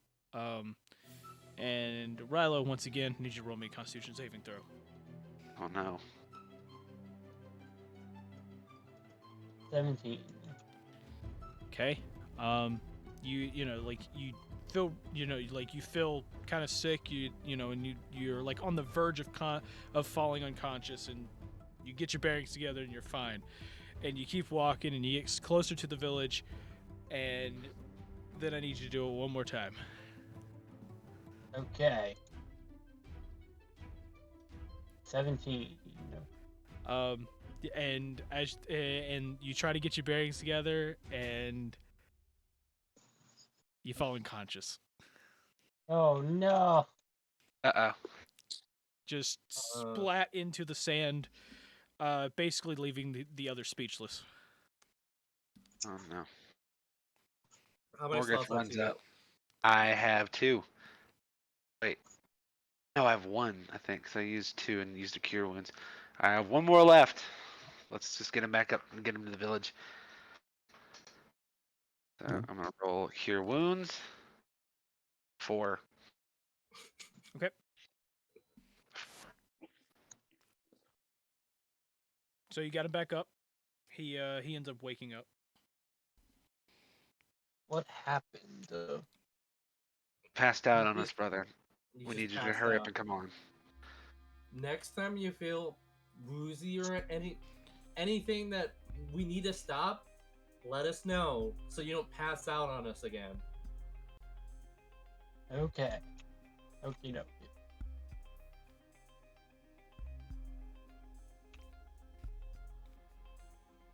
Cool. So y'all head off. Yeah, we're going back to the village. Yep. So you're walking, and you get back to the village. You notice that the sun is not quite coming up, but you guys have been out for a while, so you notice the sun is starting to come up, but it's not quite sunrise yet, and you kind of walk across the border, and as you do, you don't see you see very few people out as you're kind of walking back to that shack. You see very few people out compared to like earlier in the night.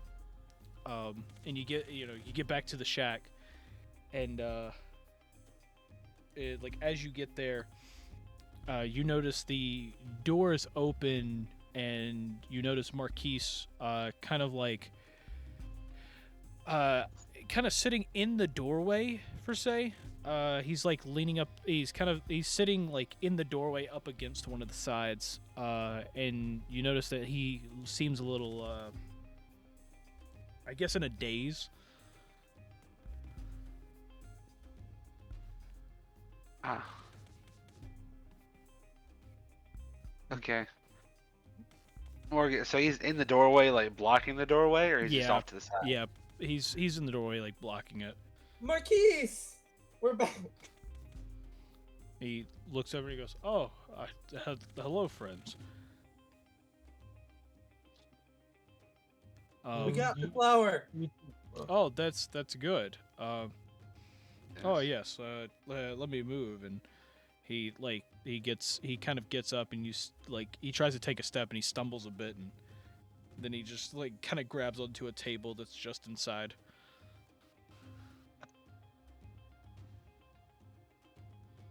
Marquise, are you okay?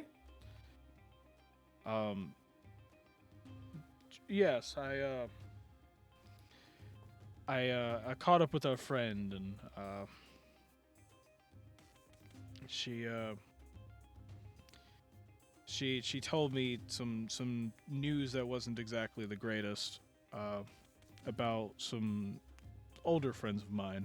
I'll have to tell you sometime. But for now, she's got the your bird friend in the back.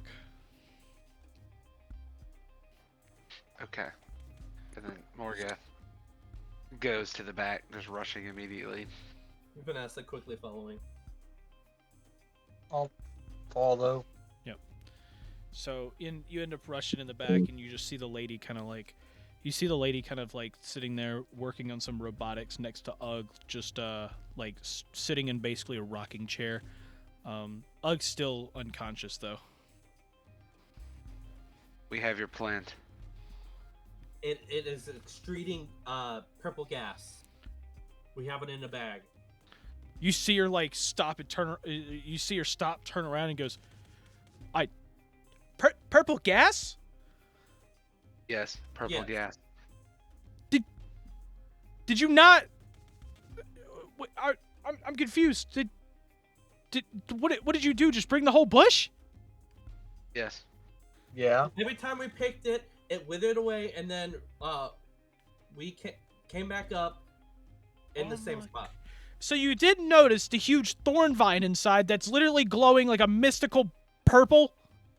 None of that, just decided to bring the whole thing while it's excreting gas? Are you trying to kill us all?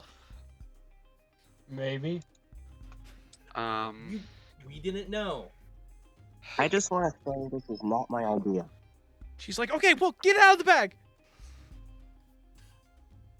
Vanessa quickly pulls it out of Morgan's bag.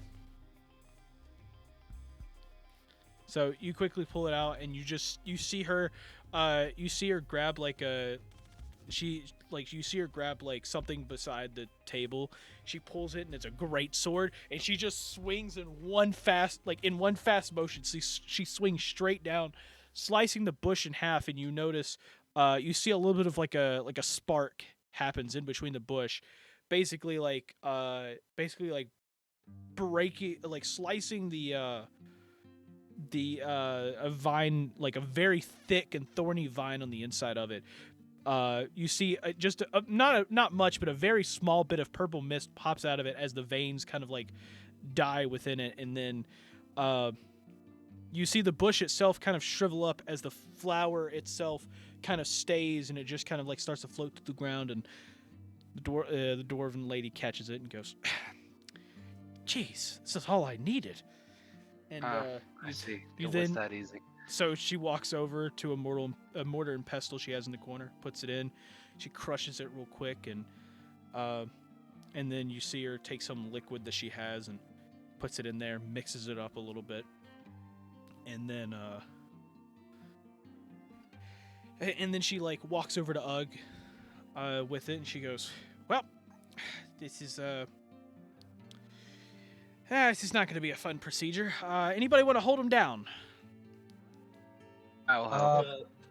Vanessa just kind of looks at Arilo. Arilo, you got this. I got, yeah. Arilo, I need you to roll me a Whatever Constitution way. saving throw. Ah, damn it. I just love how it's just Not immediate. 20. Oh, well. Oh, nat 20? Okay, yeah, you're good. You feel woozy for a moment, but you're fine again. I kind of wish it was a fail just because it would have been like, I got it. Passes me. Passes out. You know, maybe I don't got it. Yeah, no. You feel it for you feel like a wave of dizziness hits you for like a second, and then it just instantly goes away, and you're just like, I'm good. Also, should we concern Arilo got pricked by a thorn from the, and he keeps trying to like pass out on us. He got what? He got pricked by a thorn. Gosh, man, y'all really need to see an herbalist someday. And she turns, and you see her grab this vial of like, you see this. She grabs a vial, and it's got like, it almost looks like the purple gas inside, and she like swashes. It almost looks like the purple gas itself, but it's got like a little bit of water inside. She goes, "Okay," and she hands off the vial to Arilo and goes, "Drink this." Okay. I drank it. Okay, you drink it, and then you fall unconscious literally seconds later. He just thuds to the ground, and then she goes, "Well, that went better than I thought." Is that is he fine now, or? Yeah, he's fine. He unfortunately that potion, in order for the antidote to work, it has to knock him out a bit. But don't worry, he'll be fine in like, I don't know, a couple hours. So If we get him back up on his feet, will he be fine, or? Because he's like the big man of our group, so. I mean, you can. I'm just saying it's probably best to let him rest. Wait, is Arilo still supposed to hold Ugg down, or is he just like? Oh no, he's gone. He's knocked out. Yeah, but is he still supposed to hold Ugg? Yeah, are y'all trying to get Ugg to hold him down still? That's what I was asking, if it was if he was going to be okay if he got back up. I mean, it's probably best to let him rest. Okay. Okay, guys, all three of us, let's hold Ugg down. No one heard my idea, did they? What? To pick up Arilo and just toss him over Ugg. Try to hold him down, not kill him. Yeah, that's true. You do make a fair point. And I snap. I'm in character now. It's like, okay, everyone, let's hold him down. Let's all hold him down. Yep. So you go over, you hold him down, and you see the lady. She puts the little pestle down, and wait, which part of the mortar and pestle is the actual like masher? Is that the pestle or the mortar? That's pestle. Okay, I thought it was. So she puts the pestle down, and she just kind of holds the bowl in her hand. She goes, "Okay, I was just kidding on the whole hold him down. He's not gonna feel a thing." Oh. Yeah. You don't have to worry about any of that. It was a joke. Okay. But it's pretty funny that you thought he was gonna be in a lot of pain. Ah, jeez. Nah, I would have already sedated him with something if that was the case. Okay, so. I thought he was gonna freak out. No, it's everything's fine. So. Well, he maybe freak out at some point. I don't know. Whatever. We'll figure it out. But yeah. And matter of fact, all of you probably want to stand back. Vanessa takes a good 10 feet back. Yep. And Jackson 15. Yep. Or just only lets go and doesn't back up. Yeah. And so yeah, she the lady kind of like sits there, and she kind of like she gets down on her knees, puts the bowl in front of her, And she takes like she's right in front of Ugg. She takes two, and she takes like 2 strokes essentially of the mush. Brain's not figuring out what we should call it. The skin cream. The herbal treatment. Yeah, sure, herbal treatment. She gets like she puts 2 fingers in it, gets a little bit, and then she puts it out on the ground, like in front of him in like a weird like almost like a runic formation that you see in. And then you start to see her just like she puts her hands together, and she like is about to. You see she's about to mumble something, and she looks up and she goes, "I don't think this is gonna work. I think all of you should probably stay outside." Okay. What about our Goliath friend? He's unconscious. She looks over at him and just goes, I think he'll be fine. Okay. So Morgeth like starts walking and kind of like motions to others like, all right, come on, let's go.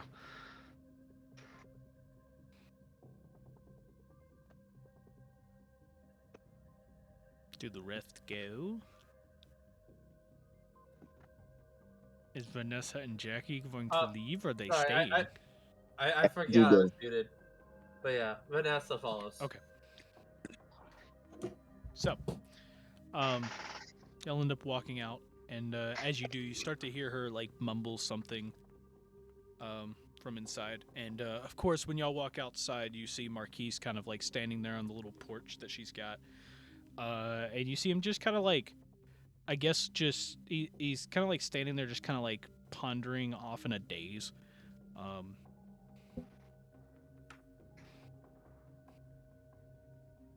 I walk up to Marquise and go, so, old friend, what all did you learn? Oh, it was very very terrible news about an old group I used to stay with. They were a lot like all of you, except it wasn't more the fact that they really found chaos, and a lot of the issues was caused because of them. A lot of the issues usually just caused, and they happened to be stuck in it. I see. That sounds very familiar. Yes, they were very chaotic, very fun, but well, one day I was on a ship sailing down a river. Actually, not too far. It's off to the east. We were sailing down a river, and a good friend of mine was he was taking lead, kind of trying to tell, trying to get people to work on to kind of work on the ship and trying to get everybody down the river safely. And then out of nowhere, a bunch of goblins attacked us, and one after the other. I saw, I saw my friends kind of drop.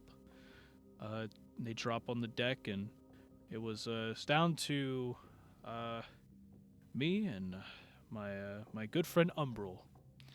We were both sitting there fighting side by side. Umbral, who was crazy good at magic, was able to fight off a lot of these goblins, but unfortunately, I was knocked out by a very large spider creature.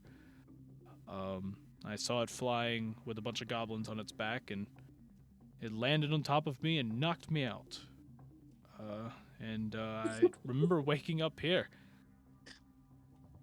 And, well, I was kind of wandering for a while, for years actually, seeing if I could find them.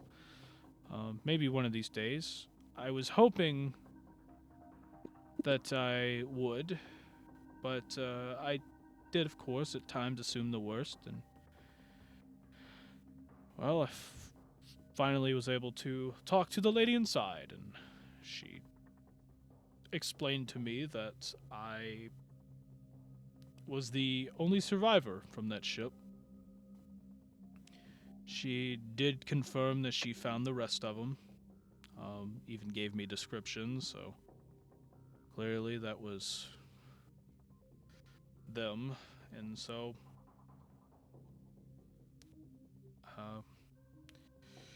she confirmed my my worst fear of the whole situation.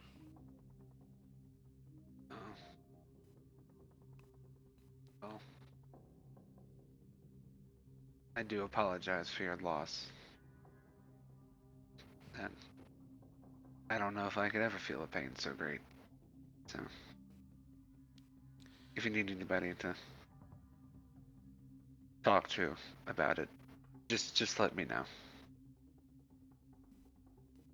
No problem. Thank you, Morgoth. Absolutely. I just kind of like, just sit there, waiting for something to happen. Yep. And while you're waiting for something to happen, meanwhile, inside. So of course when y'all walked out, you heard her start to chant something, and then, y'all go and talk, and y'all go to talk for a bit, and as you finish up, you end up hearing like a loud, like, not exactly, it's like a loud shout, but it's, you could seem it was, Fos Roda! Like, it was a loud, it was a loud chant, essentially, and then you hear like a not an explosion, but like a small like boom, like a very low pitched boom, just kind of shake the shack just a little bit, and you kind of like get a weird sense of something, and then you realize, like, as all of you turn around, you're still standing on the porch. You notice that the shack itself is just gone. Wasn't there a shack here a moment ago? Oh. Not this shit again. Not this stuff again. Meanwhile, inside the shack. Meanwhile, inside yep. I'm actually going to use the bathroom because I have been holding it for 30 minutes now, and I really got to go. And then we'll come back and we'll do the shack segment. God. And Morgoth is out. Morgoth is back. Okay, I don't know what that was all about, but anyway. Yeah, Johnny is gone right now. Yeah, Johnny's in the bathroom. Oh. Johnny's in the bathroom, and you missed an explosion. Oh no, I know. And the thing was gone, right? Yeah, and then Jackson, as everyone looks back, he looks at the missing shack and says, like, "Wasn't there a shack here a minute ago?" Yeah, I got all of that. All I heard was "meanwhile in the shack," and then it all just passed away. Yeah, and then Johnny's like, "Oh, I gotta go to the bathroom. I've been holding it for like 30 minutes." Oh, yeah. okay. Also, real quickly, you want to hear something pretty funny about that giant fight? What? As soon as two of you went down, I was originally thinking, oh shit, this is gonna end badly. And then out of nowhere, I got insane deja vu, and then thought to myself, wait, no, we're gonna win this. Yeah. Deja vu. Like, deja vu literally kicked in, and I had like some premonition, just like, oh yeah, this is gonna work out, we're all fine. And like, it literally went from, oh shit, we're gonna die right here trying to save an old man, to immediately just, okay, no, this is gonna work out just fine, we're not gonna die. They just instantly sensed it, and I was just like, okay, we got it. Oh yeah, you didn't end up using the bardic inspiration that I gave you, did you? Oh yeah. No, I never did. I never had to use it. Now. I mean, you could have used it, but you know. I could have, but at the same time, I forgot how it, like, where it applies at. Even though I've been playing a game as a bard, which uses bardic inspiration as a thing I can give people. Yeah. Yeah. Okay. Y'all ready? No. Oh. Okay, cool. Into the shack. Into the shack. Real quick, I need everybody except for Ugg into the corner. Okay. Oh, fun. Well, time to go to the corner. Go sit in the timeout corner, guys. I got this. Ooh. What is glitching out? Give me a second. I drag him. Screw that. Okay, so. Oh, I hope you're ready, because I've been planning this for so long. This is so long in the making. I'm so happy we finally got here, bro. What, curing or getting rid of Possibly both. So, gosh. This is gonna be great. Let me just checking things. Okay. So, so meanwhile in the shack. Can we get the right song here? Yeah, there we go. You awaken to find yourself in a white abyss. Just a huge white room. You are able to stand up. You stand up and you find yourself in a huge white room, and you see kind of like a shimmering, almost like there's like some type of invisible barrier kind of standing in front of you. like directly in front of me? About 5 feet. Okay. Can I see any other like part of the barrier, or is there anything like behind me? It's just so it's this white barrier, and behind you is just a white abyss. And this barrier like it expands infinitely into the white abyss to your left and right, and Gotcha. up. I touched the barrier. So as you touch it, you see a little ripple effect, and you see your reflection in this barrier. And as you look at it, you see that your reflection. You notice your feathers are a lot more golden and red, and you notice that you look a lot younger, like you did not too long ago.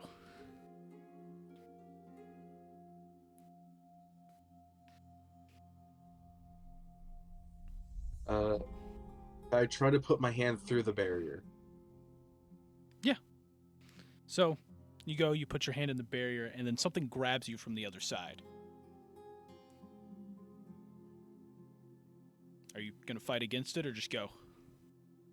I'm gonna fight against it for a bit. Okay, roll me a strength check. Frick. An 8. Cool. So this one is a 15.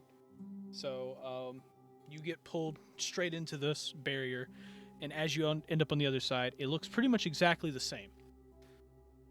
The only difference is that you see the dwarven lady kind of standing there, like holding your hand now. Well, it's about time you got over here. Jeez.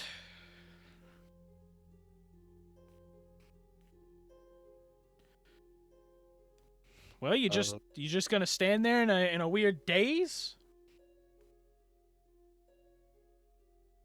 Ugg like looks at his like arms and like all his feathers. Yes, the aging thing. Don't worry about that. Just you've got something else that's a lot worse. Ugg just kind of tilts his head to the side. She then kind of like points off like in the opposite way of the barrier. You see like a bright light kind of like moving toward you. It's like a bright white light just moving its way toward you. And then she kind of goes, well,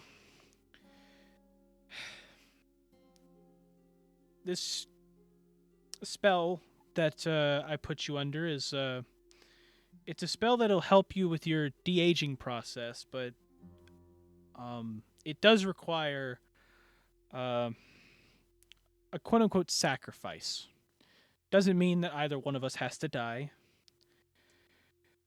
but you are going to definitely see something in the light, and you have to choose whether to sacrifice your biggest attachment is, or whether to give in and let the attachment live on. I've done this once before, and I can tell you it's not fun. So you good luck. And you just see her kind of turn, and she walks through the barrier. And as she walks through the barrier, you get a look at the light moving towards you. And as it gets closer and closer, you as it gets closer and closer, you then see your best friend, Tony the Luga, walk up in front of you.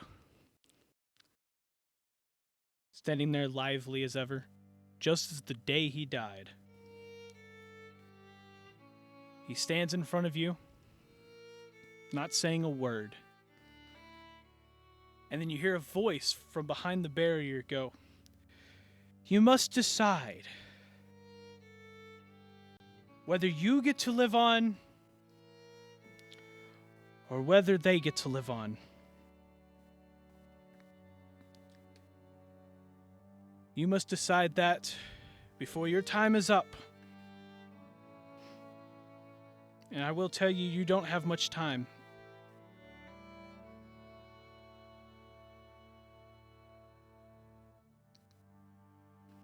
How do I make the choice? Do I just say...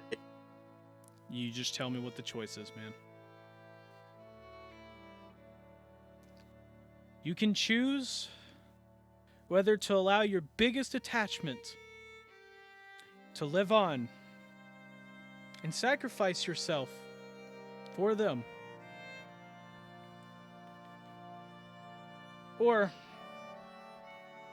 you can walk back through the barrier, and that is it. You only get this one chance.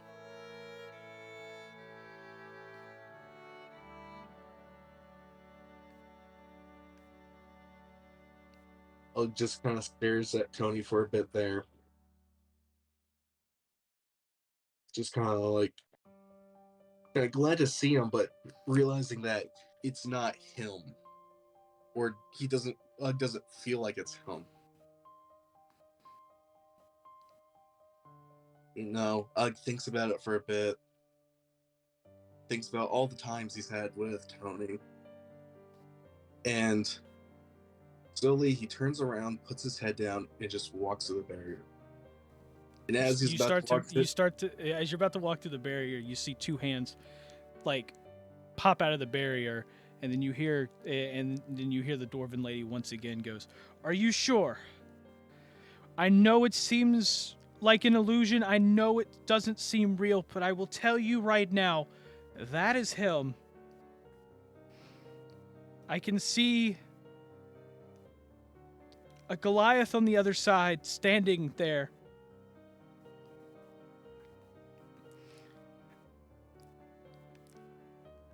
I want you to decide this. Think about it. Because I regretted not doing it.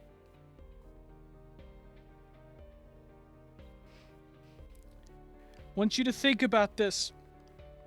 You have a little more time."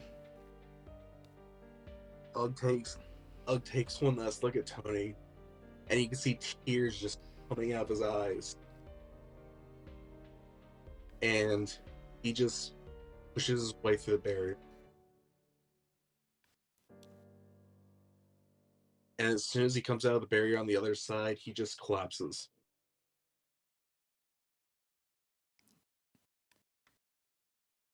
The dwarven lady kind of stands there, and she looks at you and goes, "Hope you don't regret your decision." And you just see her like trying to like fight back tears, and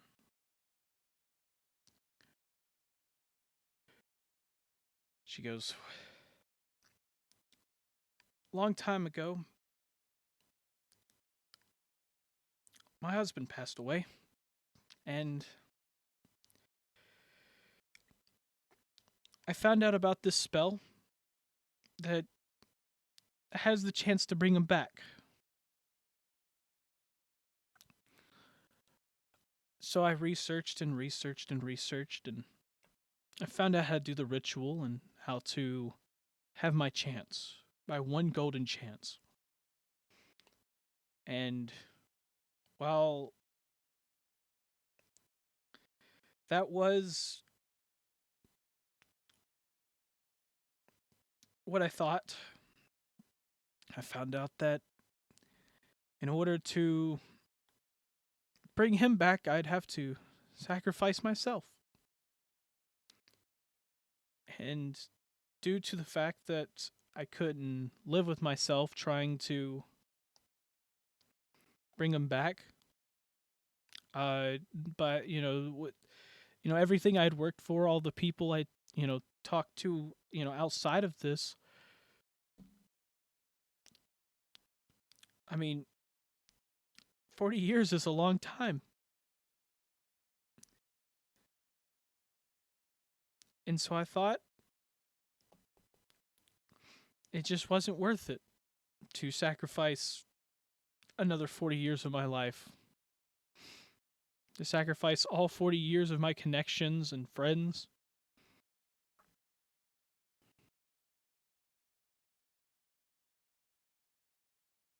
So I decided not to go with it. And I've regretted it every day. It's a hard choice. You'll be in here for a while, and the reason I said to make the decision fast is not because you don't have time. You can walk back in there and do it again. You probably have another hour. But I wanted to make you think about it. When you give someone that much time, they think about how long people have died, and I just didn't want you to make the same mistake I did.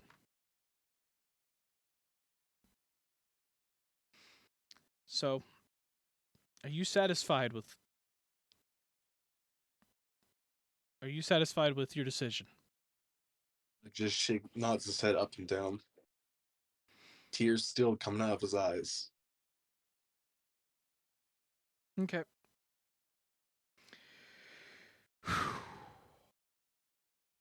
And she kind of like sits down. She goes, "Well, until the spell ends, there's nothing we can do. You can feel free to change your mind at any time, but well, this is it. We have to sit here till the spell ends." And so you sit there, contemplating everything. Contemplating all the good times you've had with him and all the adventures he had with the group. You contemplate on, what he might have meant to them and what you may mean to them now. And you sit there for a while. And then eventually you see kind of a light appear behind you. And as it, it kind of like shines kind of like on your face and everything. And the Dwarven lady turns and goes, "Well, seems this is it. You have one last decision here. It seems you were dead set on continuing on. So, I'm not going to try to stop you, but before you go, think about it. Remember, every day that I didn't do it, I regret it. I regret not giving him the chance at a longer life, at a better life. It almost feels selfish of me to continue moving on.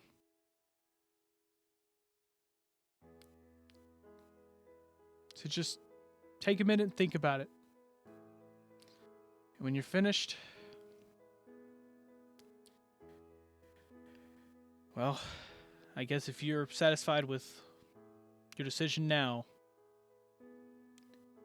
you can come and join me in the light. If not, well then, I guess I'll meet your new friend. And you see her get up. She kind of walks toward the light, and you just see her kind of fade into the bright light. Like, Ugg slowly gets up and goes into the light behind her.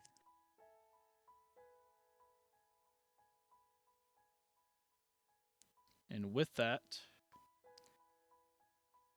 the bright light gets brighter and brighter to the point it's almost like a flashbang goes off, and you close your eyes, and as you open them, you're sitting there inside of the rocking chair with the lady kind of like on her knees in front of you, and she's just sitting there crying the entire time.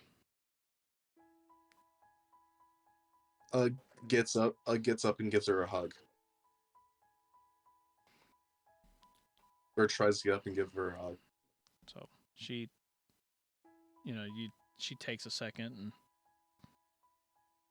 she finally hugs you back, and you just hear her just go, "I hope you're happy with it."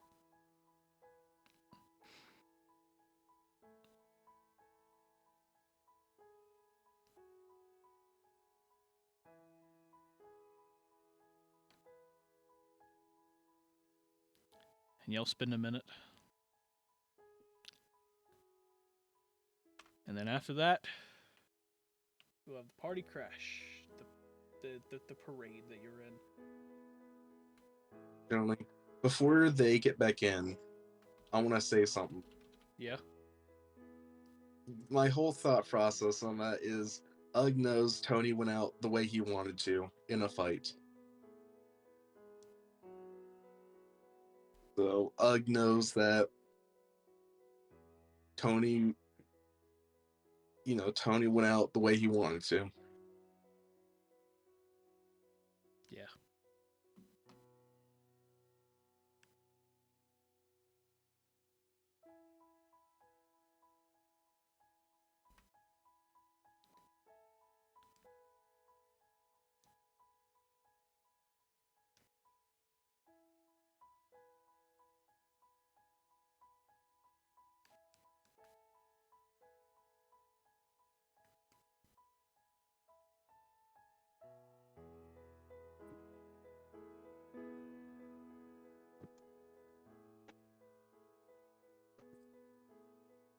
This is terrifying.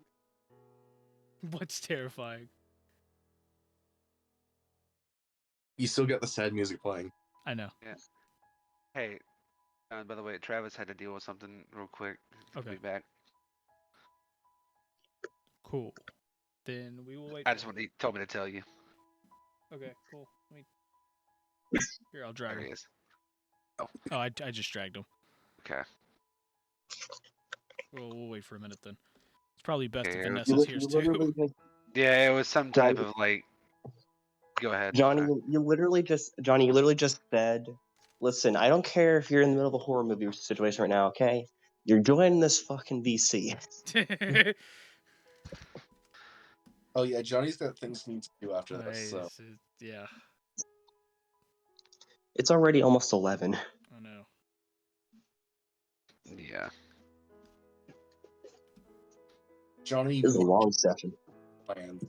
So Yeah, no, I had stuff planned. I've got a meeting to do after the session as well. Yeah. also, Johnny, you almost had me crying there. So Oh man. Oh, trust me, it got emotional. Oh. like Johnny, Yeah. you I almost got heard- some bits and pieces from Travis. So. Don't worry. If he wants to tell you about it later, feel free. If you want to watch it later, go on ahead. But like I'm gonna tell you, it got Will there be emotional. like will there be a VOD to watch on? I mean, my on Twitch, yeah, but I mean the episode will also go out. So Johnny, my voice. this Almost, episode No, goes I out wanna- Friday. So No, I want to watch it before the episode comes out. oh, okay. Johnny, my voice almost cracked there. So Whoa, dude. it was. Yeah, he's Oh yeah, no, I could hear it, Alex. Don't worry. It was just very fucking windy. Oh, Shit okay. got knocked off the roof. Oh damn. And then there was tapping on the window, so you know. Okay. Oh, I guess pull up the stream so you can hear the sad music. It was fucking Okay. windy. It was flipping windy. Okay. It still is fucking windy. Wendy's nuts. Oh. On the fucking move with that. I just want Okay, so everybody good? Yep. Mm-hmm. Okay, Depends so on what you're about to say. so basically, all of you kind of are like standing there on the porch. Of course, you know the shack is gone, and then you just see a bright light, and it comes back just like in front of you. No sound or anything, just bright light flashes in front of you, and it appears again, and you see the door shut. Good thing we didn't move to where it was. Yeah, I You know, assume I it was pretty thinking smart. about stepping over. I was thinking about stepping onto the foundation. I'm glad I didn't. Yeah, that would have been very bad. Pretty sure I'd have been crushed like a wisp. Yes, you would have. Yeah, then Orion might steal your shoes. You Okay, know, if so you see the shack appear. yeah, and Vanessa just like goes to open it, but it goes to open the door, and as she's opening the door, she's just like, if he's back to normal, I'm giving him Tony's Drune's cards. Okay. I think Tony would like him to have it. Absolutely. And then she opens the door. Well, tries to. Yeah. So you open the door, and all of you kind of like pack your way inside, and you just see Ugg and the dwarven lady just crying and hugging each other on the floor.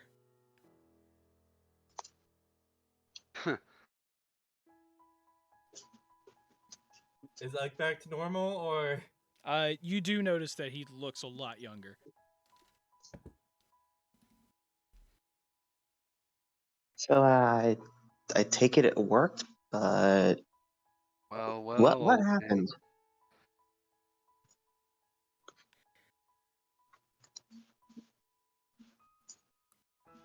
Just so you guys know, because Ugg hasn't spoken for like a long time, it's gonna take him time to adjust to speaking again. So at first he won't speak. Understandable. Yeah. Yeah. So the dwarven lady kind of like stops hugging Ugg, kind of wipes her tears and stands up, and she goes, Your friend had to make a hard decision. Well, in the end, I hope he's satisfied with the decision he made, and well, Ugg starts like wiping starts trying to wipe away some of the tears, even though he's still like slightly crying, and he's kind of like shaking it, just nodding his head.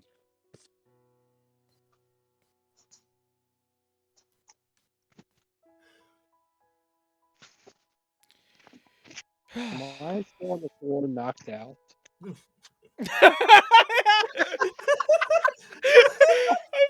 he's still knocked out on the floor.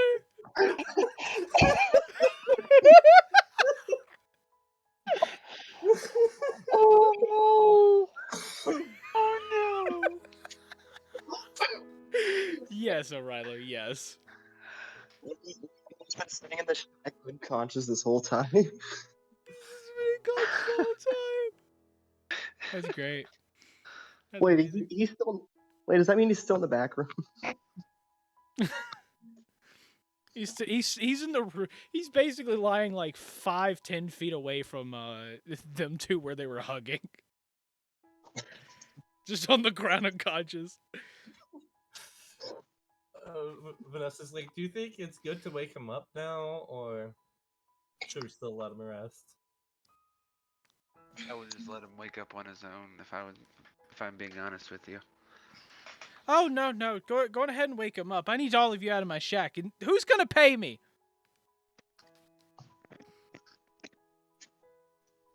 How much was it again? It was like 300 gold pieces. 300 gold pieces. I can cover that.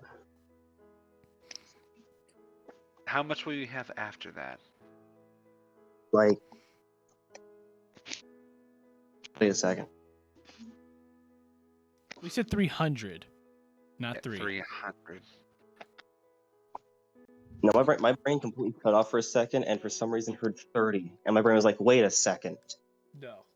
I can do Brain that. heard- That's the thing. My brain heard 30, and then as it processed, it added the extra 0. And was like, "Wait a second."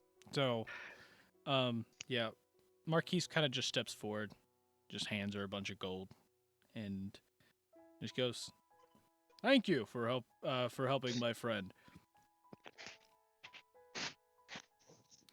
And Yes. the dwarven lady goes, "Well, thank you. This has been a very lively day. Haven't had that in a long time. Well, now that we've done our business, get out! Go, go, go!" She starts shooing all of you along. Vanessa quickly Wait. tried to give Aurelio the health potion she has in her backpack. This ain't coffee.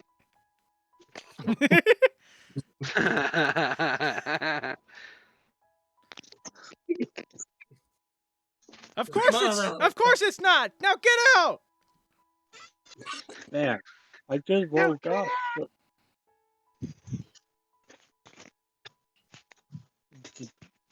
Okay. Yeah, well, I guess it's time to head out then. Yep. So I think we should go. I think we should go celebrate after well, actually killing a giant. Yeah. And also getting Ugg back. Yes, let's Two go feats in celebrate one our day. friend. I say for once we actually won life. Yeah, I'd say we did good today, everyone. So, y'all before- wait a second. Y'all make your way out.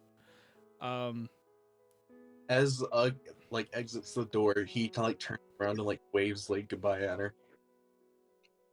The lady then just goes straight across the street. Once you go down the alley, straight across the street, that's an inn. Bye. And she slams the door. Wow, nice lady. Yeah. I kind of like her. Of course you do. It's okay. She saved our friend. That's all that matters.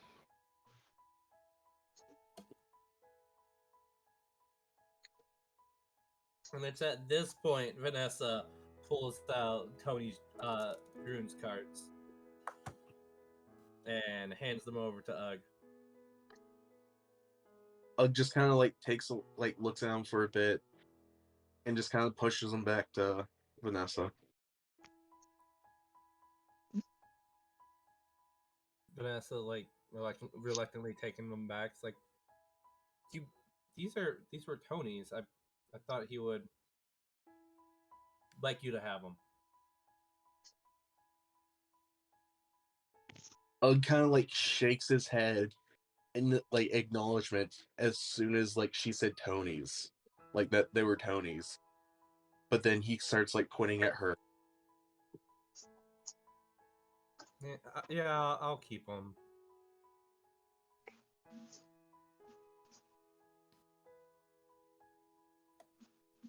Anyways, you guys want to book rooms for the inn first before we go party? Before we celebrate? Yeah.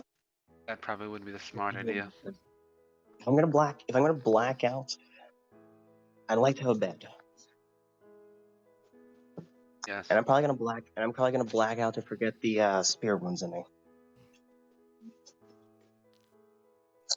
You know, a party Yeah. does sound great after the long trip that we've had. So, you know what?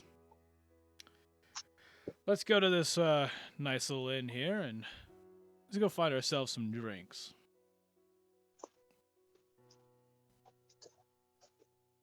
And Marquise kind of leads all of you to the inn.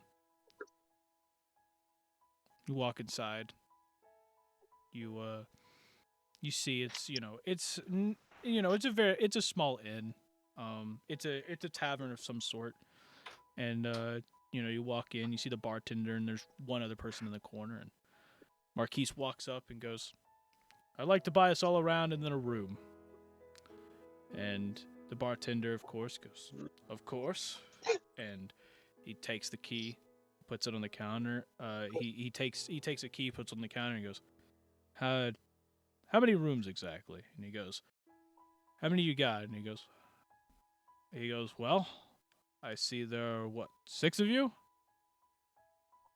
And he goes, "Yes, that is correct." He goes, "Well, I have 6 rooms."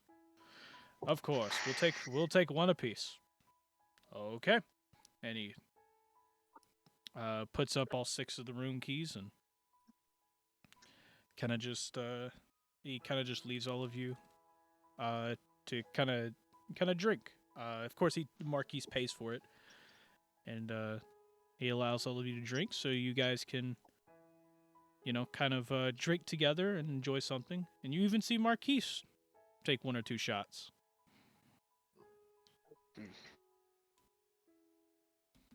Vanessa, like, when we're all have our drinks, Vanessa just kind of like stands up from a chair.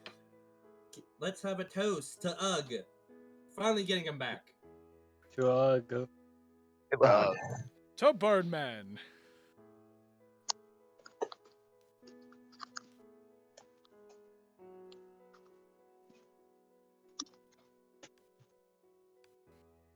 With all of that, all of you party the night away as Marquise buys you all another round. And then you all retreat to your rooms, in which you will spend a long rest and spend the night drinking, partying, and possibly crying yourselves to sleep. I will definitely be doing the latter. And that is where we are going to end our session of eDIOCRACY. Nice. Beautiful. So, well,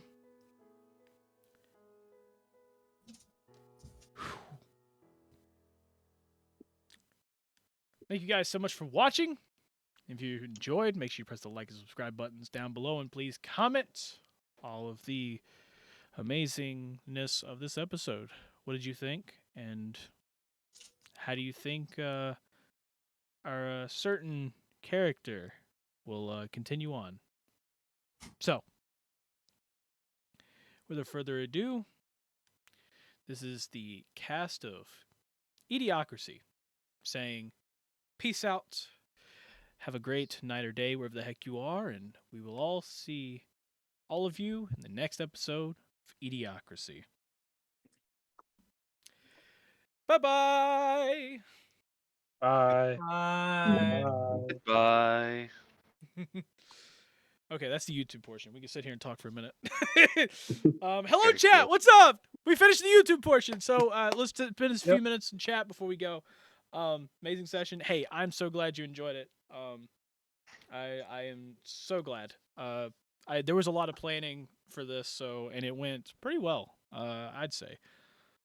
John, We also actually used the D&D corner for like the like what we're supposed to.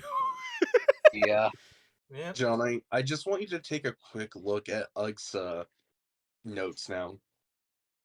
Like his character notes? Yeah, the character notes. Okay. You do know that everybody can see those, right? Yeah. Okay. Okay, cool. I'm glad you said that. I'm gonna go take a look at the notes. Oh! You're welcome. Yeah, here, I feel like I need to ask him. Is it okay if I look at the notes? You can look at the notes. Oh It's yeah, not- you can look at the notes. It's no spoilers. It's not a spoiler, but What is it in? It's in notes on his character sheet. Yeah, where do you find the? What tab do you find the notes under? The then? last one. Extras, Yeah. right? Yeah. It literally says notes. Literally You got says action, notes. spell, inventory, features and traits, description, notes, extras. Yeah. Nope, I can't see them. You can't see the tab notes? There's no notes tab. Oh, maybe only I could see it because I'm the DM. I think that's what it is. I think that's what it Probably. is. Wow. Cool. Okay. Well, Whatever. Do So if fine. you wanna share with the group, you what you it want says? to share with the class? Sure. Might, and then a little star, have a slight case of severe depression. Yeah. Ah. Yeah. Might. I guess we'll just have to watch Might. to find out what happened. Yeah, you guys can watch next episode of eDIOCRACY. You, So you can either This Friday. watch or you can wait until Ugg reveals Yeah, it actually, we will be live this Friday. So, for all of you amazing Twitch people, YouTube of course won't know about this until Friday. So, yeah, you guys can go. You guys can go, and if you want to rewatch this episode, or if you missed certain parts of it, the VOD will be up. But the VOD will be up. But you guys can go and check out the. You can go check out the episode on YouTube.